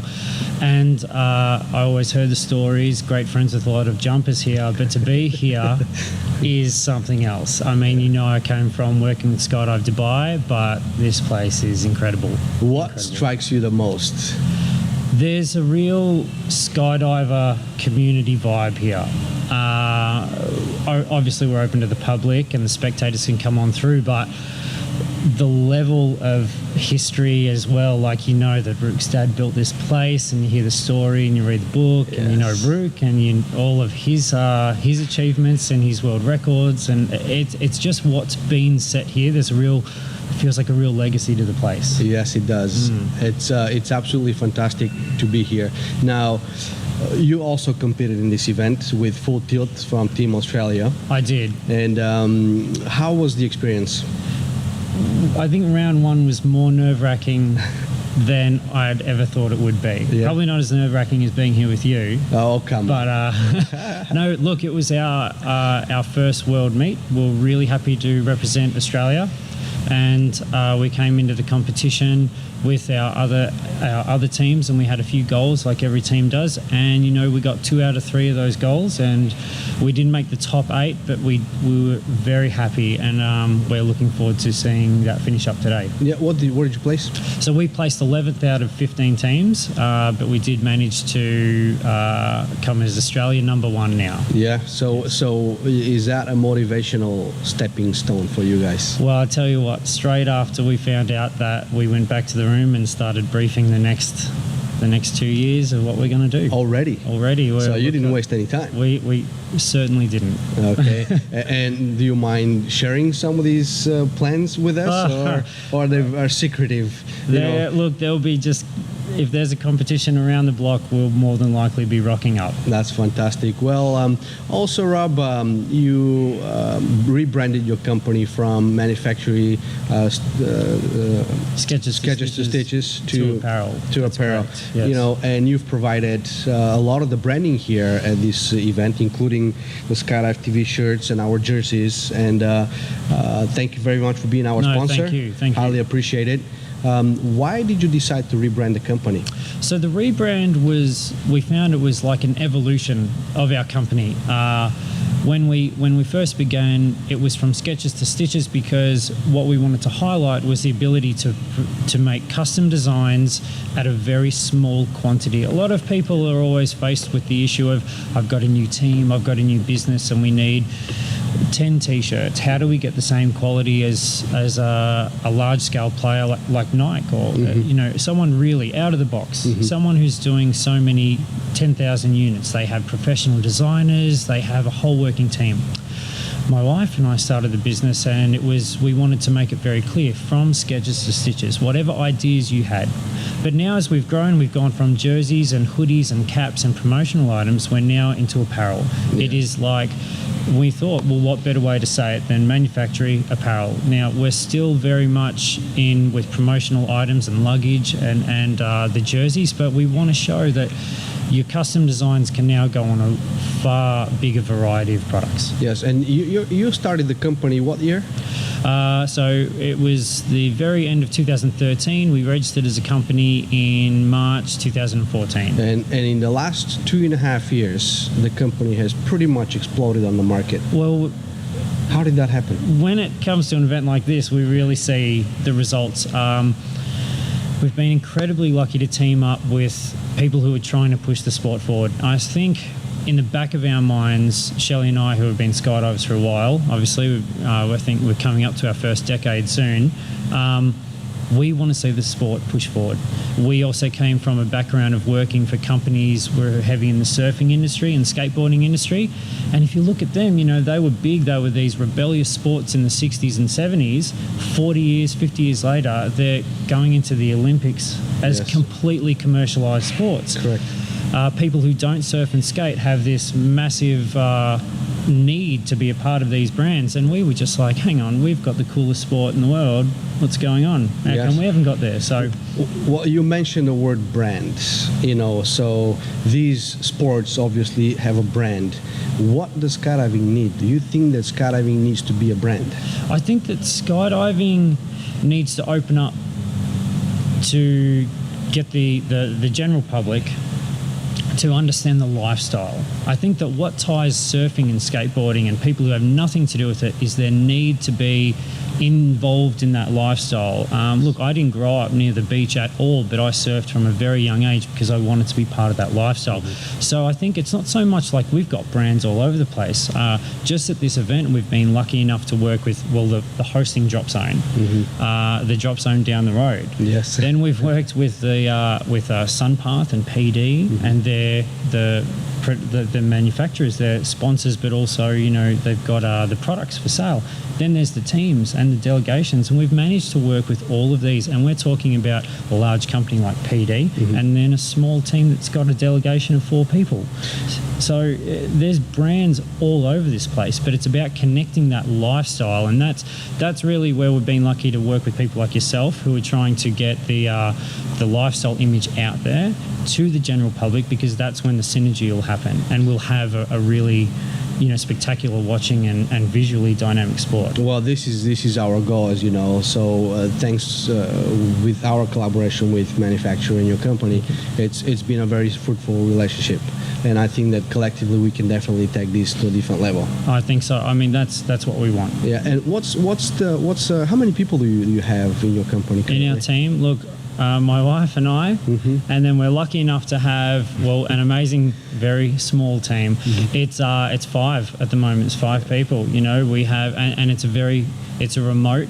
We pride ourselves on working anywhere in the world. It's the lifestyle we want. That's a skydiving lifestyle. How can we work? I'll rephrase that. I was going to say, how can we work at drop zones? But the truth is, you just don't get work done at drop zones. You just want to jump.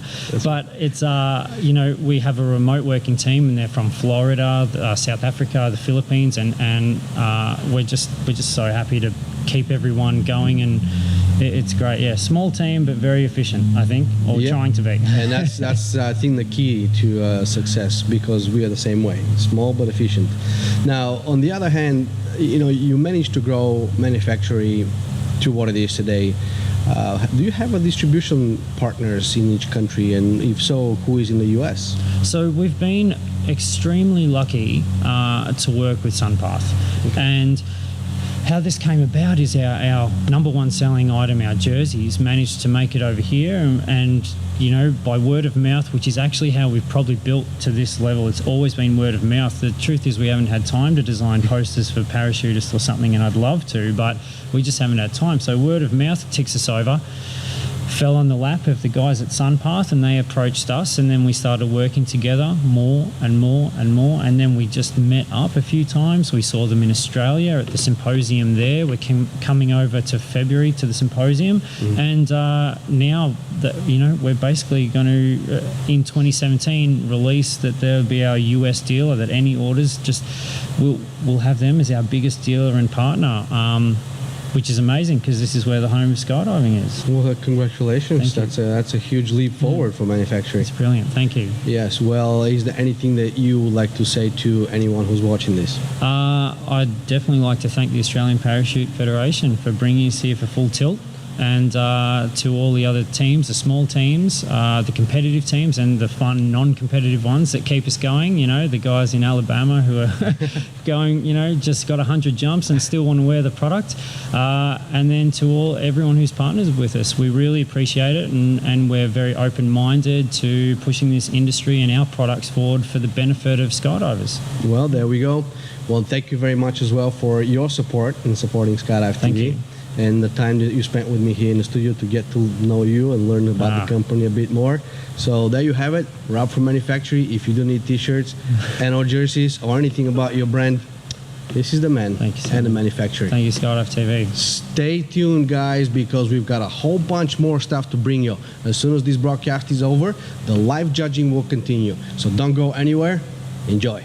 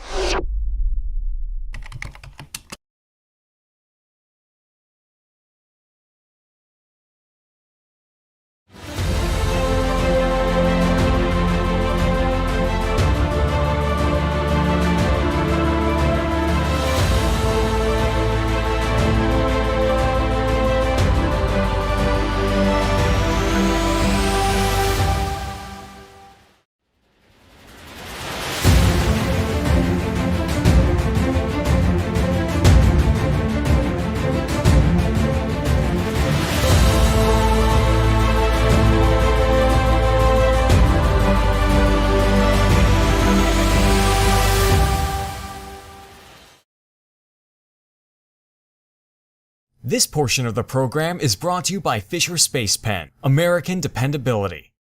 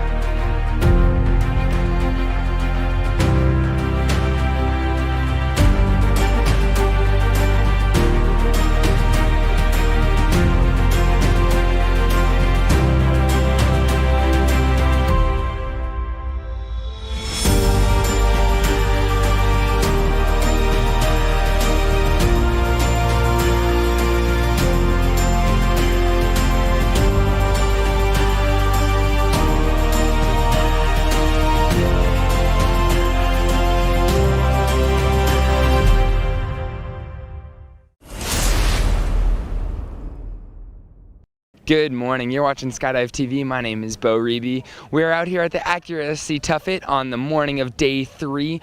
We started this morning with men's accuracy. Unfortunately, the winds are cooperating, so they have been jumping here.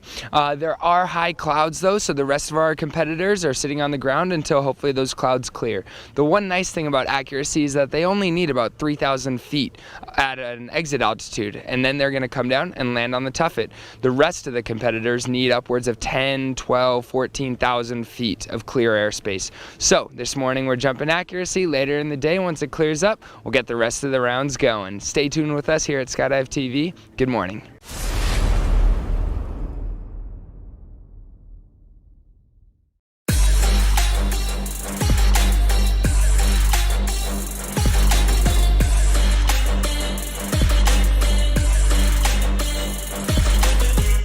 Hey, I'm here with the Lithuanian accuracy team. How long have you all been competing? Yeah, the guys competing all together. The Aldous is the oldest. He started when I was skydiving. He did already like maybe 10 years advantage of me. These kids, 3 of them, when I started skydiving, they were only 5, 6 years old, running behind the plane. They're all kids of skydivers, you know. So I moved to United States. They keep on jumping better and better, and now they're on Lithuanian national team. Lithuanian national team. How many disciplines does Lithuania compete in? It's 2, but all of them compete in accuracy, and others compete in style. Okay. Yeah. How is the competition going for your team? They get very nervous when they come to the States, new place, or jet lag, and of course, I told them they have to compete with themselves, so that way you don't have to worry about results, and they're doing pretty well, I guess. It's always like in every competition, you nervous a little bit, and this throws you off. Always. How big is skydiving in Lithuania? Lithuania is a very small country. It's a 3.5 million population worldwide, which is probably only half left in Lithuania right now. But we know each other from every drop zone, so by face, by name, Okay. It's probably altogether we have 300 who jumps like almost professionally, and we have probably like every weekend people come doing tandems, because back in the days tandems we only saw on TV, and right now a lot of people just do jump funds. It's great. Thank you very much. Little country Lithuania, but they are proud to be here, and they're doing well. Congratulations you all for coming. Thank you very much, and best of luck with the competition.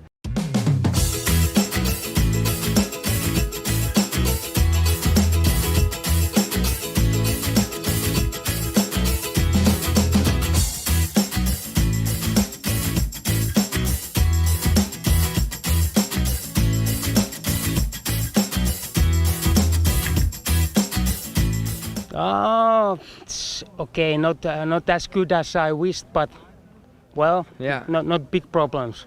Hey, I am standing next to Alex Nicolau from Romania. Alex, tell me about your competition. What are you competing in, and how is it going? I'm competing in style and accuracy, classic events. We did 4 rounds of accuracy so far, and I managed to do 3 rounds in free fall style. I'm super happy about the style because it's the first time I get to the 3rd round, because they cut by time. And my accuracy, unfortunately, doesn't work so well, but I'm hoping to get it better because it's halfway in the competition. So, what's your strongest event? My strongest event is accuracy. Do you train a lot in Romania? Is that your main drop zone, home drop zone? We don't have so much training jumps, but at least our our will is strong, and we try to push, even though we're not at the same level with training as some of the other teams.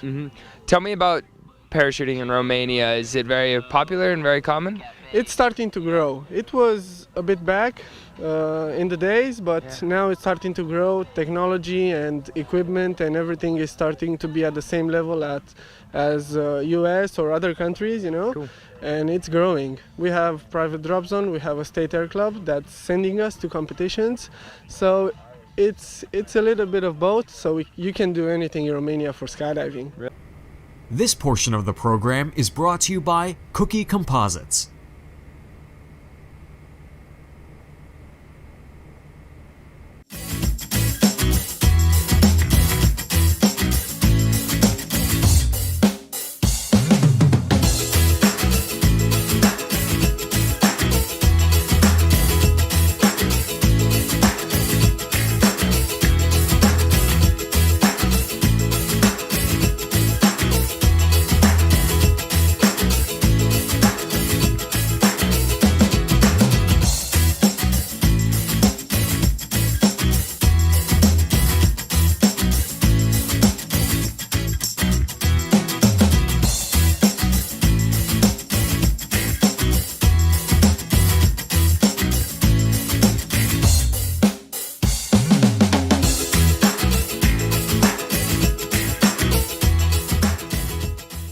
Brazil, their accuracy team. How is the competition going for you right now? Yeah, that's okay. We started with a little bit difficulty, but now we're making the things all right now. How challenging is it getting used to a new drop zone in a new location? Every time we jump for the first time in some places, difficult because of the humidity, wind, and the change upstairs. You know, we have to recognize that, and after learn and do it. So we spend a little bit time. It all changes how the parachute flies. Is that right? Yeah, that's right. Okay, so Brazil and you all are the only team from South America. What does that mean, representing a whole continent at this competition? It's a lot of responsibility, but unfortunately we don't have the fifth element. We are just in 4 people. That's not good for the team, but we're trying to do our best. The accuracy team from Sweden, guys. So explain your team. You haven't been competing for a while, is that right? Yeah, 10 years. Last time we had a team was 10 years ago, 2005 in I don't know exactly. Czech Republic. Were you on that team? I was, yeah. So it's been 10 years. How'd you get everybody back together? How did it happen? We're not the same guys, but last time Sweden had a team was in 2005. Okay. And that was my first international championship. And finally we're a team again. It's good.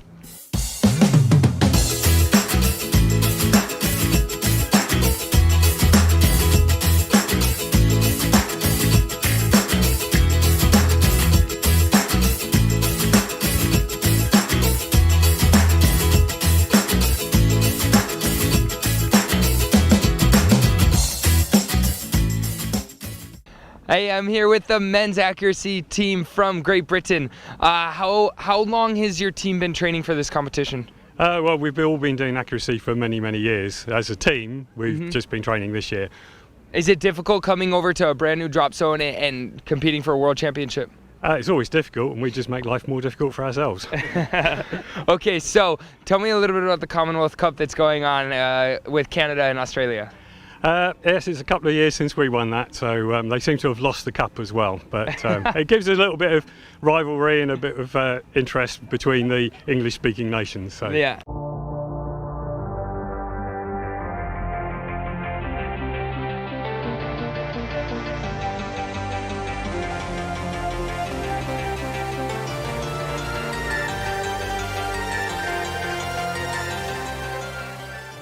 Hey, I'm here with the Team Croatia for the men's accuracy. Guys, how's the competition been going?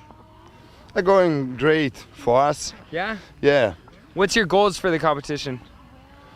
We're expecting like in the first half to be in the first half or like in first 10. How long have you all been training as a team for this event? We have like 20 training jumps together. Yeah. So is it difficult setting up the stack that's needed to land at the proper time? It is difficult, depending on the weather condition, but for us, that like for everybody. Yeah. It's difficult, yeah. It's been a good day for men's accuracy here at the Mondial. They were able to finish 5 complete rounds. Now that the skies have cleared up, we're going to move into the free fall events and other events. Here are the standings after the first 5 rounds of men's accuracy.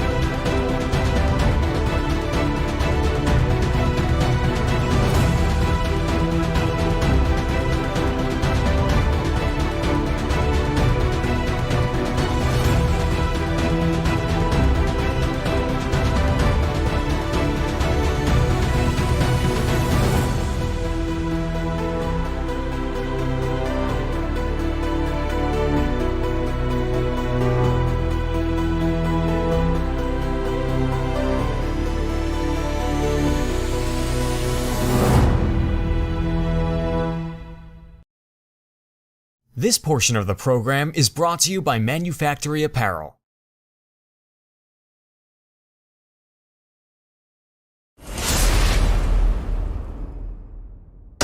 And here are the lovely female style competitors.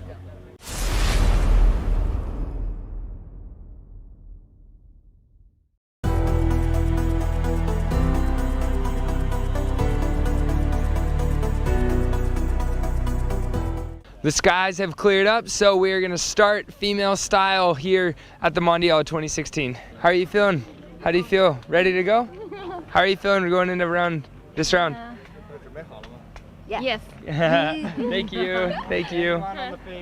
Hey, Cheryl. Hey, how you doing? Good. How are you feeling about this jump? You've been waiting around a while. Oh, yes, and I hope it's a lot better than my last jump. Okay. My last one was a disaster, but, you know, it is what it is. So then only up from here, right? That's true. There we go. Now it's a real challenge. Yeah.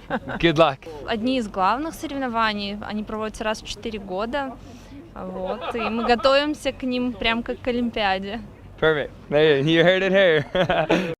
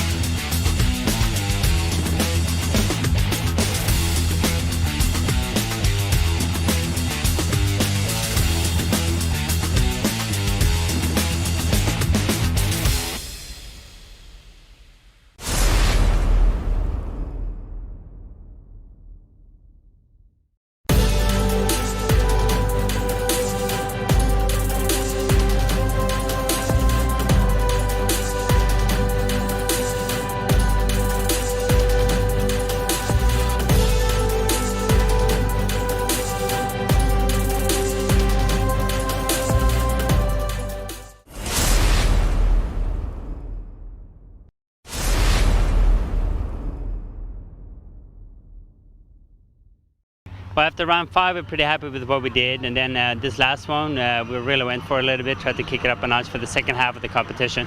Yeah. And how'd it turn out? We're pretty happy with the jump, you know. Like we had action, we've been sitting around all day, so getting one jump out of our system is pretty nice. Good, yeah, it's a long day. Is gold still in the sights for you? It's questionable. I mean, right now we're focusing on just our own performance, about all we can control, so that's where we're at.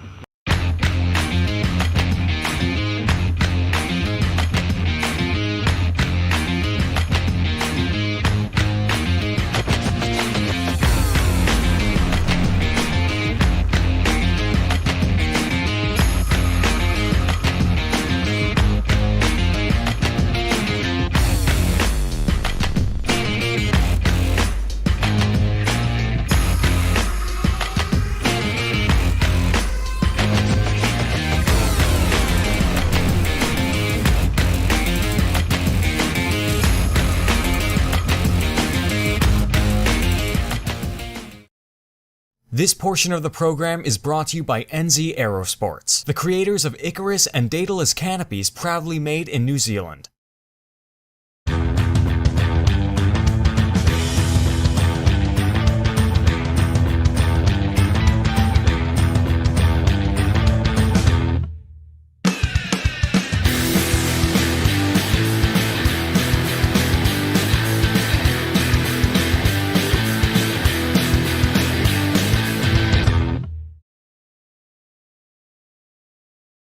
Hey, I'm proud to be standing here next to Belgium 4-way FS team Hayabusa. How's the competition going for you all so far? Well, we now just did round 6, and if we look at the results, I mean, we're comfortable in the lead. Although it's never finished. I mean, Airspeed is a super good team, and we're all aware of that. So, but I have to say now, like right after the landing, we had a super confident jump, and we're looking forward to the scores. Good. Okay, so moving forward in the rest of the competition, what's going through your mind for every round? We take every round separately, so we want to like score as high as possible, and even we would love to have every high score of the meet. So, but we take it round by round, and so far so good. Yeah, so far so good. How long has your team been training together here? I have to say that since 2002, end of 2002, me and my brother, we started, and then Dennis came in 2010, and Bob in the end of 2014. So with this lineup, we did 2015 and 2016, so it's actually a pretty new team. Pretty new team, but definitely some experience on this team right here. Thank you very much for talking. Belgium 4-way FS team Hayabusa, possibly world champions. Good luck, guys. Bye. Bye, Mommy. Thank you.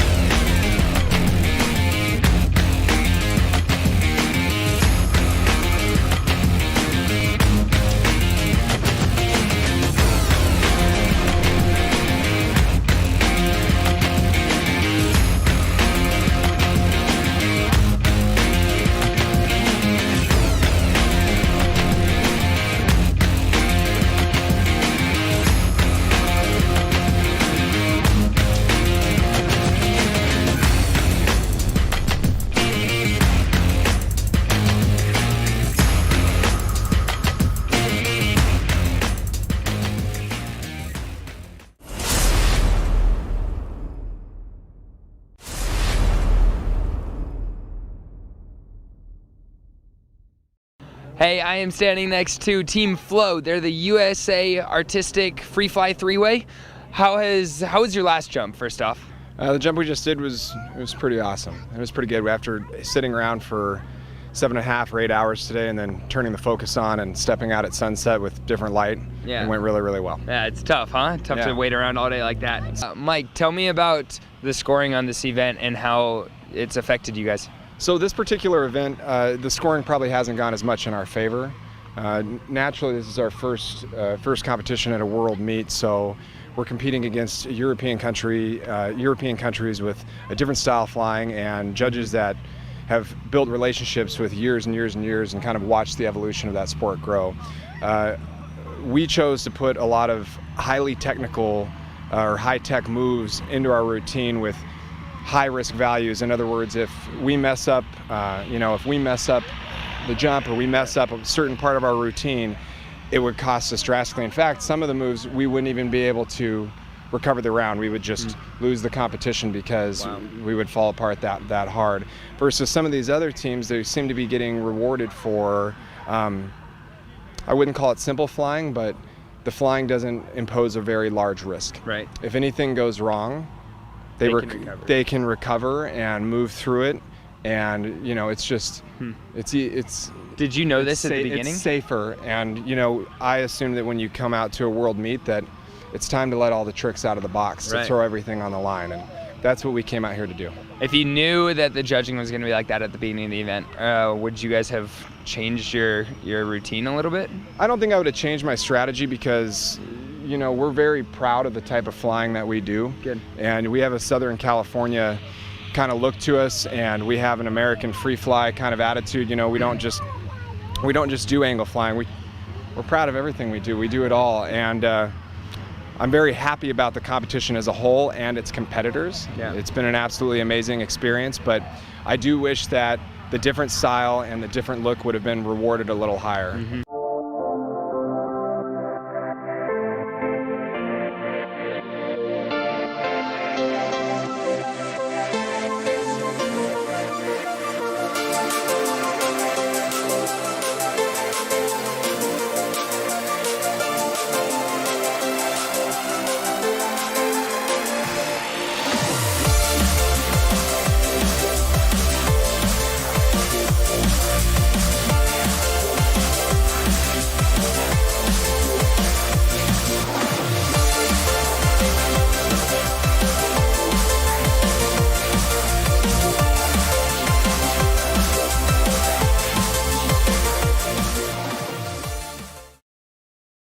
This portion of the program is brought to you by Paragear, serving skydivers since 1960.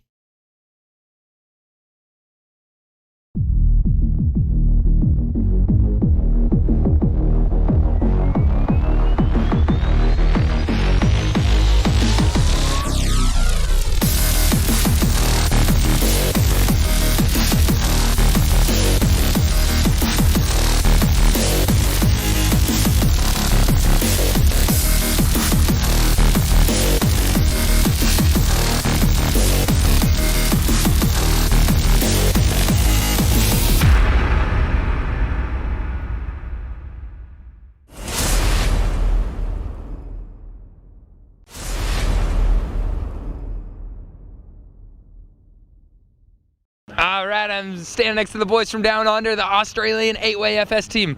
How was the competition? You just finished. Yeah, it was pretty good. It was pretty good. We could have done a little bit better, but overall, I think we should be satisfied with our results. We tried. We went hard. Yeah. How long have you all been training together for this? So we've been together for about a year, about 100 jumps, 10 hours of tunnel. So not a big training camp compared to the pros, but it was good. It's what we could do. Right on. Good job through the competition. What comes next for you all? A huge dinner and beers. Spoken like a true Australian. Congratulations, guys. Good job at the World Championship. Australian 8-way FS at the Mondial. Thanks, cheers.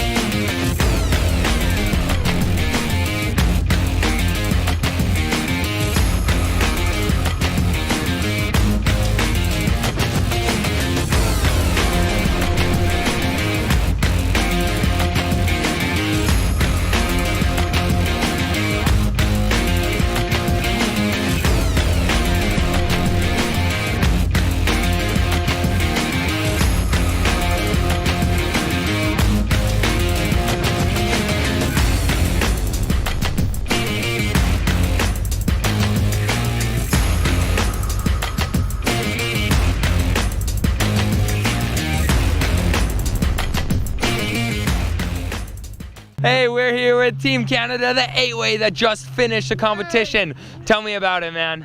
Oh, it's been great. It was a really good experience and we had a lot of fun. Great jumping with all the teams, so yeah, awesome. How do you feel about all your jumps? All the rounds are done now. We're happy. We skydived hard, especially the last 2 jumps. Yeah. Cool. How long have you all been jumping together? Oh, a year. A year is all. 6 months. 6 months, yeah.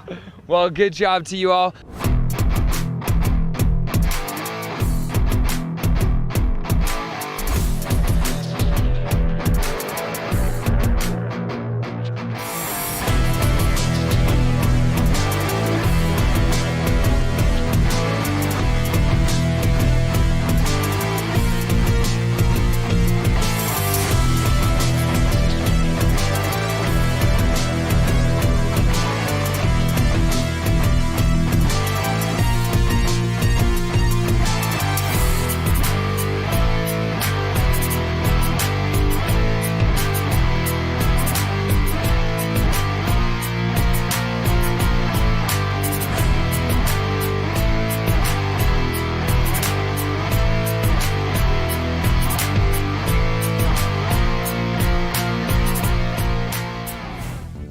Team Germany, they just finished their 8-way final round for this competition. How did that last jump go? Great. Y'all are smiles now. You were in 6th place before. Do you think you maybe hopped up?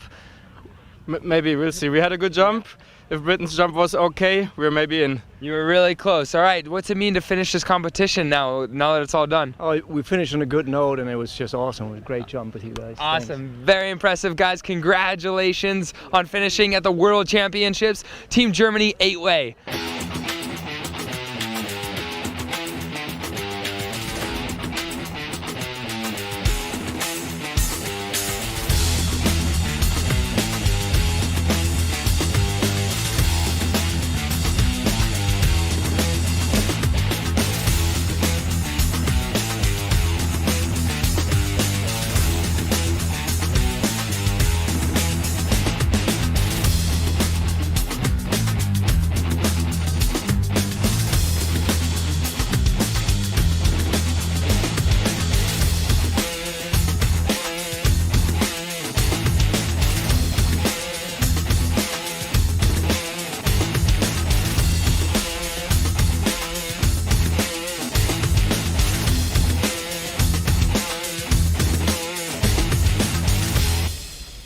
And I'm here with a very excited Great Britain. They just finished their last round of 8-way. How'd that last jump go? Really good. Really nice jump to finish on. You feel strong about it? Yeah, we're excited. Okay, tell me about your performance. How'd the entire competition go? It was all good. They didn't lose any points on anything, so it was all perfect. What's it feel? Come on over here. How do you feel? What's it mean to you finishing out this competition on such a good note? Oh, it's brilliant. It just puts a really nice end to meet, and it's been brilliant kind of throughout. Okay, wonderful. Well, we are waiting on the standings, but the Germans are excited to meet you. All right? You're watching Skydive TV. I'm here with the Great Britain team for 8-way.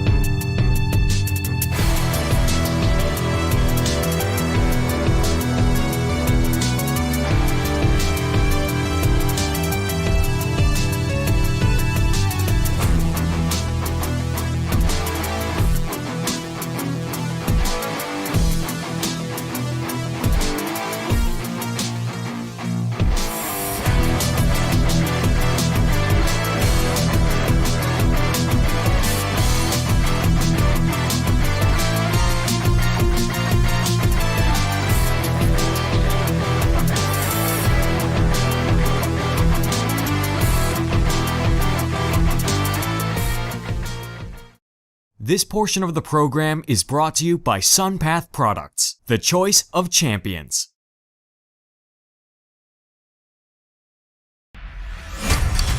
The SunPath student. SunPath quality. Skyhook equipped. Less than $2,400. See your SunPath dealer for more information or go to sunpath.com. Very happy to be standing here with the French 8-way team. They just finished their last jump. How'd the jump go? Yeah, it's very emotional, the last jump of the competition, and it's the last jump of the group. Okay. So it's more than just a jump. It's, That's beautiful. It's much more. Yeah. That's amazing. How is the competition? How is it jumping with this amazing team? Yeah, it was not a very good competition for us because we were not as the level as we expected to. Okay. But we are second place, and it's a good place. So we are very happy. And the Golden Knights, we have to congratulate them because they are very, very, very strong. It's probably the best team of history. So we go and take a beer with them. Definitely.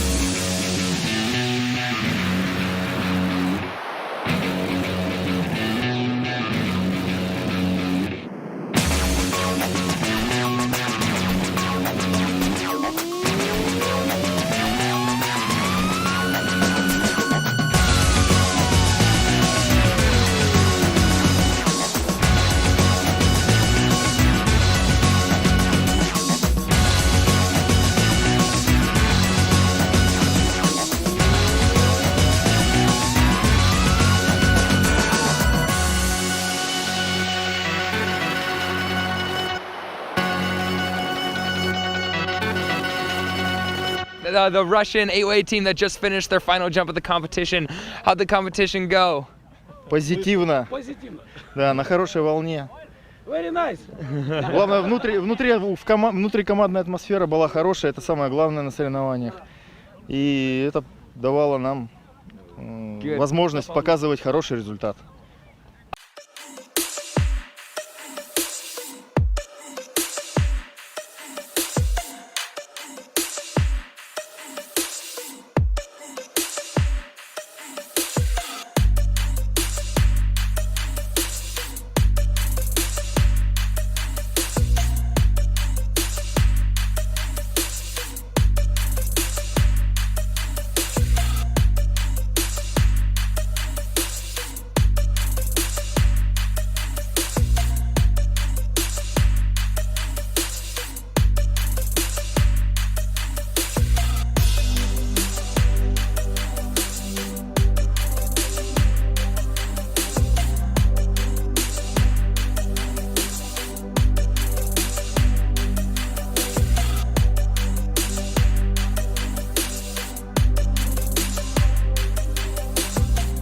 Hey, I'm happy to be standing next to the U.S. 8-weight team, the Golden Knights, world champions.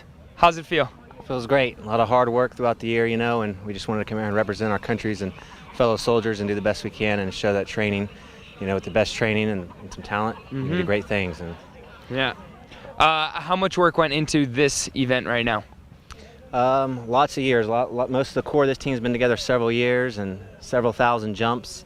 So I'd say a lot of hard work, a lot of long training days. But again, you know, usually the better trained team wins. And we had a lot of other talent out there, but we feel like we got the most training in, and that paid off in the end. So.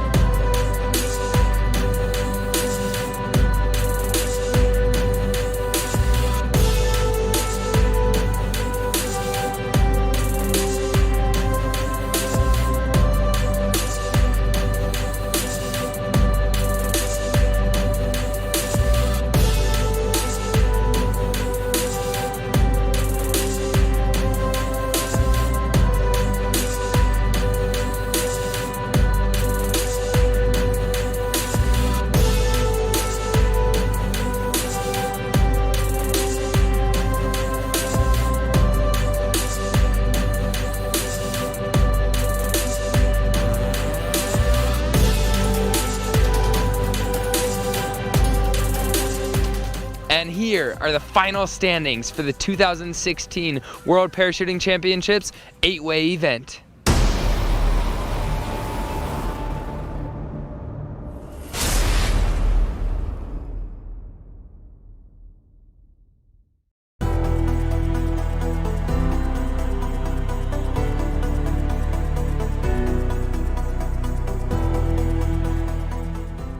And now the final standings for the vertical formation skydiving here at the 2016 World Parachuting Championships.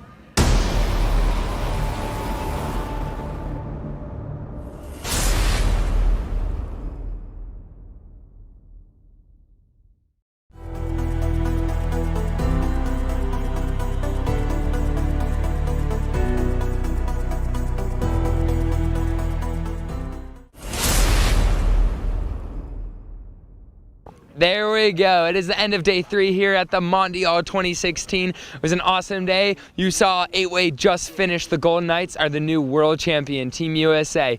Stay tuned with us. We're going to bring you tons more action tomorrow. Live shows 9 a.m., 5 p.m. Central Standard Time, including awesome clips from all of the skydiving here in our episodes. My name is Bo Reby. You're watching Skydive TV. Good night.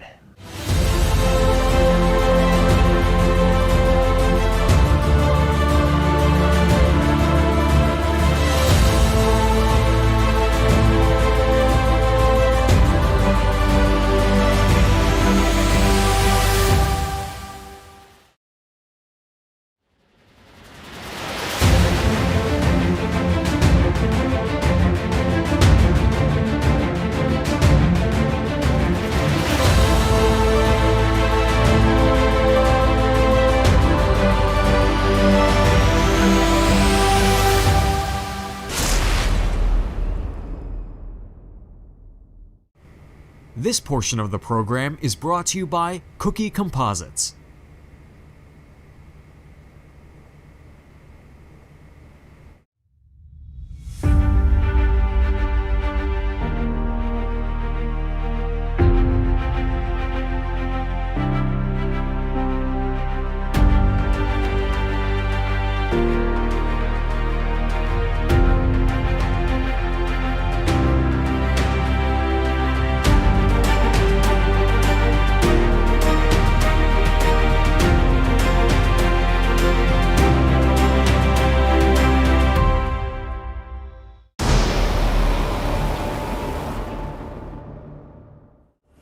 What a day today. Multiple events happening, multiple things going on at the same time. We must have walked at least 10 miles between the two landing fields, and Bill Wenger seems to be doing his job. He does. We finished a lot of events here at the World Championship today. First off, we finished freestyle, we finished free fly, also canopy formation, 4-way, rotation, and sequential finished up today. That's right. And who do we have in the studio for later? We have world champion female, four-way. Yes. The Team USA was able to come out on top for the four-way female FS event. We have them in the studio. We're going to talk to them. What a fight that was. Yeah, it was exciting. It was very exciting. It was. Lots of people out there cheering them on today. There's a lot of support going on here at the World Championship, which is awesome to see. All these countries coming out, carrying flags, so many high fives. That's right. Amazing. Yeah, hand to hand with the French female team, and we'll bring you some of that in your videos later. Yeah, so just want to say that the four-way men's event is still going on, or open event, excuse me, is still going on. Belgium is on top right now. However, there is a big battle going on for bronze, for third place. A couple teams are right in the running for there. So stay tuned to once that finishes up. We'll get interviews. We'll get you the action. It'll be really exciting. First off, let's take a look at the highlights from the Team USA Women's Four-Way FS event.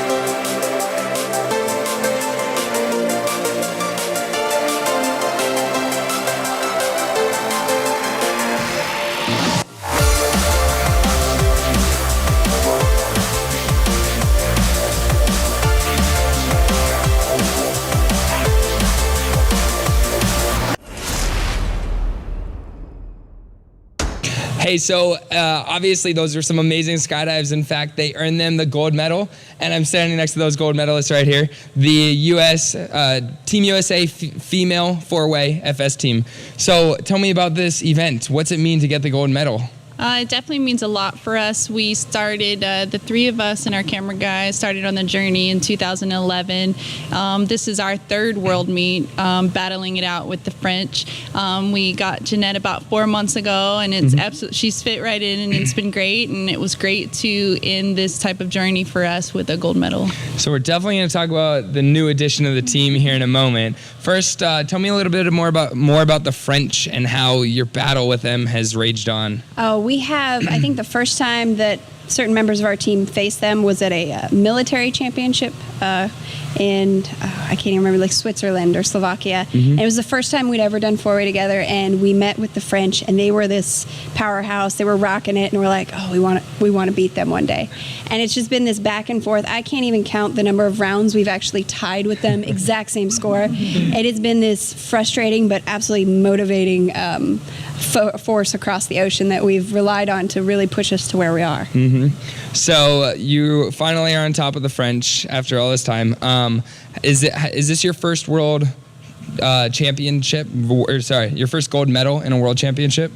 This is our first gold medal at a world meet. We have won a World Cup before, and we also got the gold at the World Air Games in December. So you all have been skydiving for a while and winning for a while. Congratulations. Jeanette, let's talk to you, the new member of the team, the odd one out here. Yeah. So you are not a member of the Golden Knights. The rest of this team is. Can you explain how you got onto this team or how it worked? Sure. So I've been training and competing with my own team, Rhythm, and competing against these ladies for many years. In May, they contacted me. They needed someone to fill in to come here to the World Meet, and I was just honored to that they asked me, and just wanted to do my best to help them get to where they wanted to go. And we've had a really fun summer. I really respect all the work that they've put in up till now, and even from then until now, and yeah, it's just great. Well, obviously your contribution is noted and worth it. Is this the first time that a Golden Knights team has, or I guess a almost Golden Knights team has not had a member of the Golden Knights compete for it? No, we've had civilians or past Golden Knights fill in before. There's been several instances throughout history where we've called upon other people when we've needed that help. So okay, wonderful. So Scott, you're the cameraman. You get to watch these beautiful girls work magic up there. Tell me about what's going through your mind as you're watching them. Well, the first thing going through my mind is don't screw up. So once we come off the plane, obviously, you know, I just they make it very easy for me to film them. They stay tight. They're spinning. They're doing their thing, and I just stay up top and watch the magic unfold. Yeah, well, that's a worthy position. I mean, if you miss a shot, right, then this team has no proof that anything happened. Absolutely. So a camera is definitely an important spot. Tell me, so you all are kind of new together. She said last December is when you formed. How is that right? You joined the team in May. In May, okay, it's just sooner than last December. Yeah. So where have you all been training, and like how do you get this amazing team out of just a couple months of training? We've been actually training at our drop zone in Lorberg, Maxton Airport, where the Golden Knights train, and then we've done a lot in the Paraclete XP tunnel when Jeanette's been able to come there. So we've done a lot of jumps just where the Golden Knights normally train. Okay, so it's been, and she's filled in well? Yes, she's been great. Like, personality and her skills have matched ours, and it's just been great. We couldn't have asked for anyone better to fill in. Tell me a little bit more about personality and how this team or a four-way team, how it's personality but also skill, how it all works together. Yeah. So our team works really well together because we jive. And of course, in the beginning, it was a little feeling each other out, but we're like a big family, like brother and sisters. And Jeanette just kind of stepped right in there, and it really helps. You have to have kind of a growth mindset when you have someone like Sully Williams telling you, no, you're doing this wrong, do it this way. And he's absolutely right.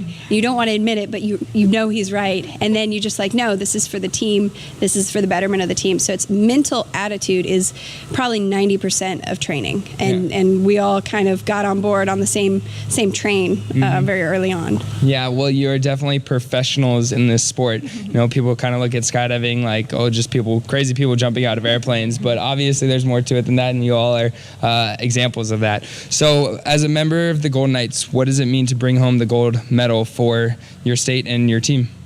I couldn't be more proud to represent the Army and the United States, especially here on U.S. soil. I think it's the first time in 24 years that the World Meet has been held here, and the first time a Mondial has ever been held in the United States. So what a better stage to be able to bring home this accomplishment. All right, and final question is, what's next for you five? Jeanette's going to go to Cancun. She's super excited. Some of us are going to go to the U.S. Nationals, and Jeanette will be competing with her team Rhythm at the U.S. Nationals and stuff. And then after that, we'll see what happens. Will you go on to continue representing the U.S. in a female four-way? That's questionable. Possibly, not sure, huh? Yeah, nothing's final yet. All right, well, we definitely hopefully haven't seen the last of these amazing skydivers, amazing competitors. You're watching Skydive TV. We're going to look at the other competitors, the other teams. France and Great Britain were behind them. That competition with France was very close. So let's see how they did. Let's watch that competition now. Thanks for watching.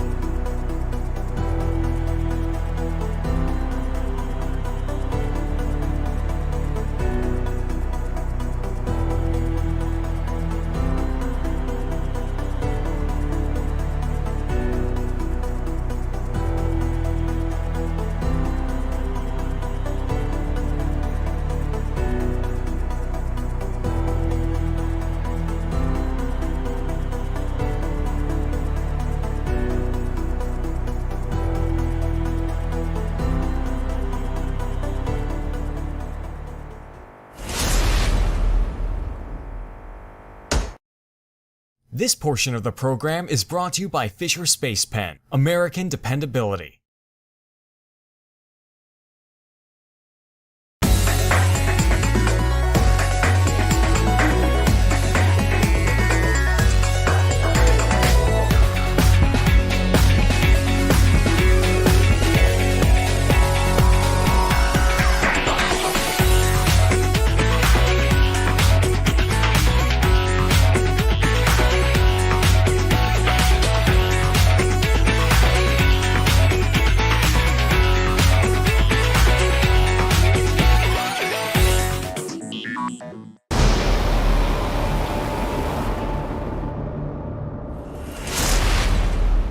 Well, you heard it from the champions, four-way female U.S. world champions. They were right here in the studio.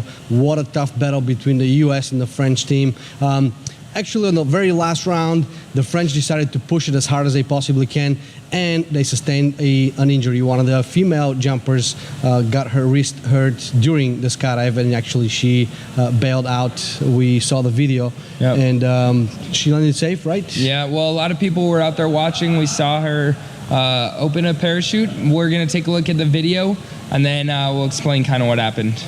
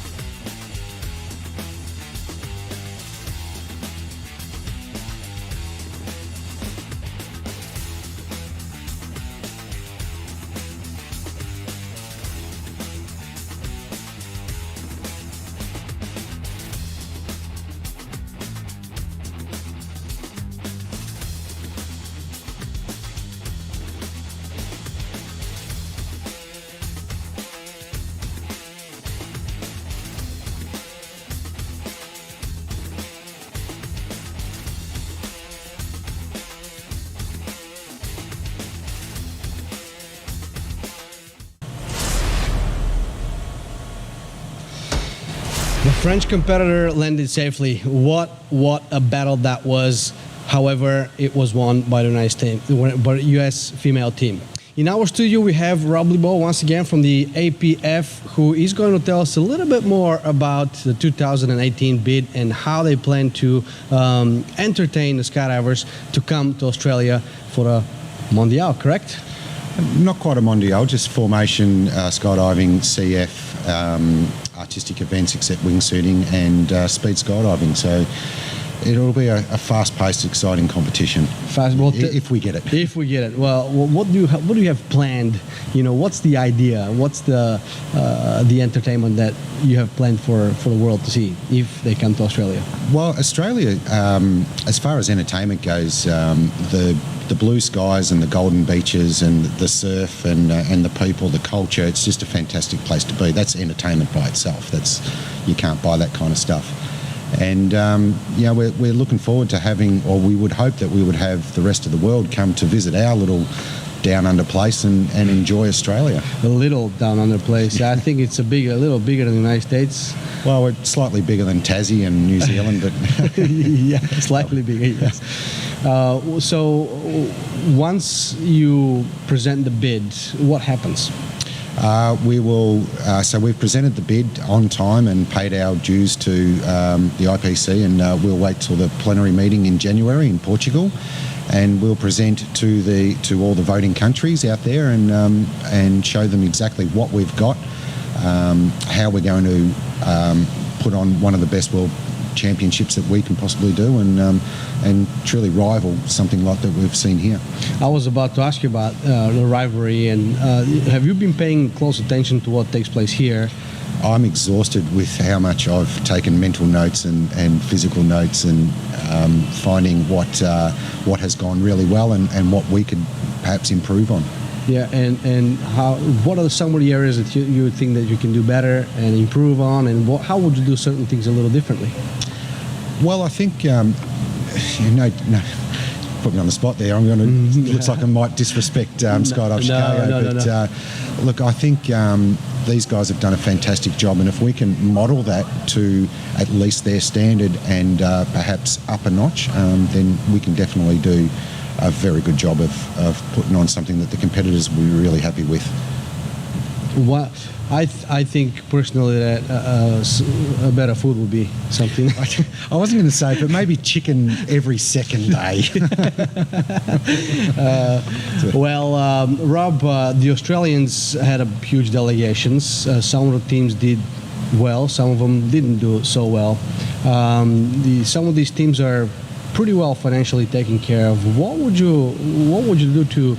How would you help the competitors perform a little better at a World Championship like that? Yeah, we've been speaking to the competitors now, and some of them in our delegations, this is their first World Championship. So now it's a case of sitting down and helping them learn from the experience and restructure their training programs and how the APF can support their training programs and financially support them and mentally support them as well.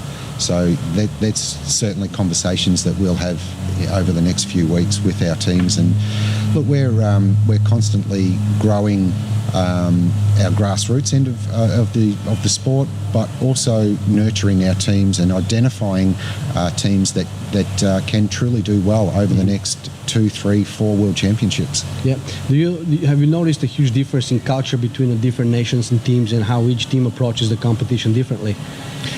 From a training perspective, probably yes, but at the end of the day, we're all skydivers, and this is just a fantastic atmosphere, and we all just truly love being here. Mm-hmm. So, from the competitors' perspective, I guess they'll have their different training programs, but it's great for them to actually get here and see what other cultures and other countries are doing and learn from it and build from it.